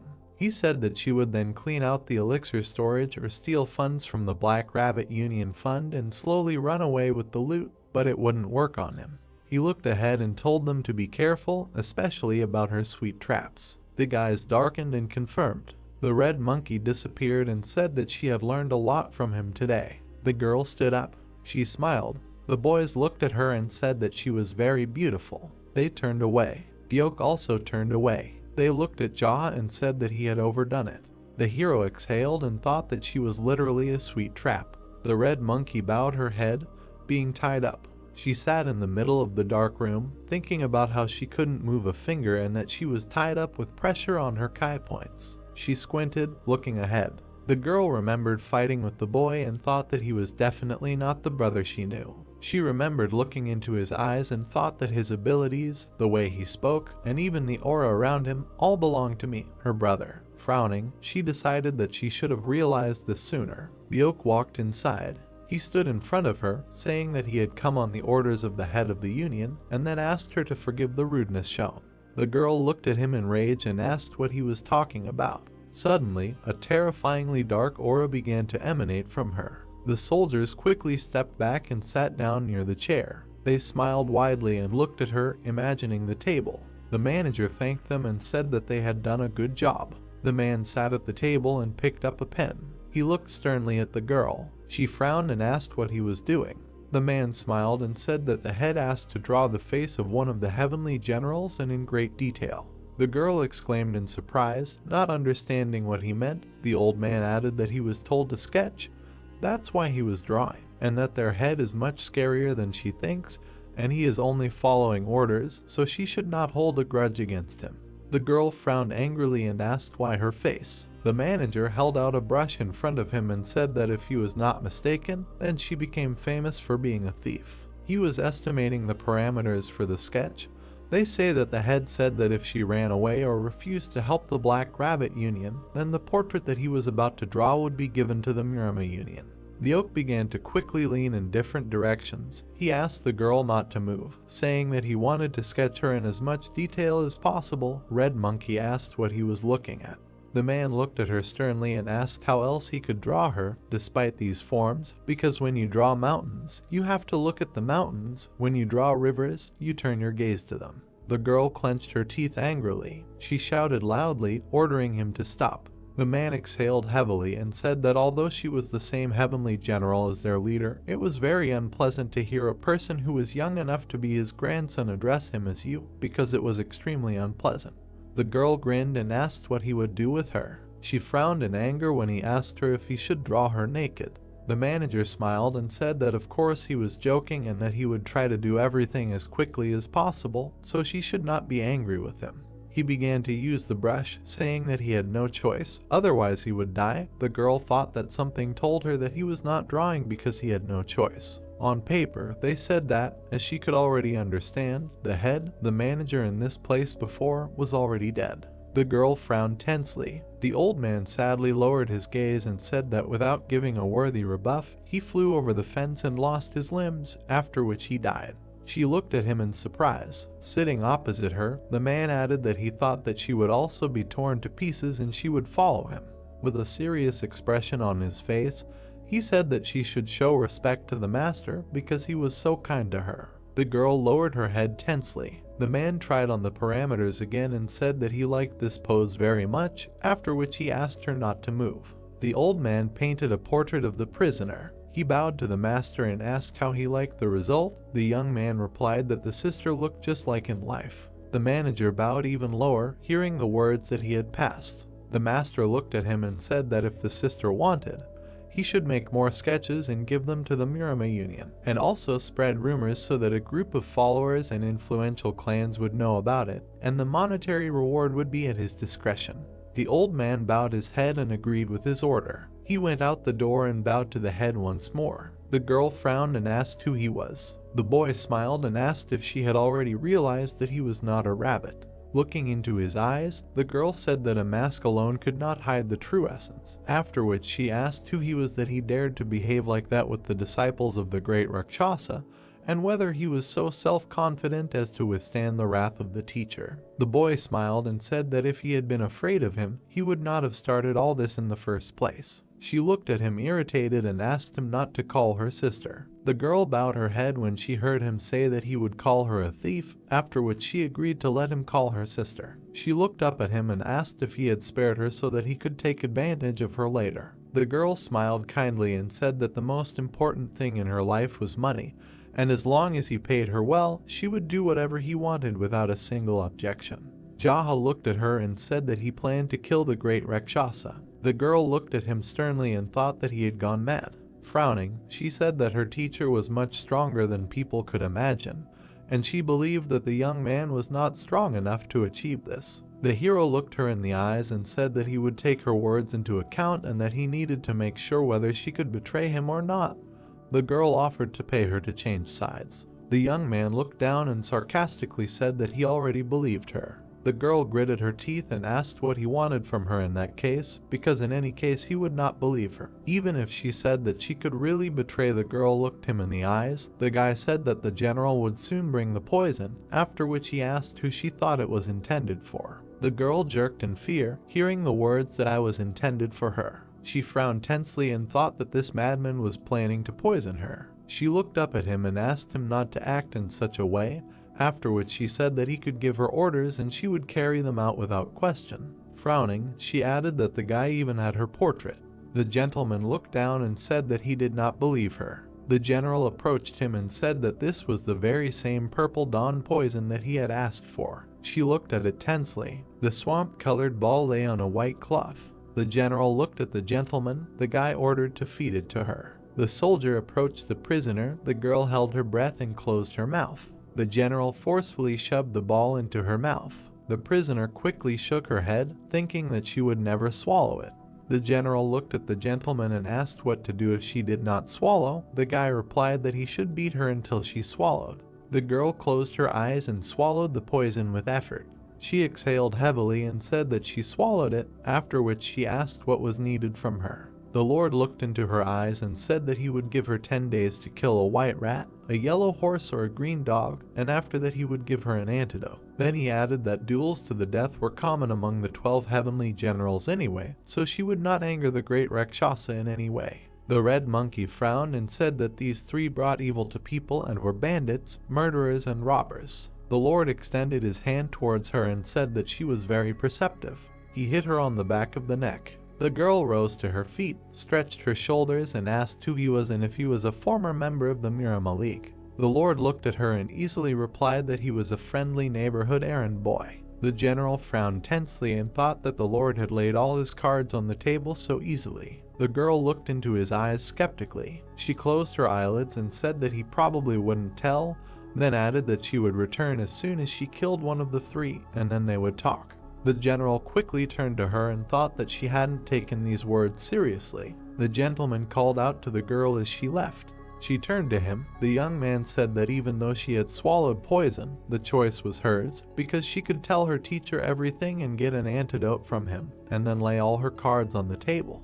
Red Monkey looked into his eyes and asked what she got out of his victory. The young man put his hands behind his back and said that there wasn't much to gain, because she herself was tired of silently following the teacher's pathetic orders, doing all the dirty work for him, and giving all the money to such a young girl.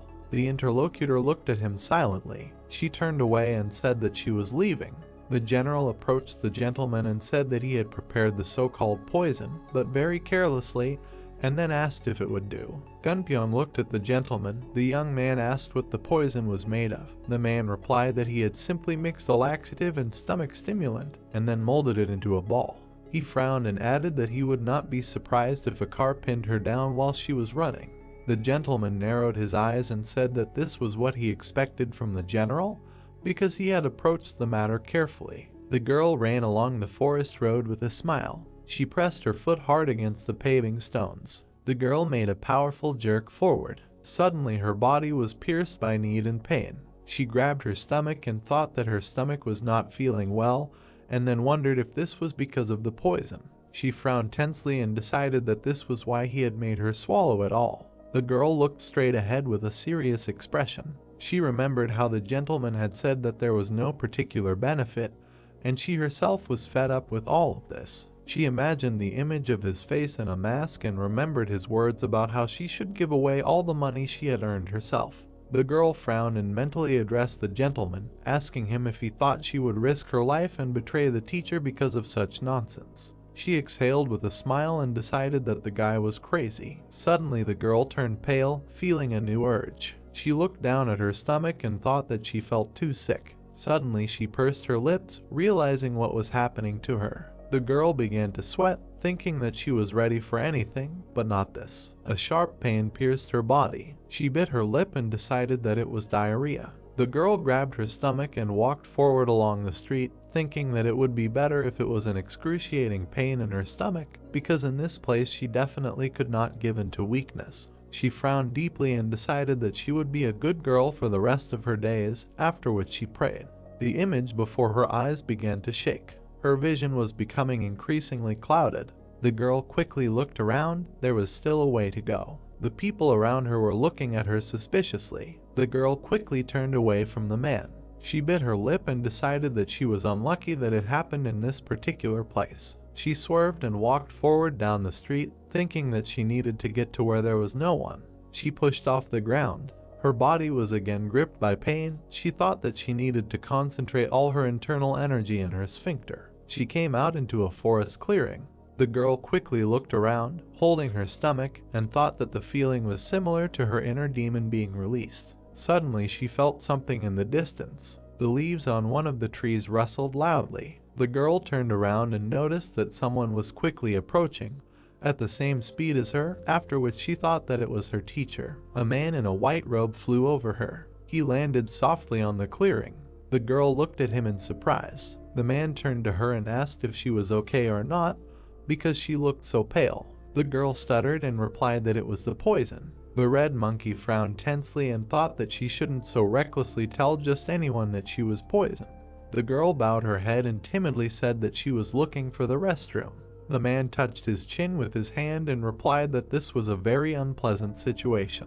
He took a step forward. The man sat down with his back to her and told her to climb on top of him because he was just heading to his favorite shop, and if she didn't want to relieve herself somewhere deep in the forest, he could quickly carry her there. The red monkey looked at him in surprise. Her body was again struck by pain. She asked him in a trembling voice to take care of her. The red monkey climbed onto his back and concentrated.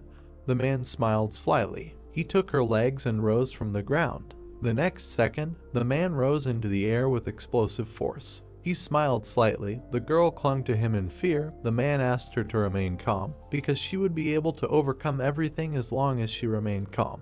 She looked at him in surprise and thought that judging by the speed, he was definitely a master, and besides, he had a pleasant voice, after which she wondered where such a young master like him came from in this place. The guys rose high above the settlement. The man landed on the street. The girl quickly ran to the backyard, hearing words about the fact that there was a toilet there. The stranger watched his running companion. White doves rose into the air. The girl sat in a field full of red flowers, biting her hand. Bitter tears flowed down her cheeks. She thought that everything had happened too loudly. The girl walked tiredly down the street. She smiled softly and thought that she did not know how to look this guy in the eyes now, because he had definitely heard all this. She walked up to the entrance of the shop. The girl opened the door and looked inside. Jaha and if somewhere else in the region met her and asked if she was okay. The girl folded her hands, bowed and said that everything was okay, thanks to him, after which she would thank him heartily. Ryuksu put the pork ribs on the table and said that the guy was definitely lucky when it came to food.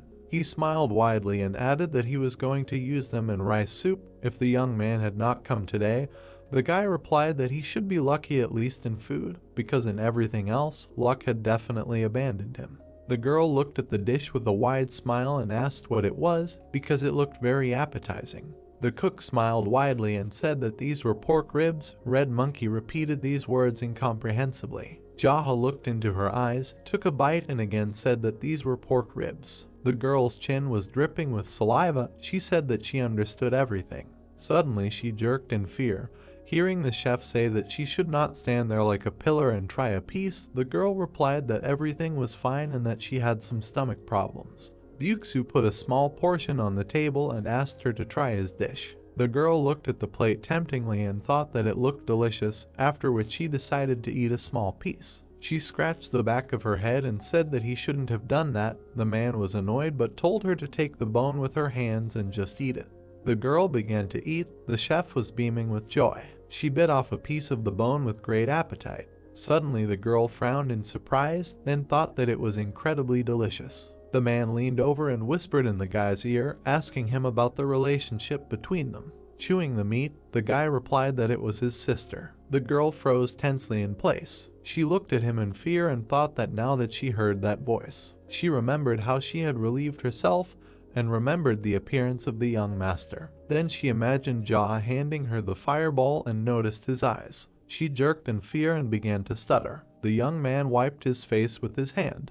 He smiled softly and asked if she was speechless from his incredible beauty. Blue lines began to spread across the girl's face. She thought that not only had he deceived her, but she had also relieved herself in front of him. Suddenly her body became paralyzed. The girl fell to the floor. The guy waved the bone and said that this was absurd, because she had fainted from her own brother. He looked at her and wondered if it was possible that she had fainted from the delicious taste of pork ribs. The men looked at her silently. Ryuksu looked at the gentleman and asked if he was now the head of the Black Rabbit Union. The guy confirmed it. The girl was lying on the floor with her mouth open. The guy said that she was one of the 12 heavenly generals, Red Monkey. The man smiled widely and said that now he understood why the guy called her sister, after which he asked him to take good care of her and said that she was quite cute. The youth frowned sternly and asked if this was love at first sight.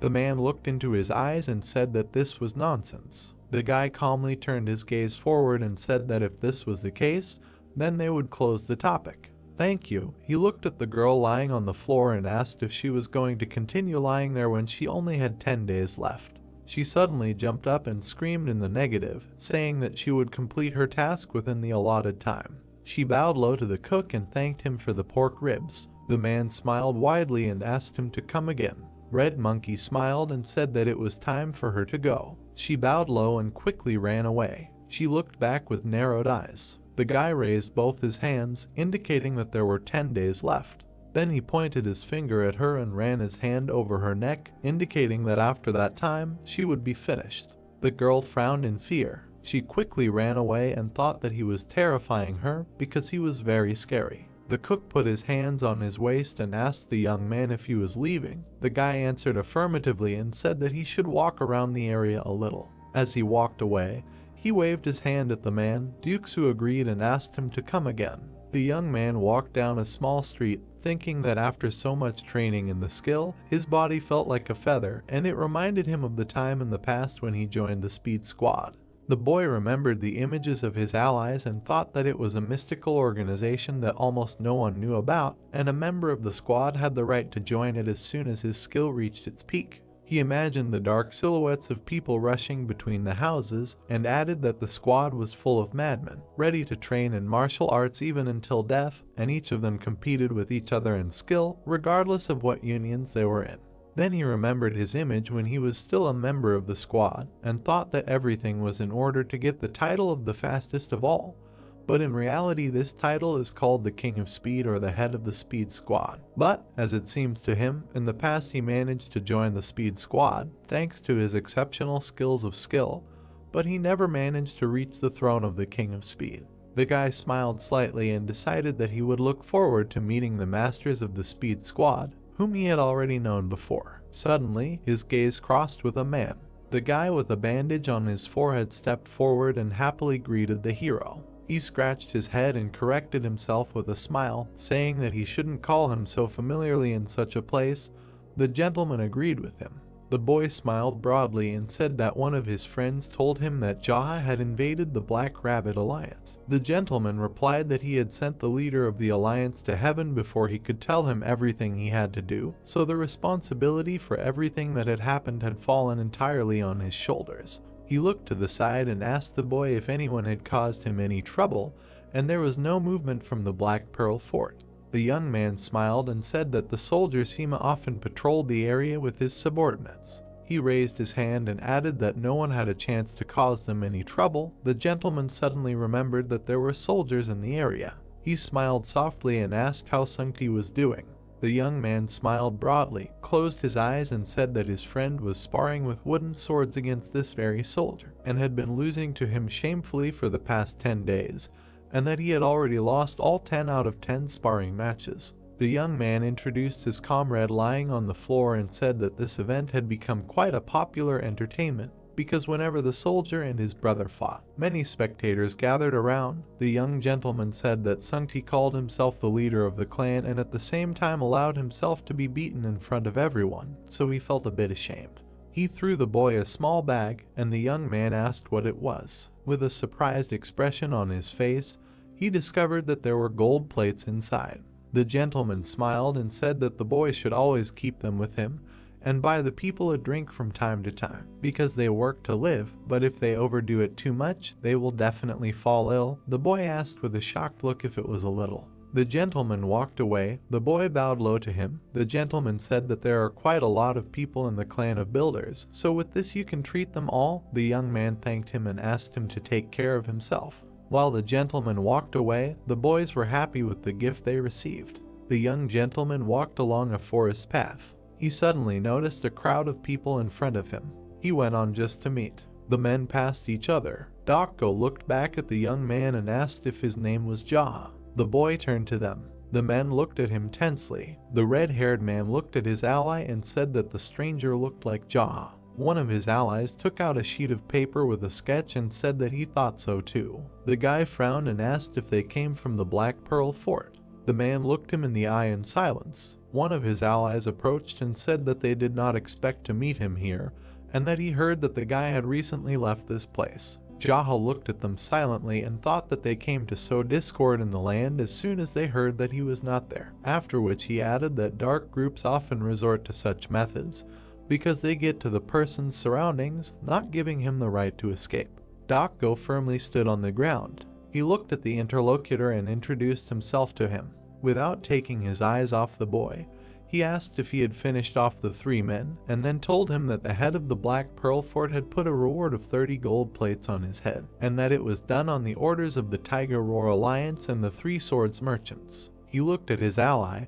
It was said that they were on their way to the prefecture to place the document about the hunt for his head, but he could read it himself. The dark-haired man stepped forward and held out the document in front of him. The boy looked at it serenely and thought that this was a banal politeness, and considering everything that the dark faction was offering, it was better for him not to accept anything.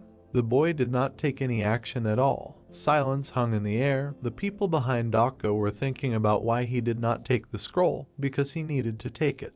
The red-haired man called out to the boy and said that they had been looking for him since rumors of his disappearance from the prefecture surfaced, and if he came to Black Pearl Fort himself, the leader would remove the reward on his head after he paid a decent amount to the Tiger Roar and 3 Swords Merchant Alliance. He frowned deeply and asked what the boy was planning to do. The master looked at him and replied that there were too many of them to just hand him a wanted document. The man replied that they had heard about his skills and so they decided to gather together. The boy exhaled heavily and said that this was an acceptable excuse. The wind blew past the leaves. The hero thought that there were days when he felt strange. There were days when he could feel nothing while beating crowds of people to death. The man with the document sweated in fear. The boy added that there were also days when he tried to avoid senseless killing, and apparently today was one of those days. He looked sternly at his interlocutor and decided that the reason for all this was unknown to him, but he would certainly not be called a mad demon if his actions were not contradictory, and then wondered what he should do. He turned his back to them and said that he did not think he was in the mood to meet their master, but he would visit him soon. The red-haired man frowned angrily and said that it would be better for him if he went with them right away. The young master suddenly stopped and asked him if his name was Dokgo. He looked at him angrily and asked if he was really impatient to go to the next world with his subordinates. The man looked him in the eyes and said that he could not react differently, because he had killed 3 men and now declared that he himself would choose the date when he wanted to appear to them in the fort.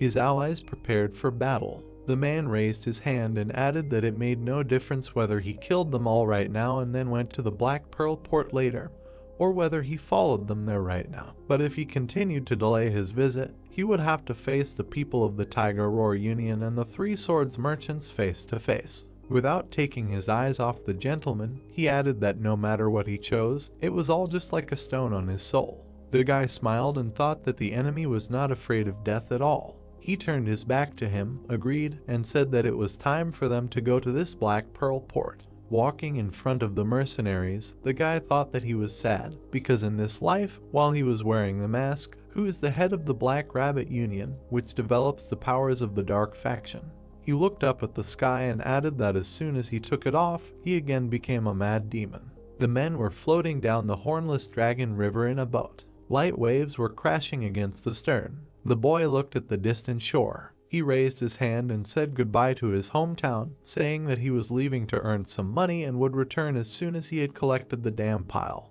The opponents looked at him with displeasure. Looking into the distance, the boy asked his homeland to accept him when he returned, because an errand boy was leaving on a boat. The boy sat down in his place. The men were wondering if he was mentally healthy. The young gentleman looked at them. The opponents were silently looking ahead. He looked away. The other men were also sitting, frowning. He looked ahead and said that they were all freaks, after which he asked if they really did all these nasty things just because of their crooked faces. The boy noted that he could not understand how this world even works. He touched his chin and looked down.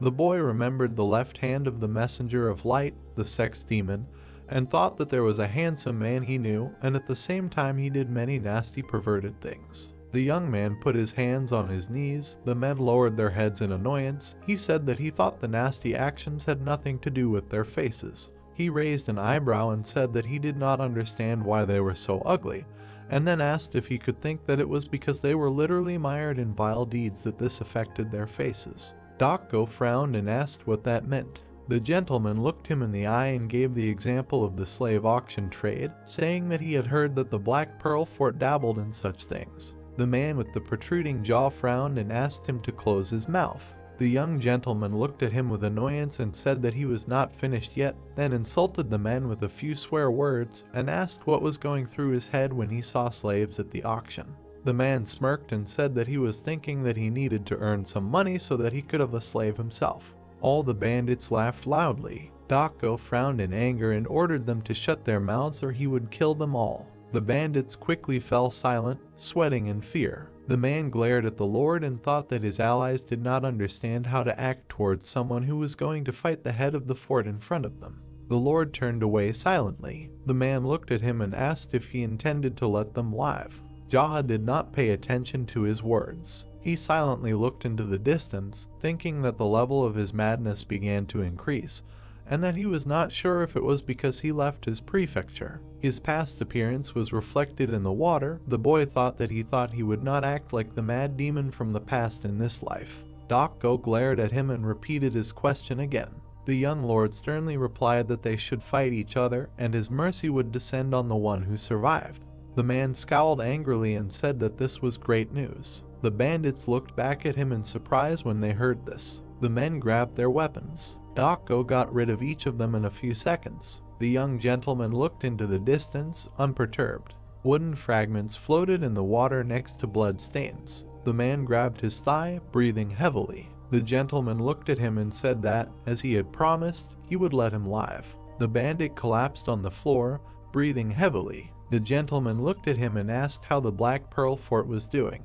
The man scowled angrily and said that everything there was simply teeming with idiots. Jaha smiled softly. The sun's rays glinted on the waves of the water. Their boat stopped at the shore. The guide said that this was the military headquarters of the Black Pearl Fort. The young gentleman looked at the wall with a serious expression. The boat approached the pier. The men on the shore ordered them to stop. Dako frowned angrily and told them to go away, because according to the order he had brought Jaha. The soldiers parted. The men went forward along the pier. They entered a small settlement. The people watched them with tired eyes. The young gentleman looked at the townspeople and thought that, it turns out, the Fort of Black Pearls has ordinary residents, after which he decided that this is logical, given that some people are kidnapped, turning into slaves. The men approached a tall building. A soldier at the entrance turned to the commander and asked what brought him to this place. The man replied that he brought a prisoner, after which he asked to convey this to the head of the fort. The soldier looked at him in surprise and asked who he was talking about. The man replied that he brought the one who killed the commander. The guy frowned tensely. The doors of the building swung open. Several men were sitting inside. The old men were discussing something heatedly. The young gentleman came inside and said that there were a lot of old men around, then asked why they were doing such things when they were no longer even able to enjoy wealth and glory. Dako frowned and turned to the chief, saying that according to his order, he had brought the prisoner. The men quickly turned to him. The chief looked at the commander with an unperturbed expression. The young gentleman approached the bald man and asked him to move away. The next second, he hit the old man in the face. The man fell to the floor and twisted several times. The people present frowned tensely. The guy threw the table to the center of the room. He sat down right in front of the chief of the fort. One of the people present stood up from his seat and said that the guy did not dare to behave like that. The chief frowned and ordered him to calm down. The man sat back down in his seat. The old men watched the guy angrily. The chief smiled slightly and said that the boy had come a long way, so they would get straight to the point. The man sat opposite him, telling him that the boy had killed 3 of the fort's men. But from what he had heard, it was because his house had caught fire. The Lord said that was probably true. The man frowned slightly and said that since their men had taken action first, he could leave once they had chopped off 3 of his fingers. The young lord refused and said that they could not casually chop up his body, which had been given to him by his parents. The fort chief, with an unperturbed expression, said that they would part ways on one finger and a flock of gold plates, since the boy would pay for the damage he had caused to what was under the supervision of the Black Fort. He placed his hand on his knee and said that was all. The men bowed to him, thanking him for his hard work. The young master chuckled and thought that they couldn't decide everything unilaterally, and then called them crazy. He broke the silence and said that he refused to do it because he didn't have much money, but even if he did, he wouldn't give it to them. The men looked at him angrily. The leader frowned and said that the Black Pearl Fort was taking its money anyway, and in that case, his family would have to pay for his actions. The young master replied with a calm expression that he didn't have a family,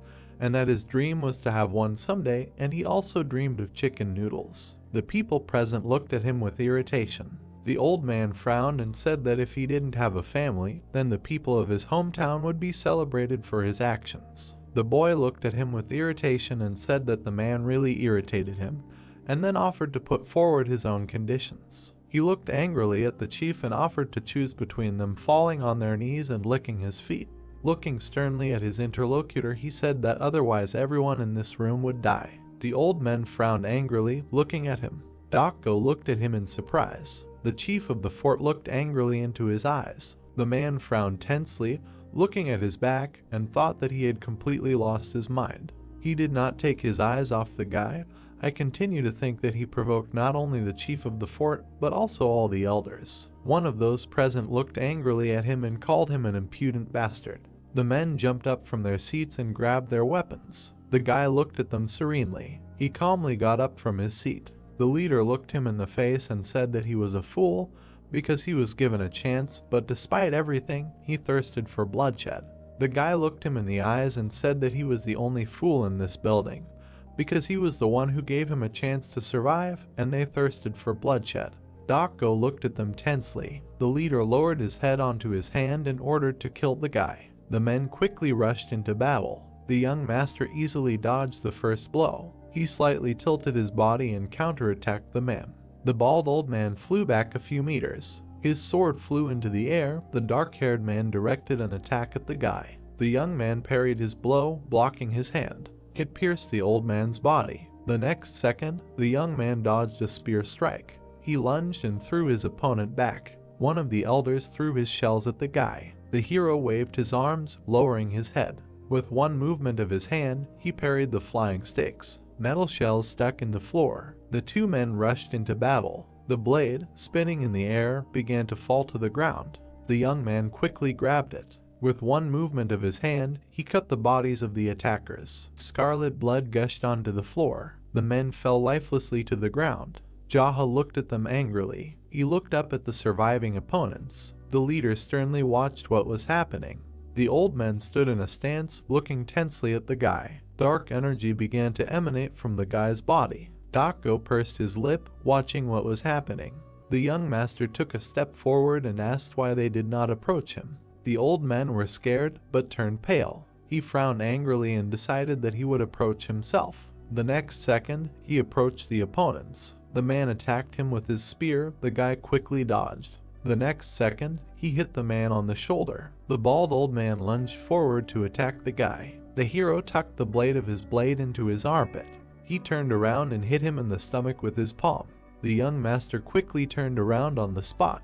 He turned to the other opponent and attacked him with his sword. The surviving opponents rushed into battle again, running past the slain ally. The boy looked at them angrily. He made several blows, cutting the bodies of the men. Scarlet blood and fragments of weapons scattered on the floor. Dako frowned in fear. The head of the fort watched what happened carefully. The hero stood in the middle of the bodies of his opponents. The edge of his sword was covered in blood, and the man lay on the floor and groaned in pain.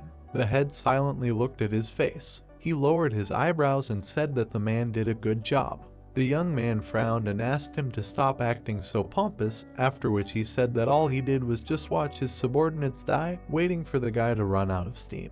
The man frowned angrily. He pulled out his blades. The man swung his arms and attacked the guy. The young man made a sweeping blow. Their attacks clashed with each other. Suddenly, a huge amount of dust and smoke rose into the air. The guy quickly approached his opponent. The old man attacked him. The young man blocked his blow. The man made another lunge. The boy ducked back from the blow. The old man continued to attack without stopping.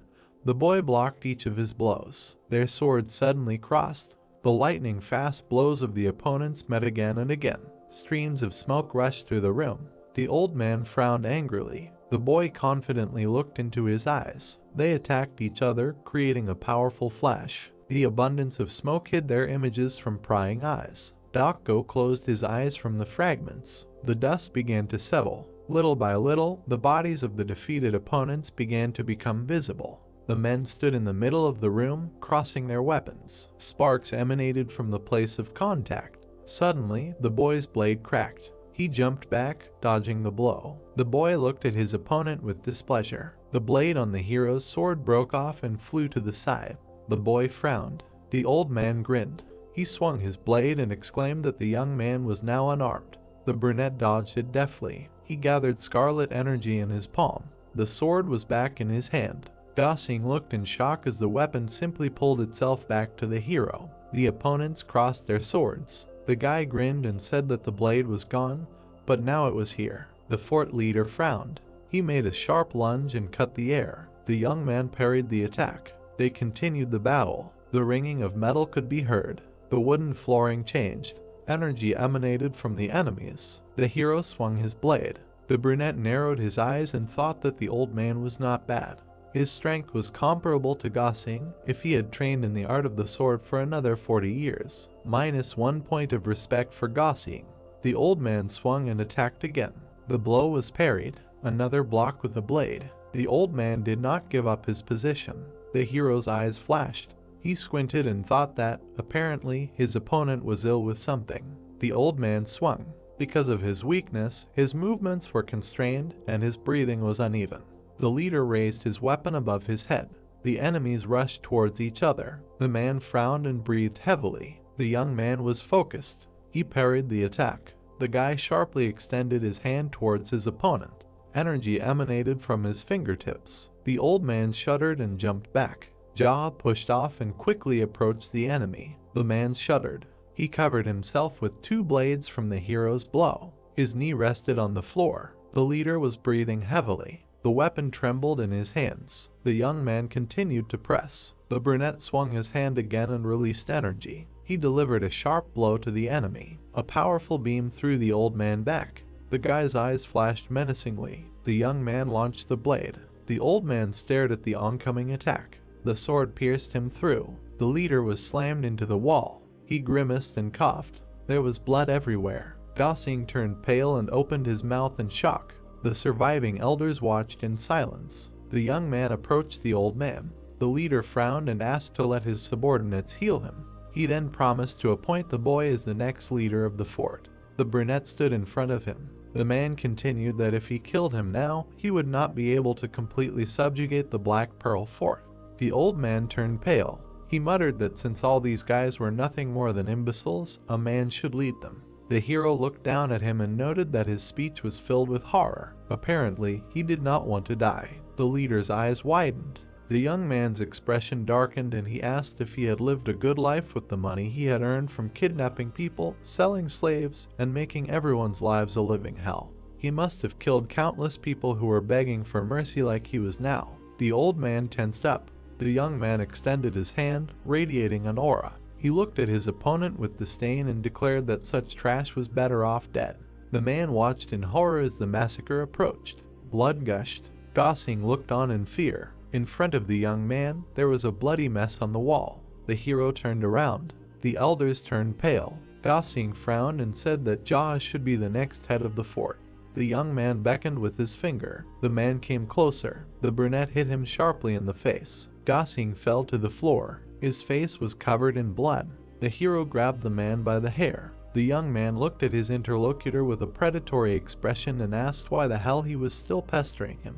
Did he really want to go after the fort leader? The man clenched his teeth in anger. They looked at each other. Gosing looked at the young man angrily and exclaimed, "What else should he do when he killed the leader?" The guy looked at him carefully. He narrowed his eyes and remembered the old man's words. Jaha let go of the man, who collapsed on the floor. The hero ordered them to return to the hall as soon as they gathered everyone under their command, and also healed all the old people who were lucky enough to survive. The young man turned around and headed for the exit. He thought that if all the Jianghu people were gathered here, like in the Black Rabbit Alliance, it would easily absorb their organization. But since they were too mixed in with the crowd, it was hard to tell who was Jianghu and who was not.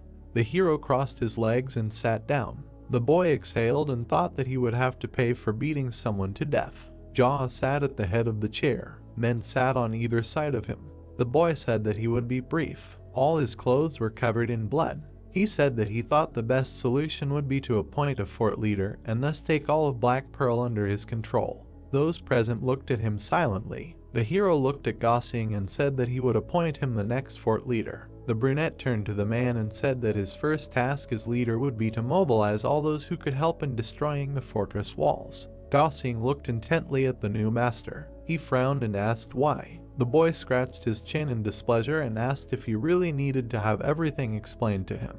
Everyone present answered in the affirmative. The brunette leaned on his hand and exhaled. He explained that while they may believe that the walls protect them, they are absolutely useless against the Jianghu martial artists. The fact that the leader of the Black Pearl Fort, the strongest among you all, could not stand up for his life proves all of this. The people present continued to look at him silently. The young man propped up his cheek and continued that due to their isolation, they could not even negotiate with anyone outside the walls. Don't they think that they need to understand all of this for anything to begin to change? The men of the Leo looked on emotionlessly. The hero assumed that they did not buy what he was saying at all. Jaha sighed heavily and muttered that he was tired. He closed his eyes and waved his hand. The boy suggested that they start by tearing down the fortress and also advised going out more often.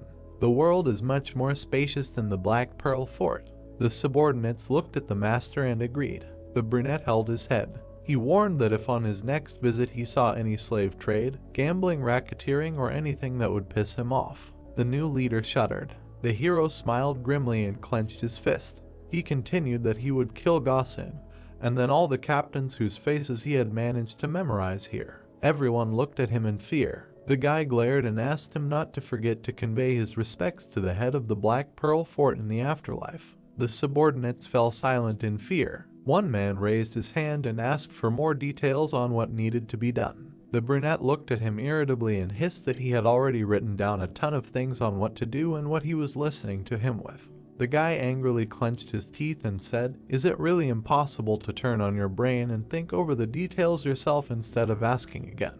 The man turned away and sweated. The hero continued to grumble that if he couldn't even do that, then he should go clean up the bodies and dismantle the fortress with the rest of the mercenaries. There was no point in sitting around on his ass, calling himself a captain and asking about what needed to be done. The subordinate awkwardly looked away. The brunette continued to complain that it was because of such morons who became captains that their organization had sunk to this point. Jaha grinned and raised a finger to point at Gosing. He informed them that from now on, they would ask permission for everything from the bastard sitting over there before doing anything. The men nervously cringed and agreed. The hero looked at those present and ordered them to get rid of this name and report to him as soon as they themselves chose a new name. He asked not to use the word black because they could come up with something that would clearly show that they were from the dark faction. Someone raised their hand. The man with round eyes suggested using the word white. The young man turned to him irritably and asked if he really thought that they were from the white faction. The interlocutor calmly looked at the gentleman and answered negatively. The hero looked at him displeasedly and wondered what he had forgotten here, if even renaming his forces caused so many problems. The brunette looked at the interlocutor with hatred and demanded no more questions until the meeting was over. He gloomily lowered his head. The young man put his hand to his forehead in displeasure and ordered them to reduce the number of their rules to 3. One of the captains looked at the owner and clarified that he wanted to reduce more than 100 rules to 3. The guy exhaled and was surprised by their number. He repeated that they should start with 3. If they really needed to add more, they should discuss the pros and cons among themselves before adding anything. The hero extended his hand and added that the taxes should be eliminated and all captured people should be released, and all documents related to the bounty hunt should be burned. Also, the captains were not allowed to take money from the fort leader's vault. The men looked at him, puzzled. The boy ordered that they use it to help the people in dire straits and build proper houses here. He gave the task of involving people from outside and building a couple of buildings. The young man looked at the audience and clarified if everything was clear. The captains watched silently. The boy frowned and asked what kind of atmosphere was in the air. One of the men raised his hand and noted that Captain Gossing had already said much of this. He looked at the other men, who confirmed his words. The brunette turned. Gossing frowned and looked at him. They stared at each other silently. The guy narrowed his eyes and told him to try. The man agreed. The young man asked him to get him a change of clothes because his current ones were too soaked with blood. Night. The man stopped in front of the gate. The guard turned in that direction and asked who was coming. The hero came closer to them and answered that he was their leader. The men shuddered. One of them sweated and looked at the young man. The guards bowed sharply. The guy passed by. He looked around and muttered that it was too quiet. Are these bastards really shirking their training, even though he only left it for a moment? An old man ran up to him and greeted him. The guy narrowed his eyes and asked why no one was training.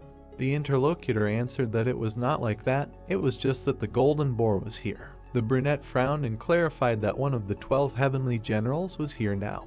The old man sweated and answered in the affirmative. The guy walked down the corridor. According to the collection of conquests, no one knows whether this man became the golden boar because of his gluttony or whether his gluttony is related to becoming the golden boar. His martial arts level is somewhere between 7 and 8 Ragna, and it is known that he became the strongest disciple of the great Rakshasa due to his physical strength and body condition.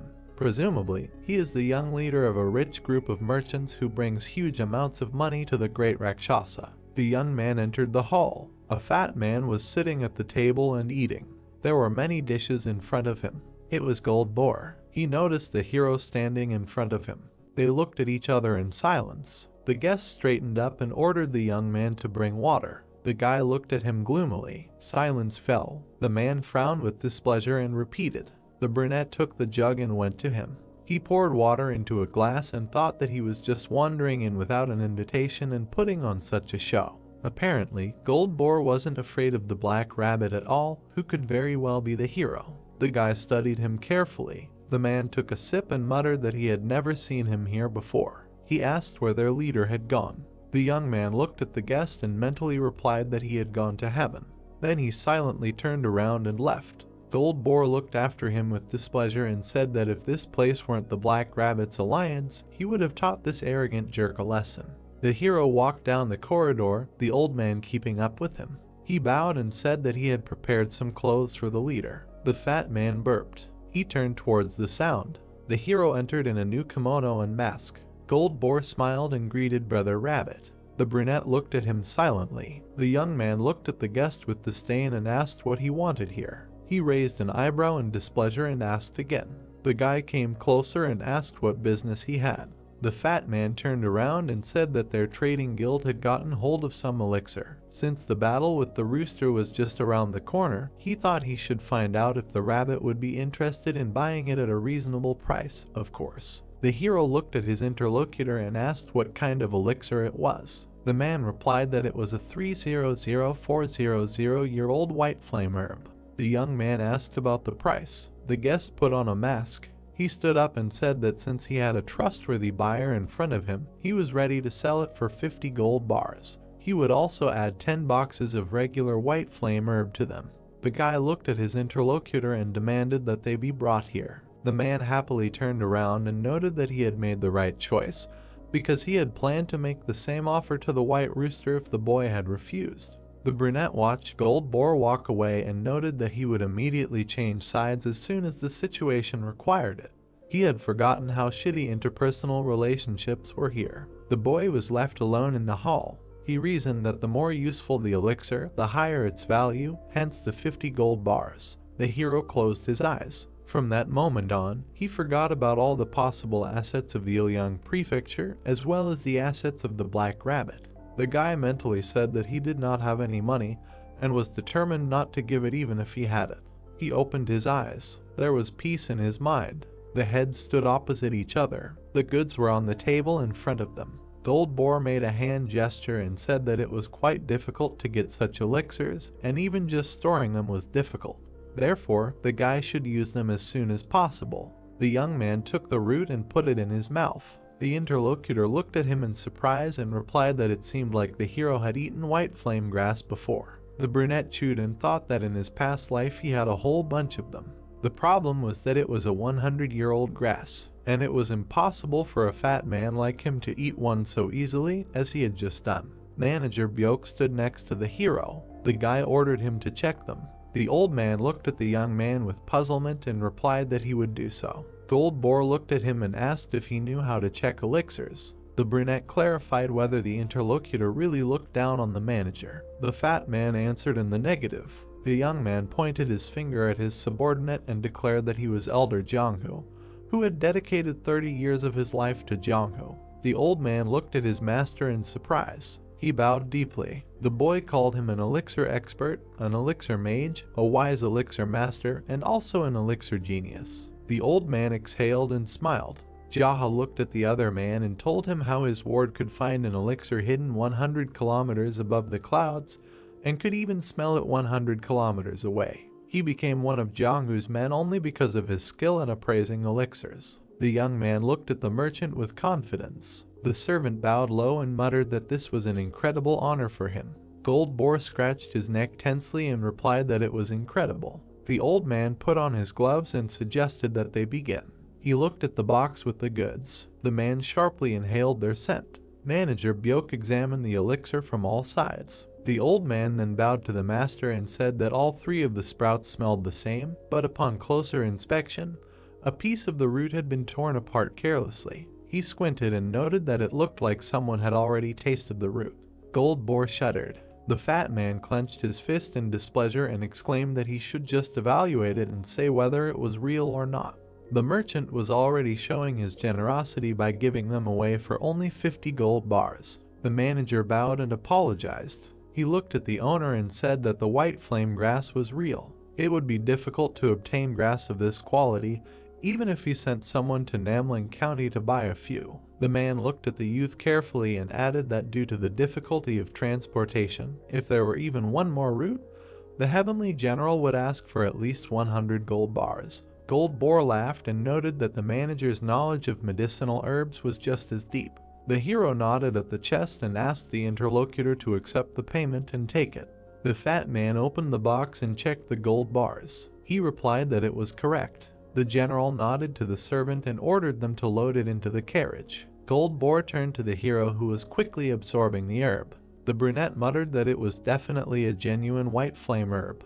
The man looked at him in confusion and said that no matter how much he was in a hurry, he needed to sit in a quiet room first and prepare all the preparations for cultivation and the like. The youth chewed carefully. Because of the sky pearl, he did not need to cultivate immediately after absorbing the elixirs. It absorbed all the energy from the elixirs, and the hero could take it from the pearl at any time convenient for him to cultivate.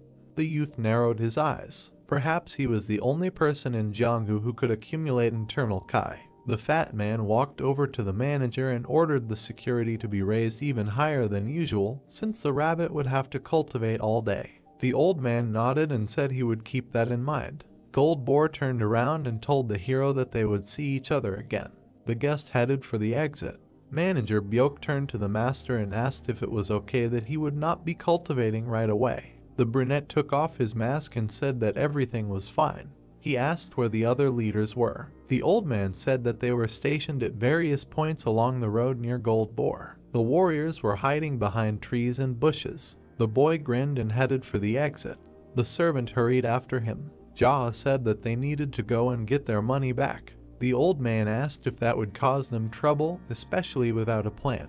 The young man turned to his interlocutor and said that he was not a person who planned anything. The young man frowned and said that it was more important to have the courage to steal the money, the desire to decorate them, and it doesn't matter what the reason is, fear, aggression, or assertive spirit. The old man looked at the owner with admiration. He bowed and said that he would remember it well. The boy went to meet Gold Boar. There was a moon in the sky. Manager Byok stood and looked at the gate. Earlier, he asked the gentleman why he suddenly decided to attack Gold Boar. The young man looked at him and said that there were many reasons for that.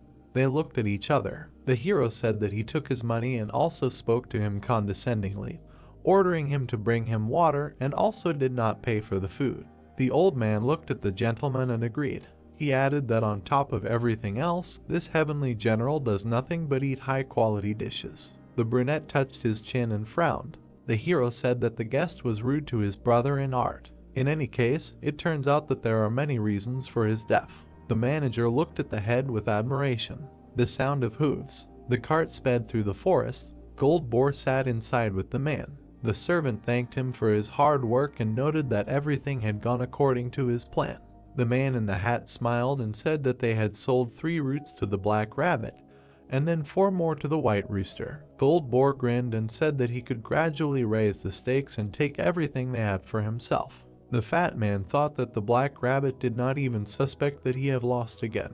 The horses went crazy. The driver shouted at them and yanked on the reins. The cart shook. A wheel ran into the mud. They skidded along the road and turned around. The fat man rubbed his bruised head and asked what had happened. The man in the hat looked out to the driver and asked him a question. The driver silently looked ahead. In front of them, people were changing a wheel on another cart. Gold Boar looked at the servant with displeasure. The servant went outside.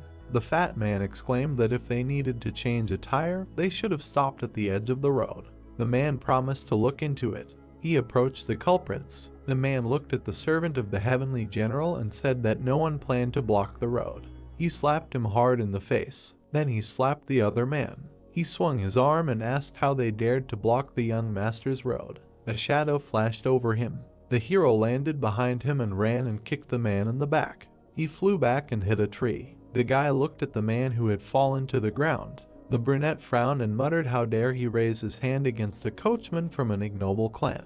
The men approached him and reminded him that they were just disguised as coachmen. The fat man went outside and asked if the guy was really a servant. He put on a mask and asked what all this meant. The brunette looked at him and replied that servants do whatever they want, so he should ignore him. Gold Boar got angry and grumbled he would not turn a blind eye to all this just because the boy was Rabbit's servant. The hero watched silently. The fat man narrowed his eyes and wondered what kind of mood this servant was in.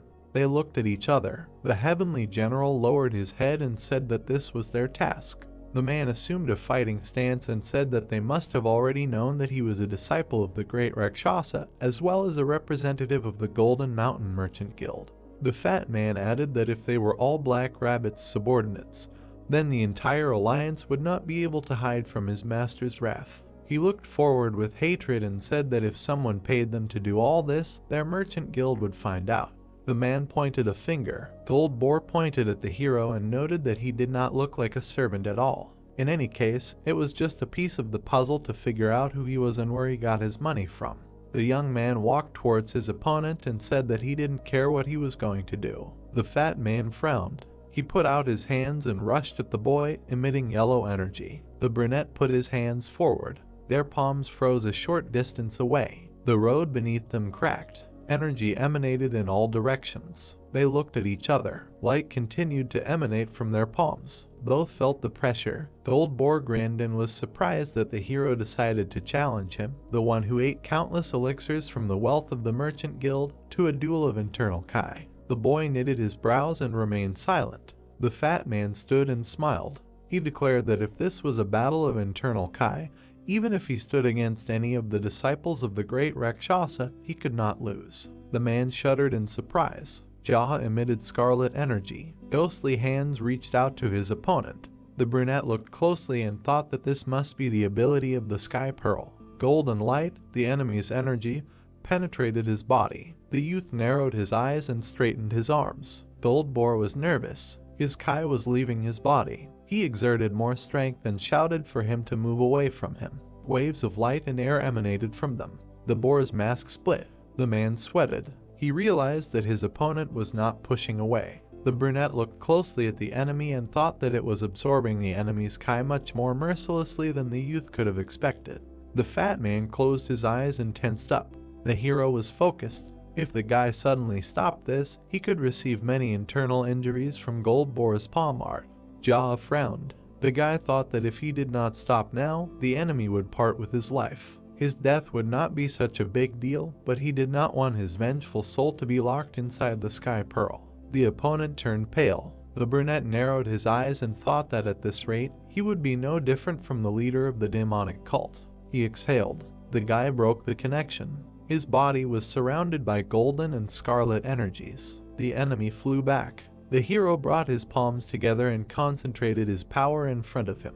A ball glowed in his hands. Flashes of fire spread around. Everyone watched as the young man extinguished this energy. Gold Boar sat on the ground and stared at his opponent in fear. Jaha looked down at him. The guy wanted to steal some money, but stole some Kai energy. The fat man looked at the hero in shock and asked what he had just done to him. The brunette watched silently. He lifted his chin and declared that he had saved him out of his great kindness. The man began to sweat. Is this how his enemy sees the whole situation?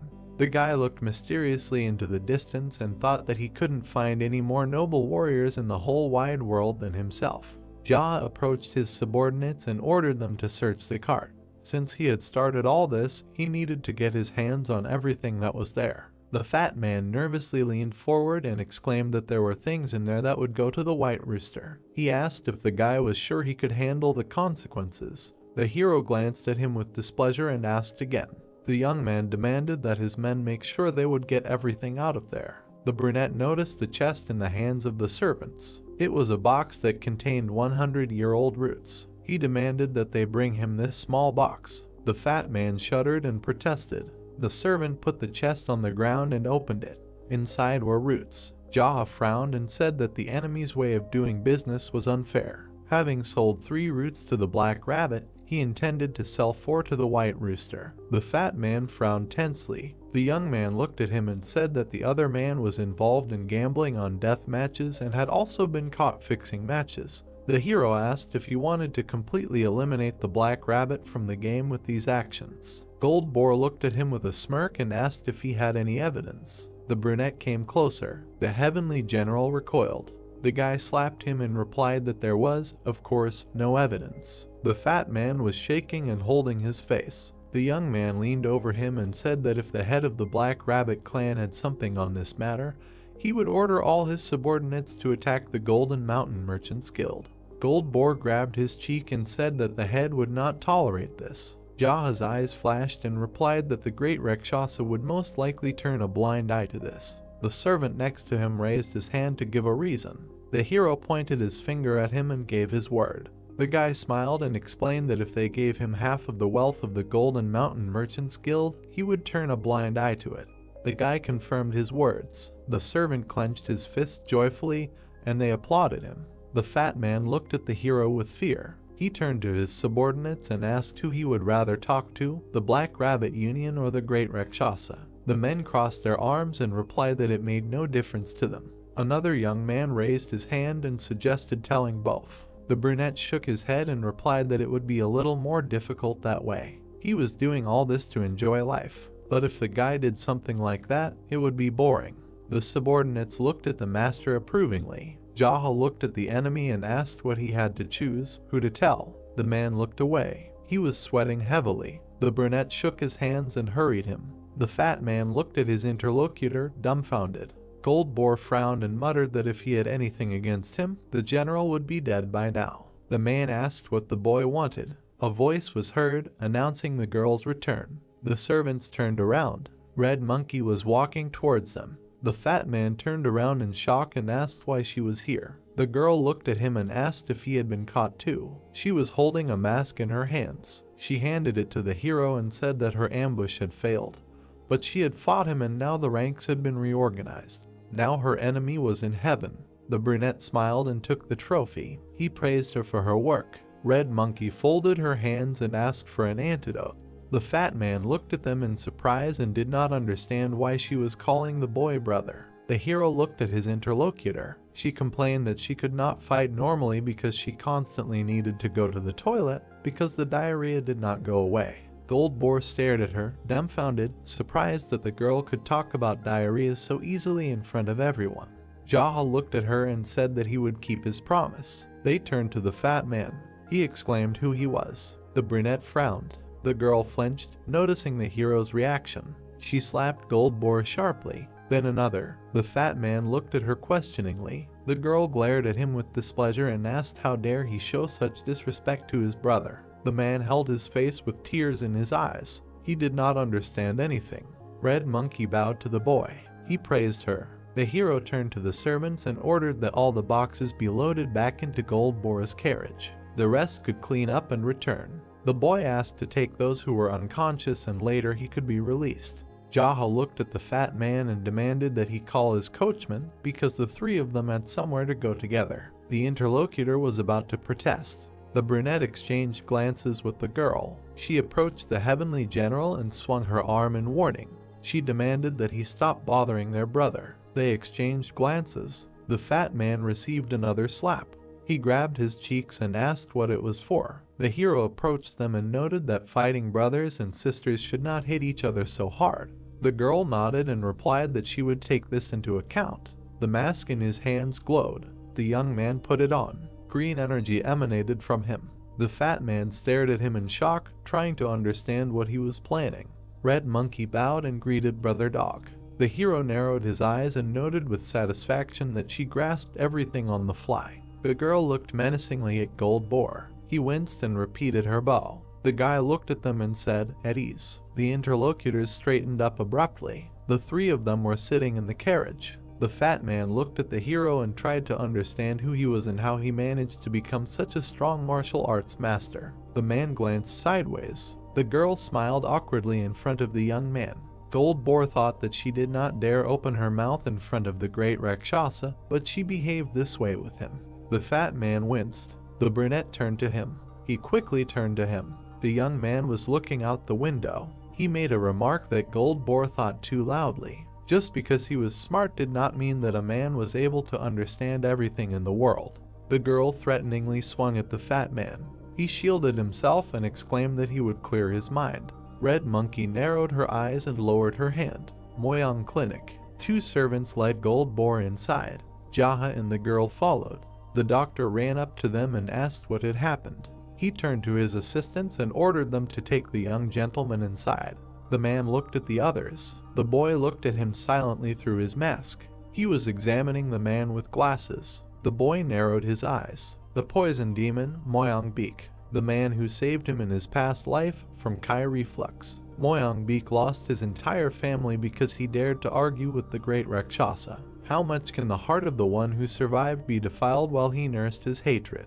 The man who clearly demonstrated this on himself, the poison demon. He became stronger due to his deep knowledge of the body and medicine, and when this was not enough, he began to study poisons. He even tested them on his own body. In a constant cycle of self-poisoning and healing, the doctor became an entirely different person. Ultimately, he became the one who finished off the great Rakshasa. The poisonous demon did not leave aside even the disciples of Rakshasa. But even among the followers of the 12 heavenly generals, there were those who renounced their past and chose the path of a calm and quiet life, but he found and killed them. The hero met him after he killed the great Rakshasa. The doctor hated not only the members of the Janghu, but also hated people as such. Because of this, he swore that he would never save anyone's life again. Moyang Beek cured countless people, but none of them helped him in his endless fall into madness, and all because of fear of the great Rakshasa. He and his disciples were also once his patients. And because of all this, the doctor simply hated people and sank deeper and deeper into the Janghu. The reason why the hero is grateful to the poison demon is because he threw away his oath that he would never save a man again, and saved him from Kai Reflux. The man who was slowly sinking into the abyss of madness was able to sympathize with him, a man who had long been mired in it. It can be said that only two crazy people can experience such sympathy. The hero always wondered if there was a time when the doctor was a normal person. The boy turned to the girl and spoke to her. She bowed. The young man sent her to heal her wounds too. Red Monkey quickly ran after the medics. Dr. Beek approached the brunette and said that he had never met him before. He asked if he felt unwell. The boy took off his mask. The man smiled. The hero looked at him. They were both silent. The doctor tilted his head questioningly. Jaha smiled and thought that of course he would not recognize him, because they had never met before in this life. The young man grinned and introduced himself as the leader of a small group of clans called the Ignoble. The doctor looked at him with a puzzled expression and asked if he was one of the 12 heavenly generals. The boy squeezed his mask and replied that the ignoble clan was currently at war with the great Rakshasa. The true owner of this mask had been killed by Red Monkey. Beak stood in front of him and asked if the other man was feeling unwell. The brunette smiled and said that he had only come to pay. He was simply curious about the doctor's incredible skills. The man took off his glasses and apologized for forgetting to introduce himself. He smiled and said his name, Moyang Beak. The boy nodded and asked for just a second. The boy opened the box with the roots. The doctor looked at the contents in surprise and asked why he had brought them here. The hero asked to evaluate them. The man sat down at the table and said that, judging by the diameter of these roots and the number of petals, this was at least 100-year-old white flame grass. The brunette asked if it was 300-400 years old. Beak smiled and said that was too much. They were quite expensive, so everything they found was delivered to the Central Plains. Even 100-year-old grass was quite rare these days. The guy frowned and thought that he knew Goldboar had lied to him. He had assured him that they were at least 300-400 years old. The two men sat opposite each other. The hero said he had already eaten 3 of them. The doctor congratulated him. He said that because of the huge amounts of energy contained in the roots of the white flame, the boy should be careful of the disease of frenzy that could follow eating them. The young man looked at him and replied that he was always angry, so everything was fine. The man said that if the hero had a tendency to frenzy, he should be especially careful. The brunette leaned his elbows on the table and replied that he released his anger in the right way. The interlocutor specified how exactly. Moyang Beak smiled and noted that those who practice medicine have no right to reveal the secrets of their patients. The boy looked at him and said that his house once caught fire. It served as a simple dwelling as well as an inn. The hero was filled with anger. The doctor sympathized and said that this was truly something he should be angry about. Jaha nodded and said that was why he killed the arsonist. He smiled and added that he felt so peaceful after that. The doctor looked at the boy awkwardly. Later, the hero learned that those he killed were trying to become a sect in the Dark Faction, having obtained permission from the Black Rabbit Union.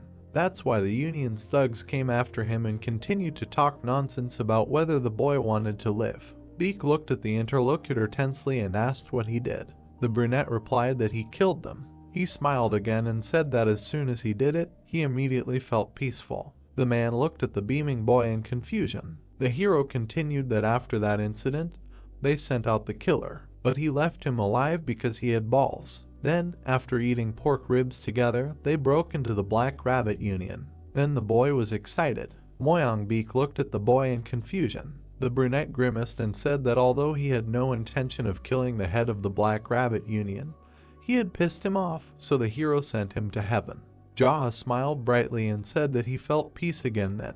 The doctor grinned and said that he had done a great job of releasing his anger. The guy turned to his interlocutor and asked if that was true. The man replied that it was evident on his face. When the hero met the poisonous demon who had carried out his revenge by killing the great Rakshasa, he was absolutely devastated inside. At that moment, when everyone had already been killed and the blinding desire for revenge was fading, what should he do next? The people he loved and the people he had to kill were no longer in this world. The guy frowned and thought that he would not let all those misfortunes that awaited Moyang Beak happen, because he owed him. The brunette took a sip and thought that there was no need for the man to become a poisonous demon again. He put the cup down and looked ahead resolutely. One madman of him would be enough. The guy turned to the voices in the next room. The girl was thanking someone. Jaha smiled and noted that her deepest gratitude was showing itself, because now she had hoped that her shit would erupt along with the rest of the diarrhea. The doctor returned to the room. He smiled and said that none of them had received serious injuries, so there was no need to worry. The brunette nodded. The man came closer and added that, although their injuries were mild, their mental state was very unstable. He thoughtfully touched his chin and explained that Red Monkey, apparently, had not slept for days. And she also kept asking about what the main character was doing. In addition, the girl was suffering from diarrhea. The brunette was sitting opposite him. The doctor said that Red Monkey begged him on her knees to stop her diarrhea. The two men looked at each other in silence. Beak chuckled. The hero looked at him and said that he had fed her laxatives and made her think they were poison. The young man said that he had fed her a ton of laxatives and nothing had stopped them. The boy had ordered her to deal with one of the three most vicious heavenly generals, the green dog, the yellow horse, or the white rat. The young man clenched his fist. He frowned and said that he would have had no choice but to kill Red Monkey if she had continued to resist him, just as the leader of the Black Rabbit Alliance had done. Therefore, only the laxative he had fed her was keeping her alive. Deke looked at him in surprise and asked again. The brunette frowned. He clenched his fist and declared that he called it the laxative theory. The doctor looked at him in shock. The man lowered his head and muttered that he had never even heard of laxatives saving people. The boy looked away and said that since she had already dealt with the green dog, let the doctor do as he promised. The other man nodded. He sat down opposite. The young man suggested changing the topic. Deke looked at the hero and said that Goldboar seemed to have suffered some kind of mental shock. The brunette looked at the man and explained that he had lost a huge amount of his internal money energy while fighting him. The doctor nodded and asked if the boy was an enemy of the great Rakshasa, then why did he come here to treat his students? The hero narrowed his eyes and muttered that he was hitting the mark. He tapped his fingers on the table and told her about a man in Jianghu. The brunette frowned and continued that if this man started killing everyone who came his way, even those who could be spared and strangers, then what would happen? The boy looked at the doctor. He narrowed his eyes. Jia frowned and replied that he would become part of the demonic faction. The man looked at him in surprise. The boy ran his fingers across the table. He said that if you only kill the cruel bastards and the people who burn the house to the ground, and leave those who can be useful alive. The brunette looked ahead and said that there were many people he had spared. The man looked at him and asked if this was the way of the dark faction. The boy objected that this was his position regarding their paths in life. The doctor touched his chin and repeated. The boy stared at him and explained that he treated people in the hope that they would improve one day. Even if he could be betrayed in the future, he was ready to endure it. Moyangbeek looked at the boy and asked if the hero was a member of the Light faction.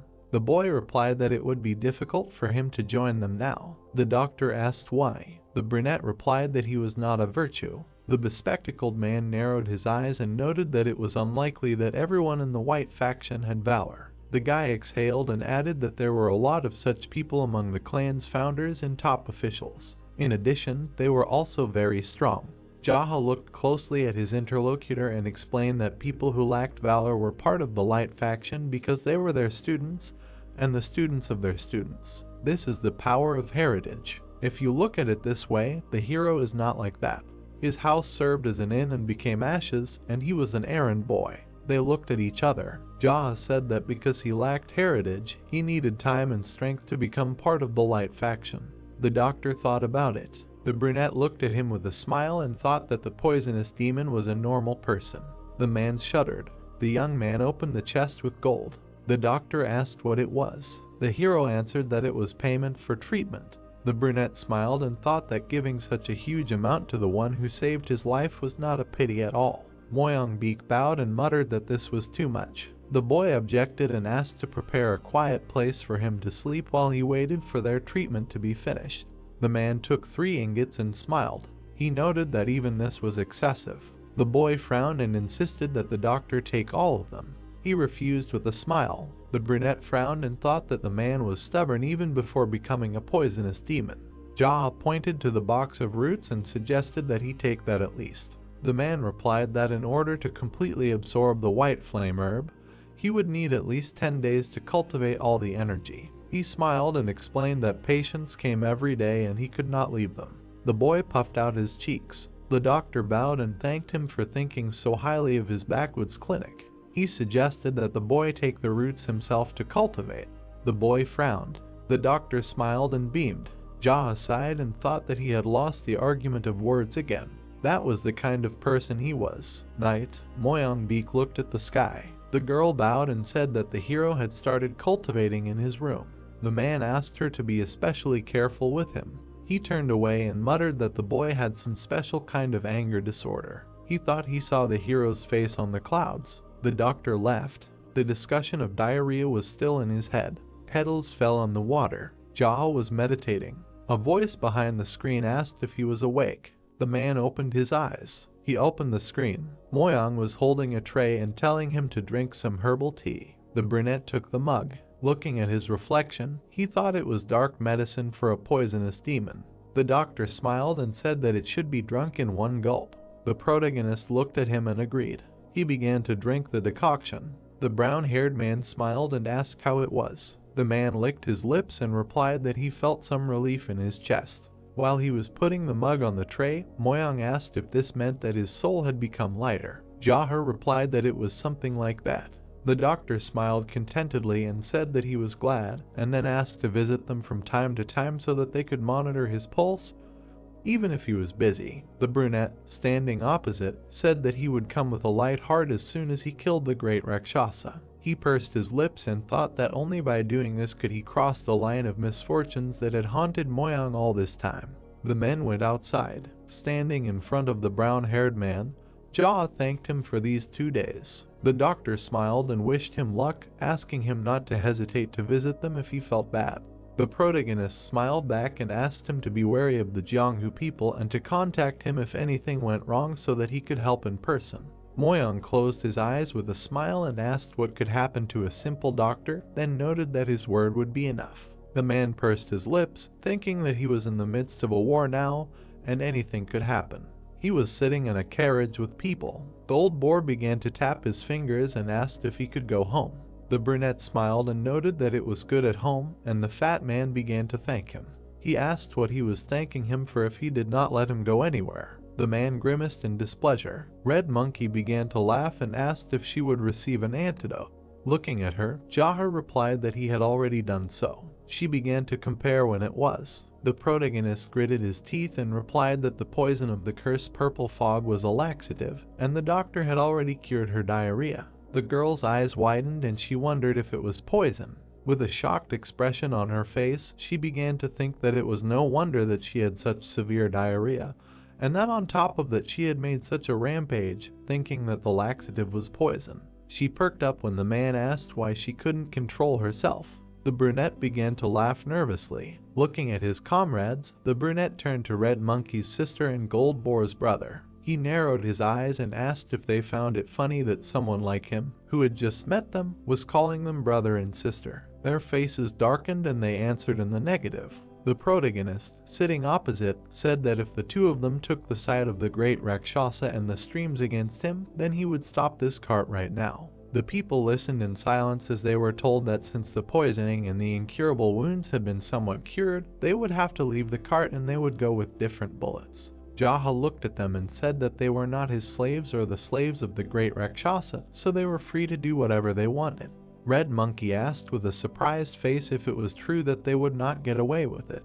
Gold Boar waved his hand and said that his entire house could be slaughtered if he betrayed the great Rakshasa. He asked if he could reveal his full strength to him, as well as the size of his army. The man grinned and said that he believed that he was not a merchant from nowhere. He asked if he wanted to make a detailed analysis and comparison of their forces. The fat man apologized with a sad look, noting that it was not only his life that was at stake. The brunette looked at him and asked that if they were on the side of the great Rakshasa and he lost, would their lives have any meaning? The interlocutors froze. Continuing to look at them, the protagonist said that he would continue to order them to believe and bring him money, bring women, and they would have no choice but to be his slaves until they died. Leaning against the wall of the cart, he said that comparing their military power was not the most important thing. Jahe narrowed his eyes and asked that even if he was weak, do they want to live as slaves or not?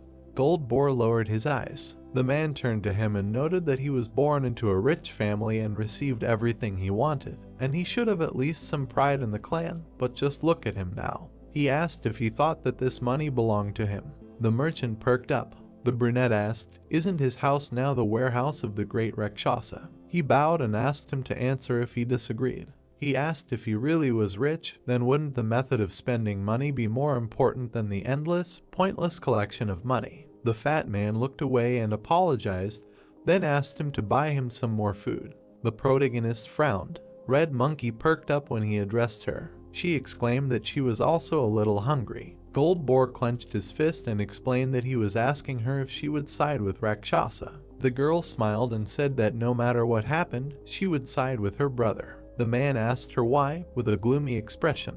She replied that he had taken her to the toilet and to the doctor and then fed her pork ribs. The merchant listened with an indignant face to her words about how she had been a little sad that he had fed her some poison, but it had turned out to be only a laxative. The brunette looked at the floor and asked what would happen if the great Rakshasa fed her poison. She asked if she would definitely die, because it would not be a joke and he would not take her to the toilet and she would have to hide in the bushes. Red Monkey smiled and said that she was afraid to even think about it, so she would be on her brother's side. Jaha narrowed his eyes, thinking that he was again reproaching the girl's heart with a laxative. While the sun was shining in the sky, he offered to have lunch. They entered the courtyard. There was a wrestling training session. The warriors saluted. As the man walked forward, they greeted the leader. Gold Boar nervously spread his arms and then asked if he really was the Black Rabbit all this time. Remembering the two masks, he asked if it turned out that the servant in the rabbit's palace was Brother Dog. Sweat was pouring down his gloomy face, and the merchant asked if it was true that he was the servant. He wondered what kind of incomprehensible situation this was. The girl bowed when the brunette called her, noting that he had Kai reflex again.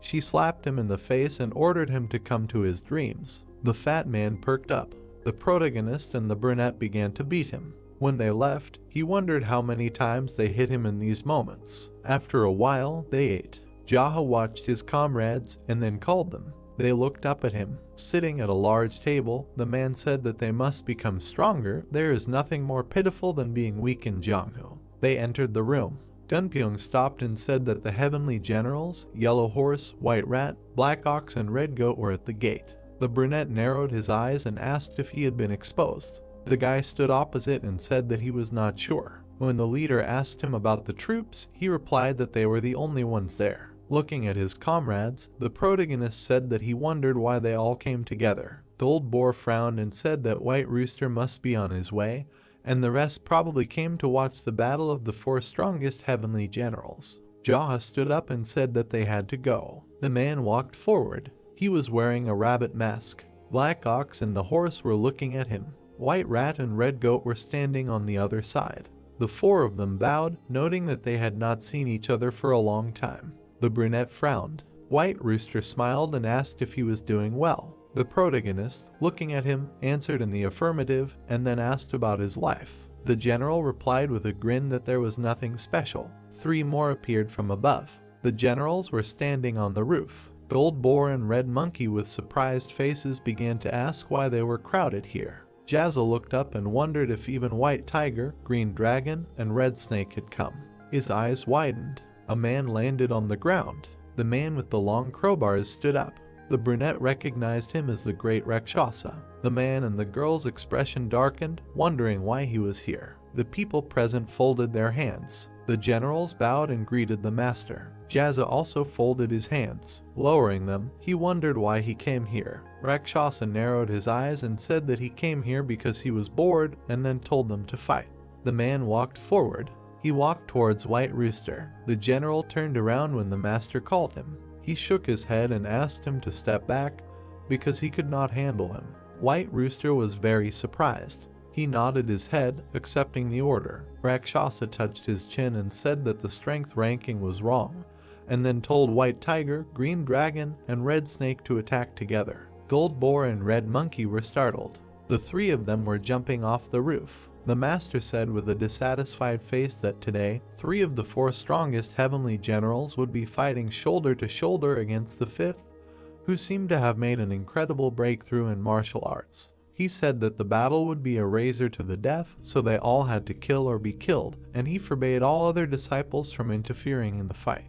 The protagonist narrowed his eyes and wondered if he had noticed. He raised his hand and spoke. The master asked if he was really going to say something without any conscience. The 5th one with his hand raised said that the humors were a little wrong. Rakshasa lowered his head and asked if he should adore one or crush White Rooster. The man, looking at him, said to do as he wished. He lowered his eyes. Then he began to laugh loudly. Red Goat and White Rat froze in confusion. The brunette smiled and said that in a fight to the death, the master should take part personally and not force his own students to do it. Everyone fell silent. Gold Boar and Red Monkey darkened. Rakshasa grinned and said that he could not imagine that he would become stronger in his beliefs. However, he did not think that one of his students could say something like that. He asked to show his face. The protagonist frowned and exclaimed that he was not his servant. He asked why he was forcing someone to film something when he had just met him. His companions' mouths dropped open in shock. The master closed his eyes and laughed. His gaze darkened as he told all 4 generals to fight. Jaha bared his teeth and asked if he was going to stand aside while his disciples fought. He asked if he was really doing his business that dirty. Rakshasa pursed his lips. The 5th one waved his hand and said that if the 4 heavenly generals attacked at the same time, he would simply run away. He pointed out that his knowledge of Kingdom was much deeper than his fighting skills, and then suggested that they play tag across the globe. Looking at the master, he said that however, if he were to challenge him as a man, he would accept the battle one-on-one. The brunette pointed his finger and said that rumors of him being afraid of a fight would spread far beyond Manhwa Prefecture since he was quite talkative. Rakshasa continued in a darker tone. The protagonist stood and spoke to the 12 heavenly generals. He asked them why they thought their leader was making them fight first. He noted that it was obviously to find out how strong he was as he beat them to death. Jaha grinned and asked how much wealth and prosperity the old man planned to enjoy when he sent his disciples to hell. He pointed to Black Ox and noted that he was obviously young, then asked how old he was. He asked if he thought the old man would be sad if he died. Looking at the generals, the man said that all he would do was give his mask to someone else since they had already replaced more than 1 or 2 generals. He asked if they were really going to die like this, obeying their master. Rakshasa smirked and said that apparently some madman had been hiding under the mask of some disciple all this time. The brunette smiled and agreed. He said that the masks increased their madness, then asked the brothers to remember that. His comrades froze in shock, trying to understand what he was saying. The master said with a smile on his face that he would fight him. He looked at White Tiger. The protagonist pursed his lips, mentally noting that he had signaled his students with his eyes after telling him that. He thought that he knew he would do it before he was surrounded. He reached for his weapon. Jaha began to take out his sword. He struck. White Rooster covered himself with his fan. The 5th jumped. He began to run. The 3 rushed after him. Then the rest of the generals beat him. They complimented the man. Looking at White Tiger, he said that they did not need to worry about anything.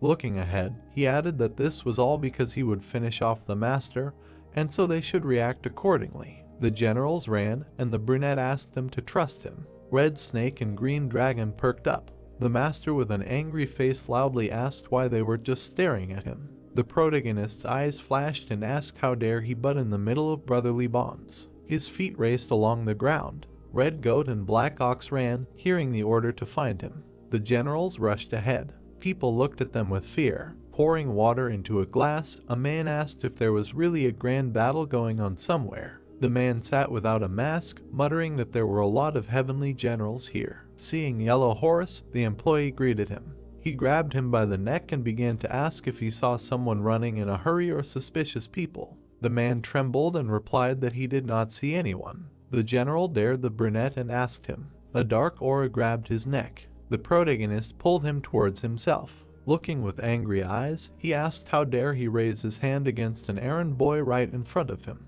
He was squeezing Yellow Horse's neck. Jaha swung his fist. He hit the general. He flew to the side. The employee watched this in fear. The 5th one dared him and told him not to be surprised because this was commonplace for Jianghu. The guy looked down and agreed. The man poured alcohol on his wound. Then he began to pour it into a glass. Holding out the jug, he offered to pour. The frightened guy held out the glass and thanked him. Looking at him, the protagonist said that they thought that the errand boys were weaklings, that's why they yelled at the slightest thing.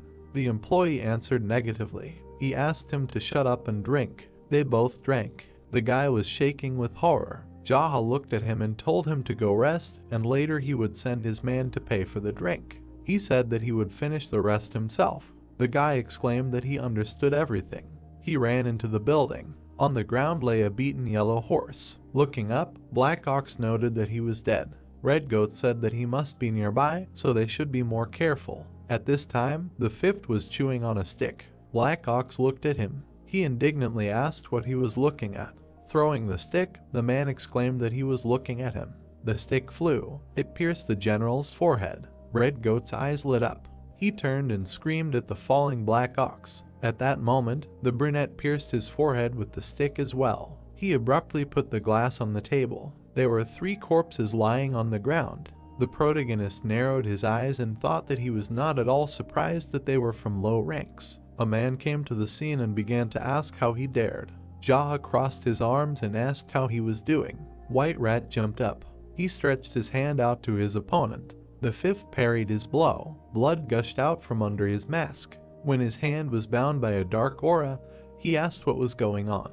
Holding him, the brunette swung. The general fell to the ground. The protagonist was sitting at the table. Looking down, he told him not to cross someone like him in the next life. Jaha reached for his mask. Putting it on himself, he noted that now there were only 4 heavenly generals and the great Rakshasa left. The company looked at the 3 corpses. Red Snake waved his hand and said that he must be planning to lure them out by killing them one by one, and if this continues, they will all die. He asked what they should do. Green Dragon nodded and said that the 4 heavenly generals should unite, and if the 4 of them were together, then he would be unable to oppose them. Red Snake bowed his head and muttered that he never thought that their brothers would just die like that. He looked at his comrade and suggested that they return to their teacher immediately. The general replied that if they just went back like that, the teacher would get even more furious, and not only would they come back empty-handed, but they would also have lost their brothers. The protagonist rubbed White Rat's mask. They all looked at their comrade and said that the decision was his. White Tiger looked at them and suggested that they continue the pursuit, because as Green Dragon said, the 4 of them should unite. He turned to White Rat and asked him to report the death of his brothers to the teacher, and also to say that the 4 of them were going after the head of the intruder. He looked at the general when the latter asked if he was trying to keep his distance from the teacher. White Tiger replied that Rabbit's target was the teacher, and most likely, he would not do all this just to destroy all of them. White Rooster raised his fan and asked if everything he said was true. White Tiger looked at him and answered that he thought so. He added that first of all, he believed that everything he was saying was nothing more than complete nonsense, but sometimes a lie from a crazy person turns out to be the truth. The generals fell silent. One of them asked why he killed their brothers then.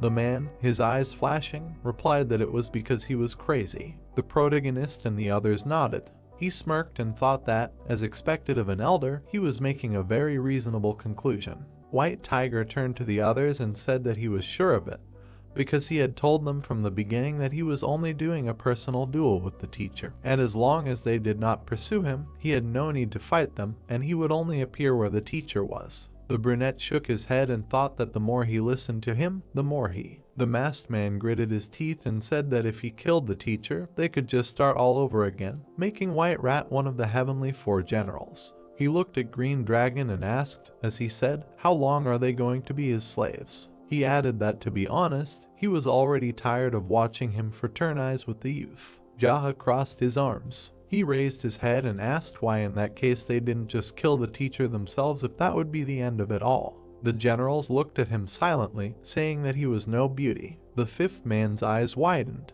He narrowed them and mentally cursed his chatty tongue. He lowered his hands. The generals rushed towards him. Putting out his palm, the man used Flame Realm Palm Force. The masked men also put out their palms. An explosion thundered. The generals were thrown back. Red Snake tried to get up. They ran towards him. The brunette began to attack him. The others watched the dark aura, thinking about how strong he was. The protagonist extended his hand. He began to remove Red Snake's mask. Putting it on over White Rat's mask, he said that there was no point in bothering him anymore. He asked why complicate things when the problem would be solved as soon as the great Rakshasa died during their duel. White Tiger looked at him and agreed. She said that they would not approach the Black Rabbit Alliance today, so he asked to let Red Snake go. Jaha narrowed his eyes and said that he could not let him live. The man showed his teeth and began to ask why. He asked if he had not said earlier that his goal was to fight the teacher, and since he had no reason to fight any of them. Looking at him, the 5th said that it was so, but Red Snake had kidnapped defenseless women and given them to the great Rakshasa. The others perked up. The brunette turned his head and said that he had heard that he had recently given him a blue-eyed beauty, and then asked if it was true. The others became gloomy, sweating. They wondered if he was saying that he would kill him because he had kidnapped defenseless women and given them to the master, or because he had given the blue-eyed beauty. The protagonist swung his fist. The general was thrown back from the blow. He crashed into the wall. Looking at him, Jaw thought that Red Snake was the most loyal general of the Great Rakshasa, and without a shadow of a doubt, he did everything for the Great Rakshasa, and this was enough for him to finish him off. He turned around and said that from now on there were not 4 generals, but 3. The others stared at him silently. The 5th one turned around and said that he went to fight the Great Rakshasa. He noted that if they did not value their lives, they could fight him 4-on-1 in the alliance of the Black Rabbit. The man reached the place. Walking forward, he told the teacher that his student had arrived. Wearing 2 masks on his head, he said that Red Snake and White Rat had arrived. Continuing to walk further, the brunette said that Zaha had knocked out Black Ox and Red Goat in a beautiful knockout and also returned alive. Narrowing his eyes, he asked the teacher where he was. The man in front was sitting surrounded by warriors. Gunpyeong looked at the leader and thought that he knew that he could die so easily. The protagonist smiled and called out for the teacher. The warrior's expressions darkened, trying to understand why he was calling the Great Rakshasa so familiarly. Gunpyeong thought that based on what he said when he returned, it was definitely their leader. The master smiled and greeted him, and then asked what was the last moment of Red Snake's life. Looking at him, Jaw said that he hugged the wall after he hit him, and now he was most likely waiting for his turn in hell. Rakshasa muttered that he was upset because he was his most precious disciple. The 5th one lowered his head and said that there was something that he had always wondered about. He pointed to the mask on his face. Looking askance, he asked why they wore them. The master smiled widely and said that in all this time, none of his countless disciples had ever asked about this. Starting to introduce the different masks, he said that wearing a mask, one can naturally do terrible things, and regardless of whether it is they or the mask doing it, the concept between them is becoming more and more blurred. With a smile on his face, the master said that since he answered his question, he wants to see his face because one of them will die today anyway. The brunette adjusted the mask and said that he did not want to do this. Looking with a gloomy look, he added that he could not because we were going to do something bad. Rakshasa grinned. He got up from his chair and said that he was sorry because someone like him had to become his student. The protagonist looked at him and said that even if he were his student, he would still kill and, like today, asked why they wear masks. Descending the stairs, the master said that this is how a man should live. His sleeves fluttered. Jaha narrowed his eyes, thinking that he was not so popular among the common ladies, despite the fact that he had a beautiful side. Looking at Rakshasa, he wondered why someone like him was mating all along the east and west. His eyes flashed, thinking that he was suddenly filled with rage. Walking up to the general, the master asked him how he wanted to fight and then asked him to choose a martial art. He said that as someone who had trained in martial arts for many years, he gave him the right to choose. Glancing at him, the 5th asked what he was most confident in. Rakshasa said that old people were always confident in their Kai art, but since he would be at a disadvantage, he should choose something else. The brunette smirked with his eyes and suggested that he choose the Kai art. The man smiled and thought that judging from his voice skin, he was still young, but he was eager to fight him in the Kai art with someone who had trained in it for several decades. He extended his hand forward. The protagonist did the same. They looked at each other. Their energies collided. Their palms were close to each other. 2 auras of different colors were shining. Because of this, the wind was rising around. The master shook himself irritably. His eyes widened and he mentally noted that his Kai had not moved him at all. He wondered if he had almost the same amount of Kai as he did when he had been saving it for decades. Jaha looked at him. He noticed the blade. Rakshasa attacked him with the sword. The 5th one intercepted his hand. He stopped the blade right at his neck. Narrowing his eyes, the man reminded him that he said that he wanted to fight in the art of Kai, and then added that as he thought, the teacher would not disappoint. The master's eyes widened. His face was reflected in the brunette's eyes. He hit his head. Blood gushed out of Rakshasa's mouth. The protagonist hit him with his forehead again. Red Snake's mask broke. Jaw continued to hit. White Rat's mask was covered with cracks. He struck it once. The man's face was blue and covered in blood. The protagonist squinted. He activated his aura. The master opened his eyes slightly and thought about his Kai. The veins on his body began to swell, and he wondered if it was being sucked out of him. Rakshasa froze. His eyes turned white and his mouth was open. He fell to the ground. His hand trembled. Looking at his skinny palm, the master wondered what was going on. He shifted his gaze when he was greeted. The man raised his head. The protagonist stood above him and said that he was the leader of the Engable clan, Ijaha. The master, sitting on the ground, muttered his name. Looking at him, the fifth said that he would have saved many more of his foolish disciples if he had accepted his challenge in the first place. He asked his disciples to say a few words as their leader before passing away. Rakshasa spat out blood. Raising his battered face, he asked where he could see his students if he had killed them all. He turned around. Gold Boar and Red Monkey came out to him. The master looked at them. 3 generals approached the estate. They all watched in silence. Raising his eyes, the man noted that quite a few people were still alive. While his eyes were rolling, he said that the head of the Engable clan was simply incredible. The brunette looked at him silently. Rakshasa suddenly raised his head. Looking at everyone, he began to say that his students worked hard to take care of a teacher like him. He said that from now on they should dedicate themselves to serving the Engable clan. The battered man said that they could all continue to live without their masks. The generals perked up. Red Monkey and Gold Boar watched in silence. The master fell silent. Reaching out his hand to him, the protagonist mentally noted that he had spoken warm words to his students at the end of his journey. He closed his eyes. He looked at the generals. He told them to take off their masks because it was the last wish of their teacher. They began to take them off. Looking at the others, Jaha told the Black Rabbit Alliance to rebuild the interior and clean the streets from the corpses that were lying around. Lowering his head, he suggested talking about the 12 heavenly generals. He called the manager of Byoke, Red Monkey, and Gold Boar with him. The 3 remaining generals looked with displeasure. The trio stared at them. The man sat on a chair and said that from now on he was their great brother. Everyone turned around in surprise. The brunette touched his chin and said that he could become their master if he taught them something. But since he looked much younger than all of them,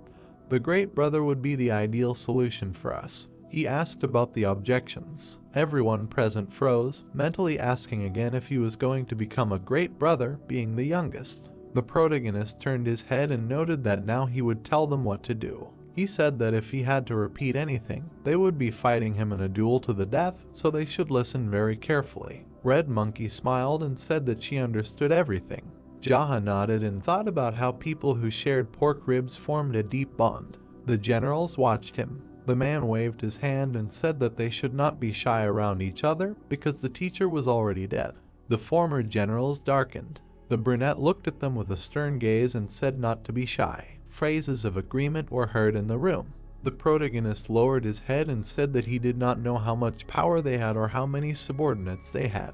He told them to make sure that they could clean up everything they had done while carrying out the order of the great Rakshasa, and then they should join the Engable clan to be with him. The guy who was the green dragon asked again about the clan.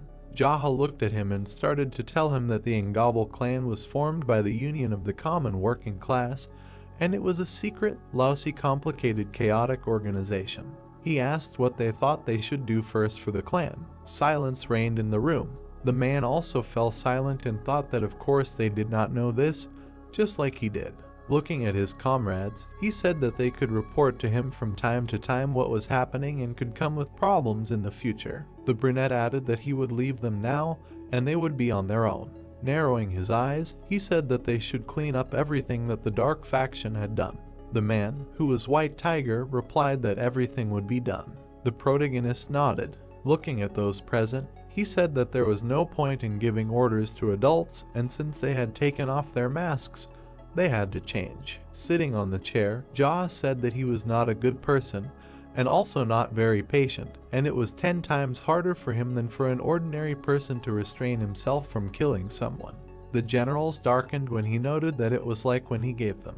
White Rooster looked up and said that he was worried about something. The man turned around and asked. White Rooster said that the teacher had both enemies and allies. He folded his fan and began to say that he was especially close to the old king of the hornless dragons, who received a lot of money and women from Rakshasa. He added that he would be the most furious when he learned that he had died. Green Dragon looked at the leader when he asked if there was anything else. He said that there was a society of rain clouds. Imagining the battle, he said that they were one of the teacher's most troublesome enemies, and indeed the master's hand was cut off by the leader. The guy with an indifferent face said that unlike the old hornless dragon king, there were many people besides them who held a grudge against Rakshasa, and they could not predict their reaction. The protagonist's eyes flashed and asked if that was true. He sighed loudly and said that it was a relief. Red Monkey turned to him and asked what was the reason for her joy. Yahello looked up and said that he was glad that there were so many people he could kill.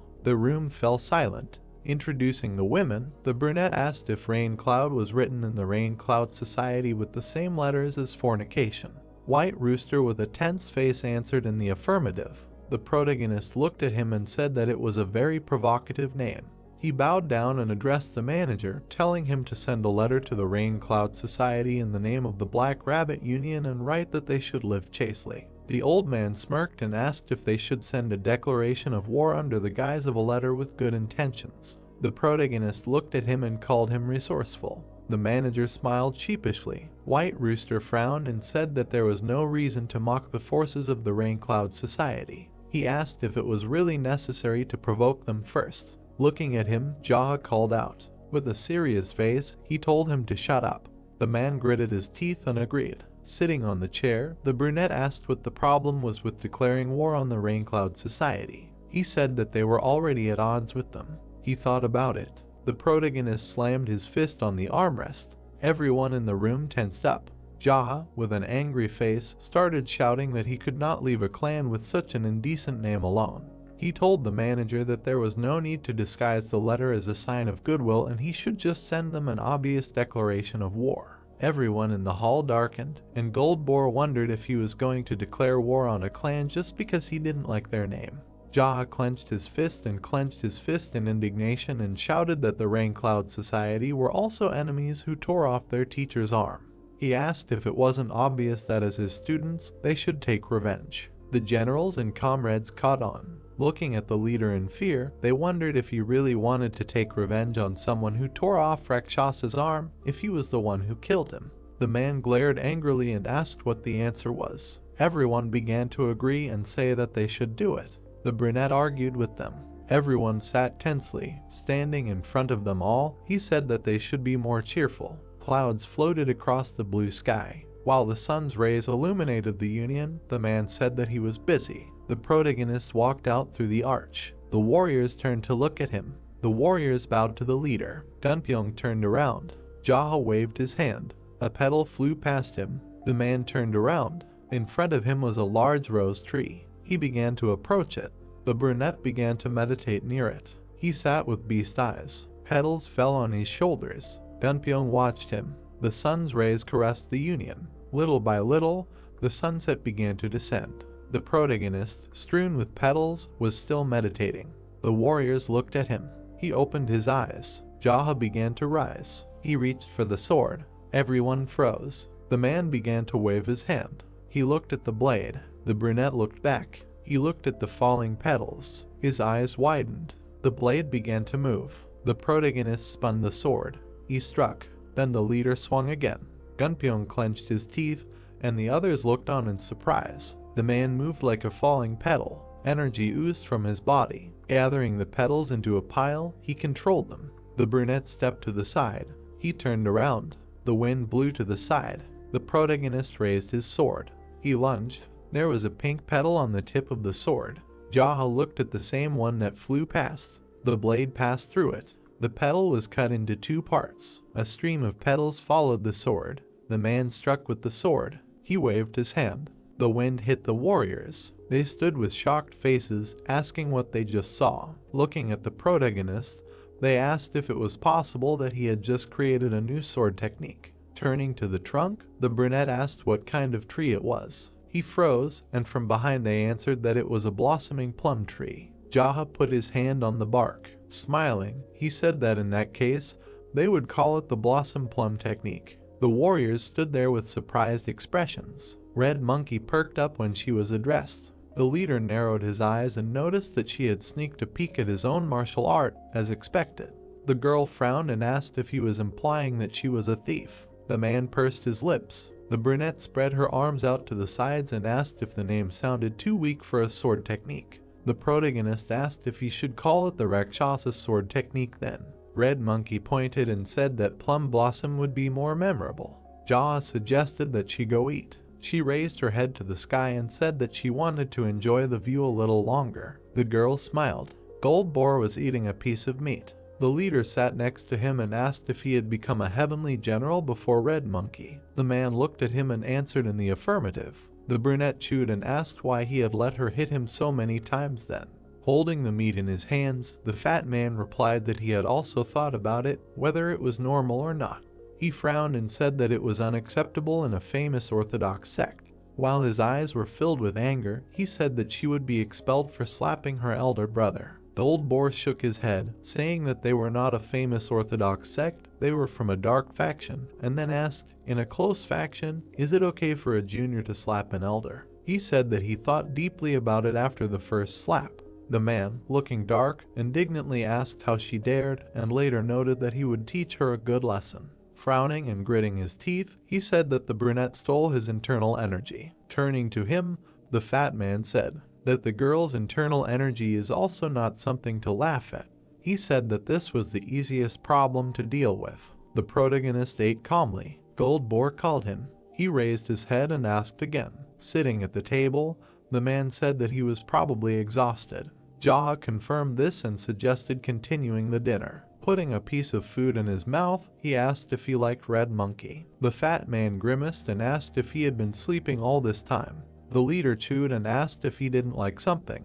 The man's body sighed. He lived to eat. The brunette smiled and said that he filled his mouth well. Gold Boar took a bite and said that since his internal energy was stolen, he needed to eat to replenish it. The protagonist said that his fat man's logic was unbreakable. The man glanced at him and said that then thank God he was fat. Introducing the man with the fan, he said that he was a member of the Golden Mountain Society and had countless riches and was also the youngest of the sons. He said that he had money, he knew martial arts, and then asked to imagine if he were also thin. Sitting at the table, the brunette asked if he was the youngest child and received a positive answer. Holding the chopsticks, he said that he really did look like the younger one, and it was no wonder that it was normal for him to get slapped. Gold Boar's expression darkened questioningly. Turning away, he asked why they were acting like this. From the room, there was a video of the street. There, warriors were practicing with swords. They were practicing near the plum tree. Red Monkey was practicing with them. Watching them, the fat man said that they were all crazy, swinging their swords at the falling leaves. The brunette propped his face on his fist and said that they were doing everything right. The man looked at him and said that the Black Rabbit Alliance was more like the Smart Rabbit Alliance. The protagonist looked ahead and said that they were doing everything very well. He was watching carefully. Watching the warriors, he mentally noted that they were inspired by his training. Looking at Gunpyeong, Jaw thought that they were trying their best to get on the path of martial arts that they themselves were doing. The tree was swaying in the wind. The leader smiled and said that they smelled the scent of plum blossoms in the falling leaves. He tapped his finger on the table. Gold Boar noticed it. Red Monkey and Gunpyeong were trading. The plum petals continued to fall. The man watched with a smile. Then night fell. In the morning, the courtyard was strewn with petals. Everyone gathered in the hall. The manager frowned and said that in the surrounding area, they had received reports of the silver ghost Yusashing.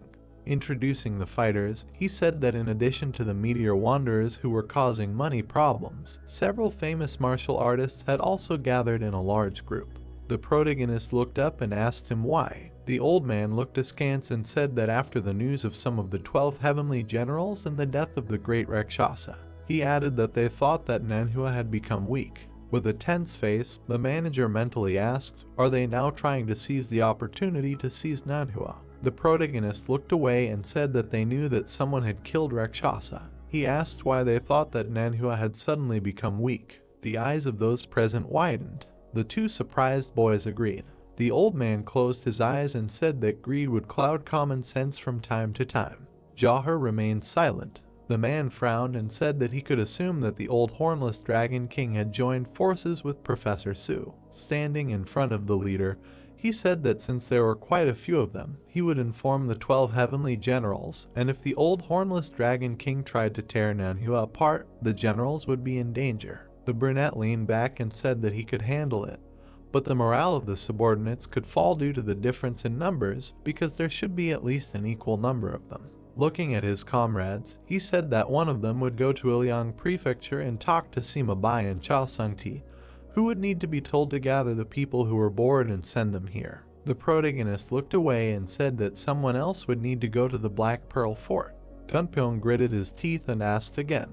Looking at him, the leader said that he needed to tell a man named Dokgo Singh to bring about 700 elite soldiers. The guy asked if they would really come. The man narrowed his eyes and asked to tell him that the leader of the ignoble clan was calling him.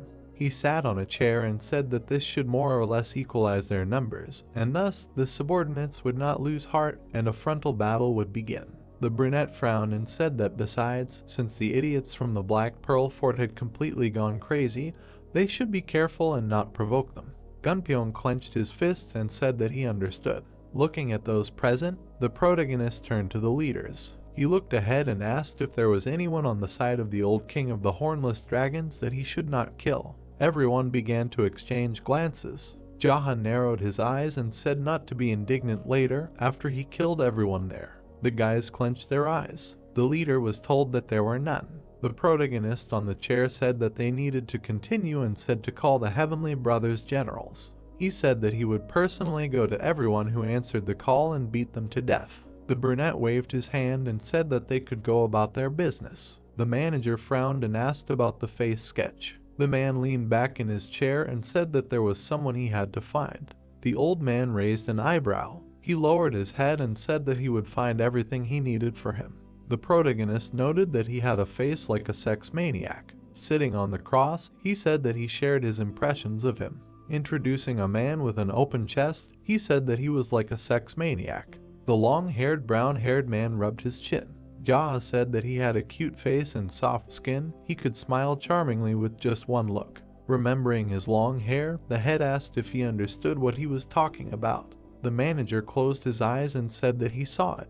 Looking at him, the brunette asked, was it really that fast? He asked him not to think and continue explaining. Darkened, he said that his drawing. He looked up and said that he would catch the sex maniac. The protagonist was sitting in the carriage. Turning to the coachman, he asked to change the name of the place, and since they were accompanied by a light wind, instead of the Moyang Clinic, go to Iowa Prefecture, where the Rainy Cloud Society is in charge. Jaha signed his face with his fist and said that the fact that they were always committing adultery without him was unpleasant to him. The coachman remained silent. The leader narrowed his eyes and asked him. The man answered that everything was fine. He drove the carriage through the forest. The brunette thought with a smile that in the rays of the spring sun, gusts of refreshing wind, his madness fiction I away as if I went somewhere to rest. When he got out of the carriage, he told the coachman that he could go back, but he must make sure that everyone thought that he himself was in the clinic. The protagonist walked along the alley. He reached a large door. Then he knocked. A small bolt in the door opened. An unknown person asked who had come. Jaha looked at the crack in the door. He remained silent as they continued asking him who he was. The leader twisted his lips. Approaching the door, he said that he had come to pay off some expenses. The bolt closed. Afterwards, the door began to open. The man narrowed his eyes and thought that given how easily and without any confirmation they had opened the gates for him, it seemed that they were not the kind of people who would pay back their debts. A man met him and said that he could enter. He turned around and began to ask who owed him and whether it was by chance that the leader's right hand had drunk the money. The brown-haired man turned around and asked why he was not answering. He waved his hand, saying that he should pull himself together and get his thoughts together. His hand was intercepted. The brunette held him by the wrist. The man frowned and began to demand that he let him go. The protagonist flashed an angry look. The man clenched his teeth tightly. Jaha continued to squeeze his hand. The brown-haired man, with bulging veins on his face, asked where the guest came from. Without letting him go, the leader replied that it was a long story. He added that he might have come from his mother's belly, but he believed that they were not asking about his roots now. Looking at him with a gloomy look, the brunette asked if he wanted to know what district he was from, noting that they might not be asking about his geographical location. The man, covered in sweat, listened, saying that he might be interested in what forces he was from, but it was a long story. While his arm was being twisted, he asked to spare him. The protagonist looked at the trembling palm. He threw the brown-haired man away. He flew to the ground. The leader turned around and walked away. He walked around the yard, thinking that since most of the people subordinate to the commander-in-chief, Professor Su, seemed to be not here, and it was much more deserted than he expected.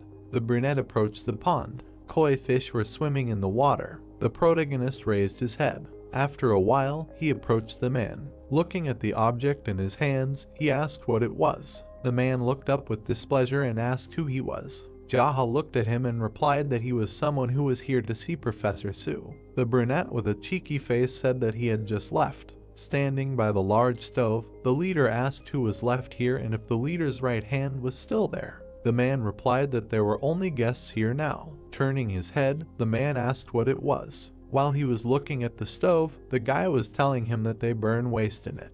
The brunette smog looked at it and asked why they needed it and what they burn in it. The man at the stove replied that they burn corpses. The protagonist asked why they burn them at all. The brunette took a bone and said that they burn them if they don't pay their debts, adding that he was only following orders, so he wasn't very sure. Jaha narrowed his eyes and asked if it meant that if they don't pay their debts, they are killed, and he burns these corpses. The guy gnawed on the bone and agreed. The leader sighed and said that he wasn't sure he wanted to kill someone who eats. The brunette perked up. The man turned around and told him to finish eating. He stopped when he was asked if he was not a guest. The man grabbed the axe. The brunette glanced at him and wondered how many people he had killed to be able to decide so quickly to take someone's life. He dodged the blow. The protagonist extended his hand. He hit the guy in the stomach. He flew straight into the oven. His body began to burn. Jaha watched these. He glanced at the axe. The head went with him. He approached a tall building. Then the man opened the doors. He entered a dark room. The dancers froze in fear. People turned their attention to him. The brunette began to climb the stage. The girls behind him began to run away. Squinting, he asked someone to turn on the light because it was too dark here. Those present reached for their weapons. Bloody bodies lay around. Blood was dripping from the axe. The man looked forward. Suddenly, people began to approach him. There was a man standing behind him with his subordinates. He looked around and asked what the hell was going on. He turned to the brunette and asked who he was. Then the guy turned around. His right hand tensed up. He thought it was a man. He had a bad feeling about him. The guy turned around and said that he came to collect a debt. The commander was surprised. What? How much did they owe him? What did he do? The guy came up and asked how much they could give him.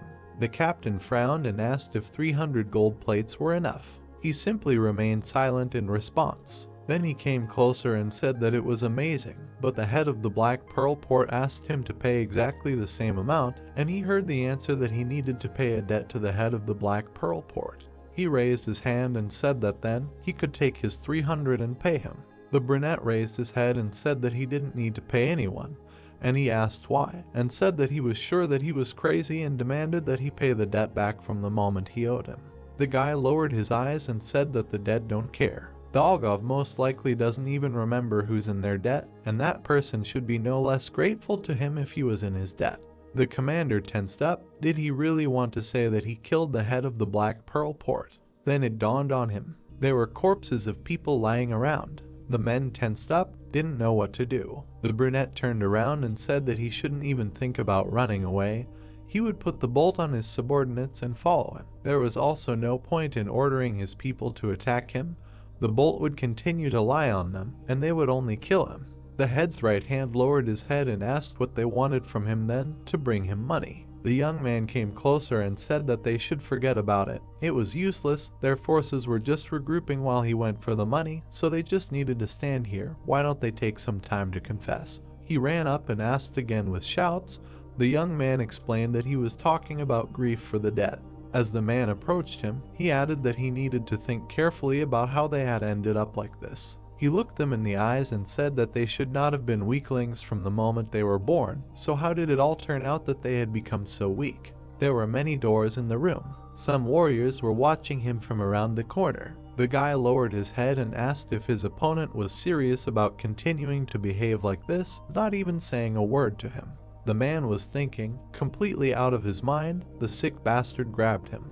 He looked at the dead men again and thought that he had been confused and had not noticed earlier, but all these people had died from one blow of an axe. Then he frowned and ordered his subordinates to all go outside.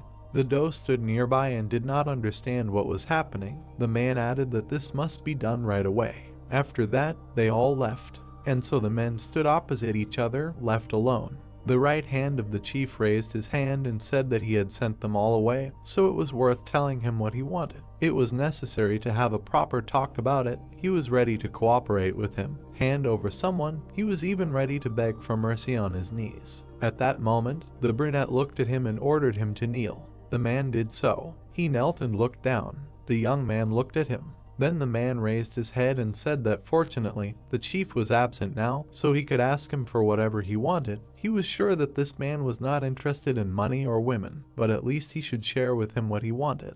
The brunette came closer and asked when Professor Su would return. He answered that it might be closer to evening. The young man got angry and asked the man if he thought he could handle murder. He was surprised. And then he looked at him and thought that he would persuade him like this, said that it would not be easy for him, but he would be able to finish him off by using all his subordinates at once. He would come back drunk, so it would be easier than it could be. He would cope and kill him. The brunette came up and said that this man was a traitor. Blood was dripping from his axe. The man got scared and began to ask to believe him. He could just kill him if he couldn't cope. In any case, he planned to kill him, and he would also be able to kill them all at that moment. The young man leaned over, put his head on his hand and said that he had heard that the professor's strength was comparable to the great Rakshasa. Well, the man thought that he could cope with him. He looked at him and said with a smile that this was only in an official duel. The guy looked at him carefully. Then he swung and struck right on the head. Blood flowed. The man fell to the floor. The brunette looked at him and said that if you think about it, none of the Rainy Cloud Society would be useful to him. Soldiers ran up to him and shouted that the leader's right hand had been killed. He looked at them, how many more had to be killed, and began to go down the steps. After some time, he approached the building. He went inside. The doctor met him and said that he was glad to see him. The guy raised his head and asked if he had come late. The man replied that everything was fine. Besides, he had fought with someone again. The guy gritted his teeth and replied that he had fought quite fairly. This was a daily routine. Then the doctor raised his hand and offered to drink tea. The young man did not refuse. They were sitting at the table. Tea was pouring into a glass. The doctor raised his hand and asked who they were fighting with this time. The guy looked at his reflection in the glass and asked if the man had heard of the great Rakshasa. He also looked at his reflection and said that he had. The brunette leaned forward and said that it looked like all the dark faction societies had united with each other after his death, so first he needed to visit the Rainy Cloud Society. Then the doctor lowered his head and asked, did they do things in the company of rainy clouds, to which he received an affirmative answer, with an explanation, with an axe. Beak raised his head and asked how. That's what he heard, that he divided their firebrands into halves. After which the man looked him in the eyes and said that everything was clear. Murder is murder, no matter with an axe, a sword or a fist. Then asked if the young man killed someone who could not have been killed. The guy looked at him and answered that no. Then the doctor laughed and said that it was good. A strange silhouette appeared behind the young man. The man said that it looked like his inner demon was standing right at his gate. The brunette smiled and said that this is exactly why he came to visit him. From time to time, willy-nilly, he becomes his patient. The young man put the mug back. He looked up and thought that if he joined forces with the professor, he felt that he could really become an unstoppable crazy demon, so he restrained himself and returned to hang the doctor. The man was just drinking tea at that moment. The guy raised his mug. There was a demon behind him. He thought that he wanted to become a reasonable mad demon who strives to correct his mistakes, and not a mad demon driven by the thirst for slaughter. He lowered his head and thought that his goal was to become a slightly better mad demon. Deep night, the guy entered the building. He passed by his subordinates and thought that he felt much better, and after talking to the doctor, then he smiled and thought that communicating with someone to whom you can open your heart gives a feeling of peace. He went inside. It was light. Others met him. For some reason they were surprised. The companions were glad to see him, and in his place sat a Sundagati. The man looked at him attentively. Then he stood up, greeted, bowed. Everyone else did the same, greeted the master, the great brother. He sat down in his place and looked around at his and ordered everyone to sit down. Then he asked his assistant if everyone had introduced themselves to each other. He answered that they had. The leader looked at him and asked why the man had suddenly sat down in his chair. He smiled and said that after all, he was the general of the Hao clan. The guy turned away and said that that was also true. The blonde looked at him and said that it was so, he was a general. The leader lowered his head and did not want to answer that yes, a general. The girl looked at him, turned and said that this man claims to be his right hand, is it true? The master asked again. Then he looked at him. The assistant's face twisted at that moment. She mentally prayed for them to say that it was so. And the chief turned away and thought that it was obvious that he had raised the cunning fox with his own hands. After which he replied that no, the words spoken had broken the man. The master put his hands on his knees and said that this man was only a clan general. They had no such thing as a right hand. However, the position of the general was very important one way or another, so he should be treated as expected. Then she added that they themselves saw that the man would immediately jump back from one or two of their blows, so it was worth protecting their fragile boy. Everyone began to laugh. The generals lowered their heads and decided to leave. The master called out to him. The man turned around, and then he turned to him and said that if there were objections, it was worth becoming stronger. The blonde looked at him and said that he himself would not mind. Everyone here met a strong teacher, became even stronger due to eating elixirs and studying the strongest martial arts. Then he lowered his head and added that he had no master, not even elixirs. He raised his sword only to survive. He frowned and said that therefore, he believed that he would have a chance if they fought without using internal energy. The brown-haired man got angry and suggested fighting without it, right now. Then the general looked at him and asked if he really thought that now was the time. He didn't know how to read the atmosphere at all. They would do it next time. He looked at him angrily and said nothing. The girl started laughing. In general, everyone around started laughing. The blonde was offended. The master exhaled and said that of course he would do it next time. It would be better that way. The general bowed and said that he would do as he was ordered. Yahello looked at the others and said that now, since everyone was gathered, they needed to discuss something, how best to crush them, so that rumors would spread more effectively, follow them or take defensive positions. There was no need to be shy. Everyone could express their thoughts. The general came up and asked who they would fight against. The master replied that the enemy would be the old hornless dragon king, Professor Su, and a couple of small groups of dark factions. The blonde realized his weight and said that he believed they should have more than 400 or 500 soldiers. Everyone looked at him, wondering how he even knew this. The master raised his head and asked if he really thought so. The man looked at him and said that he thought that playing defensively would be the best option. Then he lowered his head and when asked why, he replied that because they lacked people. Besides, it would be a more fun choice. The leader asked if that was all. The man replied that it was. He lowered his head and said that then they should take a siege, defensive position. He raised his hand and added that he thought this option was the most fun at the moment. If anyone else had a better option, he could listen to them. Everyone looked at him and thought that the decision was seriously made because it was more fun. The brunette hit his knee with his hand and said that great, he would take it as the absence of other opinions, so they chose siege defense. He raised his head and added that they were evacuating the servants and those who did not study martial arts to the prefecture, since they could be captured during the battle and killed. Then he lowered his eyes and asked who wanted to escort the people to the prefecture. The enemies could move after them even tonight, so they needed to leave them immediately. Everyone looked at him and remained silent. Then the brunette looked. No one, in that case, could the general do this. He does not think that he will be of much use to stay here. The man turned and said that he was Sungti from the Hoa clan. He would stay here as a representative of the Yiliang prefecture. The master scratched his head and said that apparently everyone wanted to stay here. Then he would decide who would go. Turned to the manager. He would go. He nodded and said that he understood everything. Then the young man added that it was necessary to take full responsibility for the vanguard and leave the rearguard to spy by.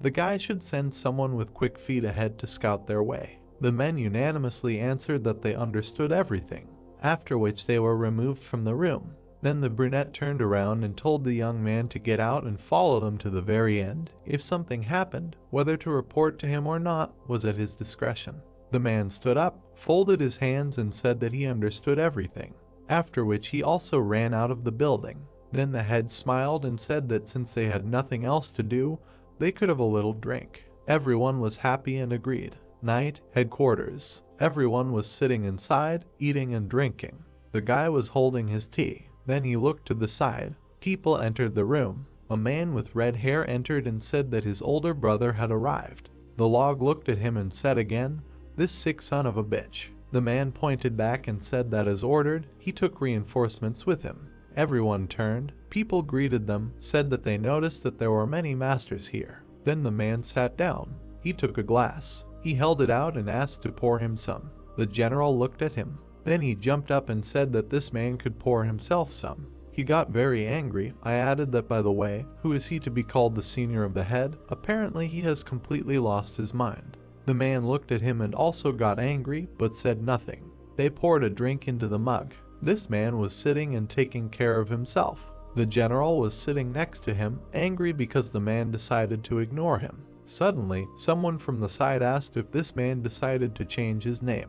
He looked to the side and said that although they were once a port of black pearls, now they are part of the Hao clan. In response, the question came, what kind of nonsense is he talking?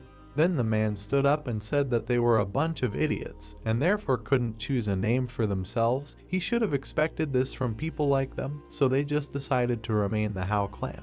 He frowned and added that the number of rules they were making had already exceeded 10, and that the head would be a heavy burden.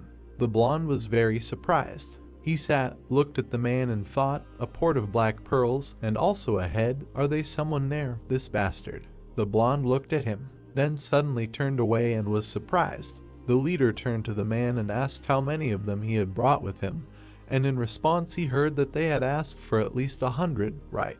He smiled and said that he had decided to only want the elite and had brought 30. They would work for 100 soldiers, so there was no need to worry. The master looked at him and said that this was a great job. The man suddenly put down the glass and said that this alcohol was kind of weak. Could you really get drunk with it? They were funny guys though. Everyone looked at him silently. Then the guy rolled his eyes. He turned to the leader and asked what the plan was. In response to the fact that there was none, he asked how come they just need to kill them and that's it. The brunette replied that yes, they need to kill them all. The man just looked at him. Then he stood up and said that great, they need to wake him up when the enemies appear, and for now he will go sleep. And he lay down on the floor right next to the place of his head. He fell asleep. Everyone around was in shock. The brunette turned and asked if the moon was bright today. Gunpyeong looked at him and said that yes, perfect conditions for a battle. Then the master asked if there was anyone on the old Dragon King's side who practiced poisonous arts. The guy replied that from what he knew, no. The master raised his hand and asked among everyone, the strongest are the old king and the professor, right? Shat frowned and said that most likely so. Then the brunette looked at him and asked if their strength was comparable to the great Rakshasa. Then the guy raised his head and said that everyone has their own strength and weakness, but they are not testers who will just give in to the great Rakshasa. The leader thought about it, said that he would personally deal with the two of them, so the rest should also fight the enemies. According to their strength, everything will turn into a massacre, so if they meet an enemy much stronger than them, they should retreat. Everyone looked at him and said that they would do as ordered. A soldier ran into the room and shouted that the enemies were at the gate.